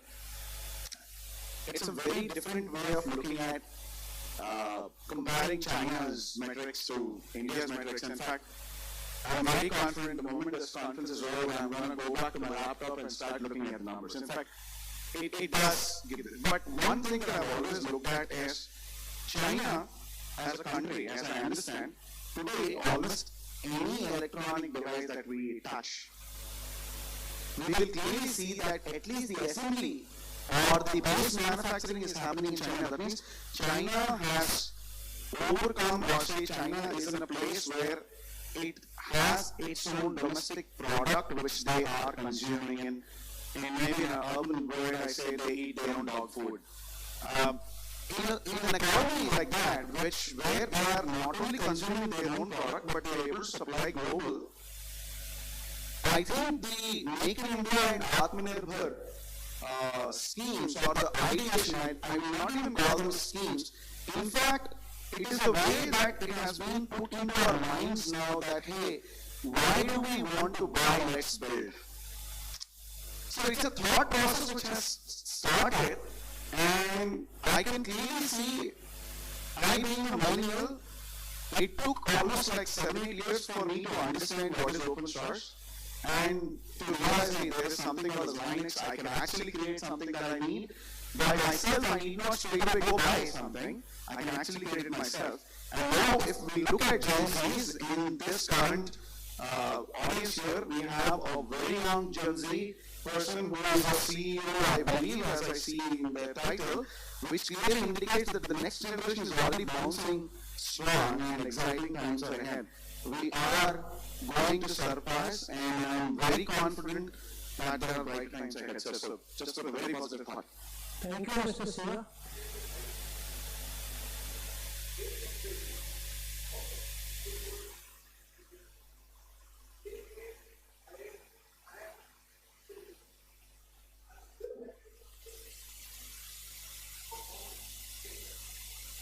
Thank you, Mr. Siva. We are very happy to note that the ideation SOP of NPCI has the watermark of Vasudhaiv Kutumbakam. So we hope that you will be coming up with a lot more innovation, and maybe what Ajay was referring to in this field at least will be at par with China. So my next question is to Mr. D'Souza. We have seen that how do you assess the preparedness of the Indian demography in availing the benefits offered by digital public infrastructure and the dynamic fintech players? What are the challenges that you see here which a fintech player faces, and what are your suggestions in this regard?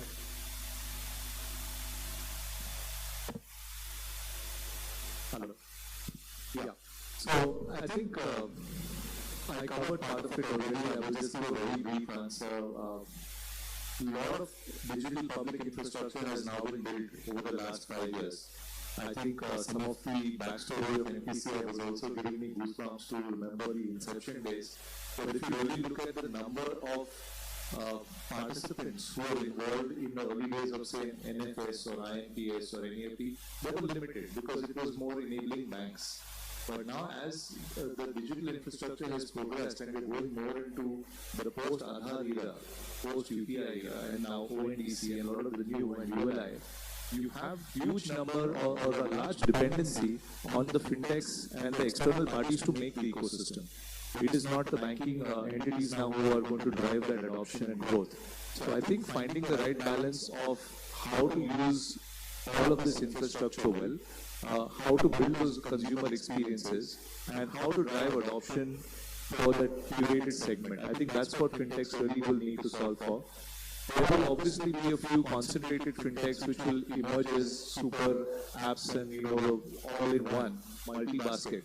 But there's a huge market and opportunity there at multiple levels of the country to build a very curated stack for specific TGs or target groups.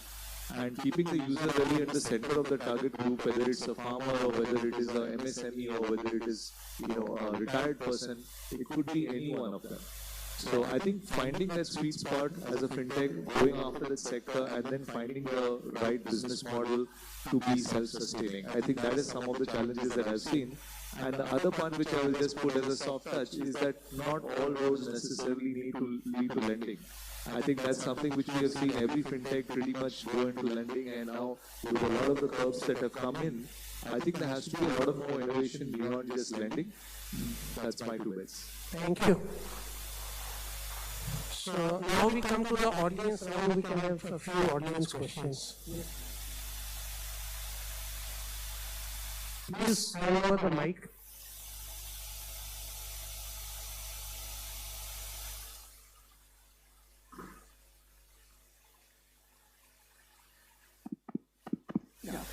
Good evening to one and all. I think this has been a very informative and compelling discussion, and I thank all the panelists for their thoughts. I want to refer back to what I read in the RBI's latest annual report, that RBI has the vision to take the open source technologies that NPCI has developed to global audiences. And I believe that NPCI has also developed a new wing, which is NPCI International Limited, to take these products globally. But at the same time, I also see that whenever our leaders, whether we talk of leaders from the government or we talk of leaders from the RBI, when they talk of globalizing our technologies, there seems to be some kind of a pushback from some vested interests in the developed countries. My question is rather open. Maybe NPCI as well as RBI Innovation Hub would like to jointly answer or whatever. My question is this factor being taken into account, and what are some of the strategies that are being evolved to tackle the pushback and at the same time pitchfork our technologies to the global audiences? Thank you. Would you like to answer?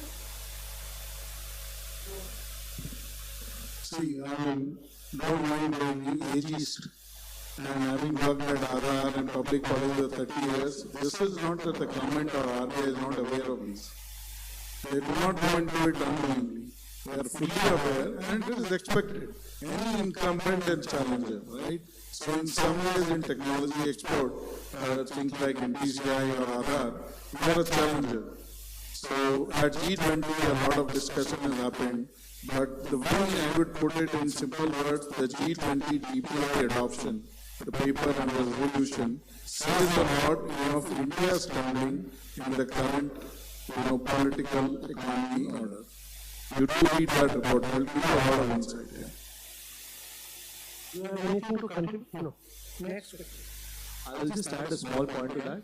So besides NPCI and taking their stack international, which we have heard a lot, at Protean we've also seen a lot of interest from a lot of emerging economies, especially in Africa, Southeast Asia, of taking some of our India tech overseas. So what we've built in the space of taxation, what we've built in the space of pension, and now more recently these open networks, there has been actually a pull factor of some of those countries reaching out to us saying, can you come and help us understand how to architect some of these DPGs in our country. So payments, I think, is very much on the cards, but we are also interested to see that a lot of our other sectoral work is getting visibility about. Thank you. I should not miss this chance. A lot of countries are approached us for exporting ULI, right? So we are getting there. No question. So, good afternoon everyone, my name is Fahim, I am from Srinagar. I run a business, I'm a ISP in Srinagar, J&K. So like all of you said, describe the keyword ISP area and data center operations. So I have a data center, micro data center of mine, but the thing is that I will come to the ONDC first. I can see in category a Kiriana store and a big player like a TSP, but I cannot find the keyword category ISP in it. I cannot register in it as an ISP. My first thing. My second thing is that when I go to bank, they don't recognize me as an ISP. For them it's nothing, even though I have a license from DOT. My third thing. When it comes to TRI offer spectrum to only big players like be the telcos, but they don't offer spectrum to the ISPs. in this era where the 5G is the keyword that's being displayed everywhere, and ISP lags behind on the same thing, wireless free spectrum that's been assigned by ages, and the fiber that we have currently in use, but we are still lagging behind in that stuff. ISPs are not recognized anywhere, neither by banks, neither by TRI, nor by DOT. Thank you. It's very difficult to recall your three questions, but maybe the first part you can answer. So I guess all the three panelists are here. So I'll answer the ONDC part, which is you are not discoverable on ONDC. Yes, on ONDC we cannot find the keyword ISP. Because today ONDC works like think of it as a digital catalog, right? So for a catalog to be created, you first need to know what sector and what kind of products. So if you're creating a catalog, just I'll finish, of say FMCG products, then every FMCG product from a milk carton to a bar of soap will all be cataloged to the lowest denominator. You're building the whole SKU tree. ISPs are not yet added as a SKU on the ONDC network because that is not a B2C product. But it is possible that if tomorrow a service that you are, as a seller, bringing onto an open network, you just need to work with the ONDC team and they'll be more than happy. If there is demand for that kind of a product on a network, it's like plugging in a buller into BBPS. So that's an offline conversation which we can take. Maybe Suresh, you would attempt to answer the second. See, it was very complex, just a question. See, ISP is a recognized, how you can say, it's a licensed. It's not that anyone just walk in and, take the license. There's a SOP is available. Yes, it's liberalized, right? So, lots of responsibility also lies with the ISPs, that at the field level we are working closely with ISP, and ISP is a very, very important and critical role in the entire digital ecosystem. Who is going to give the internet connections, right? You are doing this service. That's why every Kirana store is having the internet connection, right? And with of course, the 5G, it's now wireless is coming, but of course, there is service on the fiber also. We can't say that everything is on the 4G, 5G and the whole of the fiber is gone. Right? Even in the big cities or at the village level, I have already spoken about the Bharat Mandapam project, right? The fiber. So that, very soon, you will see that the role of the ISP will become bigger and bigger, and then you have to provide the services using the infrastructure the government is created from the USO fund. Who is going to use the devices? You have to use all this infrastructure. So, don't think that no one is supporting you, and we keep meeting with ISPs and your association also, and lots of issues that you are raising that are being solved at the field level. Thank you. We have time. In fact, we have one short time, maybe one last question. Please be brief in your question, and if you have many questions... No, I just have one question. First of all, thank you to the entire board for such an informative session. And my question actually originates from a topic that Mr. Joshi had brought up. But the question is for the entire board because I'm not sure who is the best person to answer this. So, Sir had brought up the question that essentially we require a lot of pure data, and the quality of data really matters, and we should also collect a lot of data on most of the sources that we have. Although, sir, very basic things like, let's say, order books of stock exchanges, we are not maintaining. We don't have archival historical data of minute by minute or even smaller intervals of order books. So, sir, whenever someone, let's say, wants to do stock market analysis or maybe create models on it, so there's not enough data available out there. It's only prices, and in fact, the National Stock Exchange only gives minute by minute prices. So, not only just we have to rely on third-party places, which are usually paid if you want to get data of more than 1 year, but we cannot always rely on the quality because it's not something that is purely by the government. So my question is there something that we are trying to improve on this, or is there some initiative that we are taking to track all of the stock exchange order books, etc.? I think Mr. D'Souza or Mr. See, there are two different aspects. The quality of data is something different that you are collecting, right? And the point you are making, the data is of the quality, but you are not able to use, the data sharing. Not just that, sir. The order books are actually not being tracked. So it's not just that the data is not being collected. Whenever they are being collected, the quality cannot be determined. If I got your question correctly, the issue is that, see, lots of data is getting generated. One is the data quality. Data validation means the source of the data should be proper. We should know that from where the data is coming. We can trust that data or not, and based on that, how models can be made, right, for further analysis. Now, second part is that yes, maybe you are having the data, but some data you want from other entity also, you are not getting data, you are not allowed to store the data for the data crunching. So all these things, you have to read the DPTP Act correctly, because now the future is gone by that act only. Right, there's a clearly defined the roles and responsibility of each and every entity, who is collecting, who are processing, who is sharing, all the consent mechanism. So, the answer lies with, as my knowledge goes with the DPTP Act and that control only. Okay, sir. Thank you. Thank you, sir. So with this, we come to the last part, that is conclusion. So I am reminded of Charles Dickens, who said, it was the best of times, it was the worst of times. So in the last 10 decades, the best of times we have already talked about a lot. We also saw a pandemic which was the most devastating in modern times. So even in the worst of times, we saw how Fintech helped us cope with that. And in conclusion, we can aver that Fintech has been transformative force in India's financial landscape, driving efficiency, innovation, and inclusion. It has been instrumental in delivery of welfare benefits, ensuring ease of living and mitigating corruption, especially in what Dickens would have called the worst of times. It has a tremendous potential for replication globally. For this, standardization and regulatory facilitation is a prerequisite. Public-private partnerships will accelerate Fintech evolution, and Fintech is poised for entering into new digital avenues like unified lending platform and public open network for e-commerce, we saw ONDC. So with this, I would like to thank our esteemed panelists and our learned audience. It was wonderful spending time with you, and there's so much more, but we have our constraints of time. Thank you.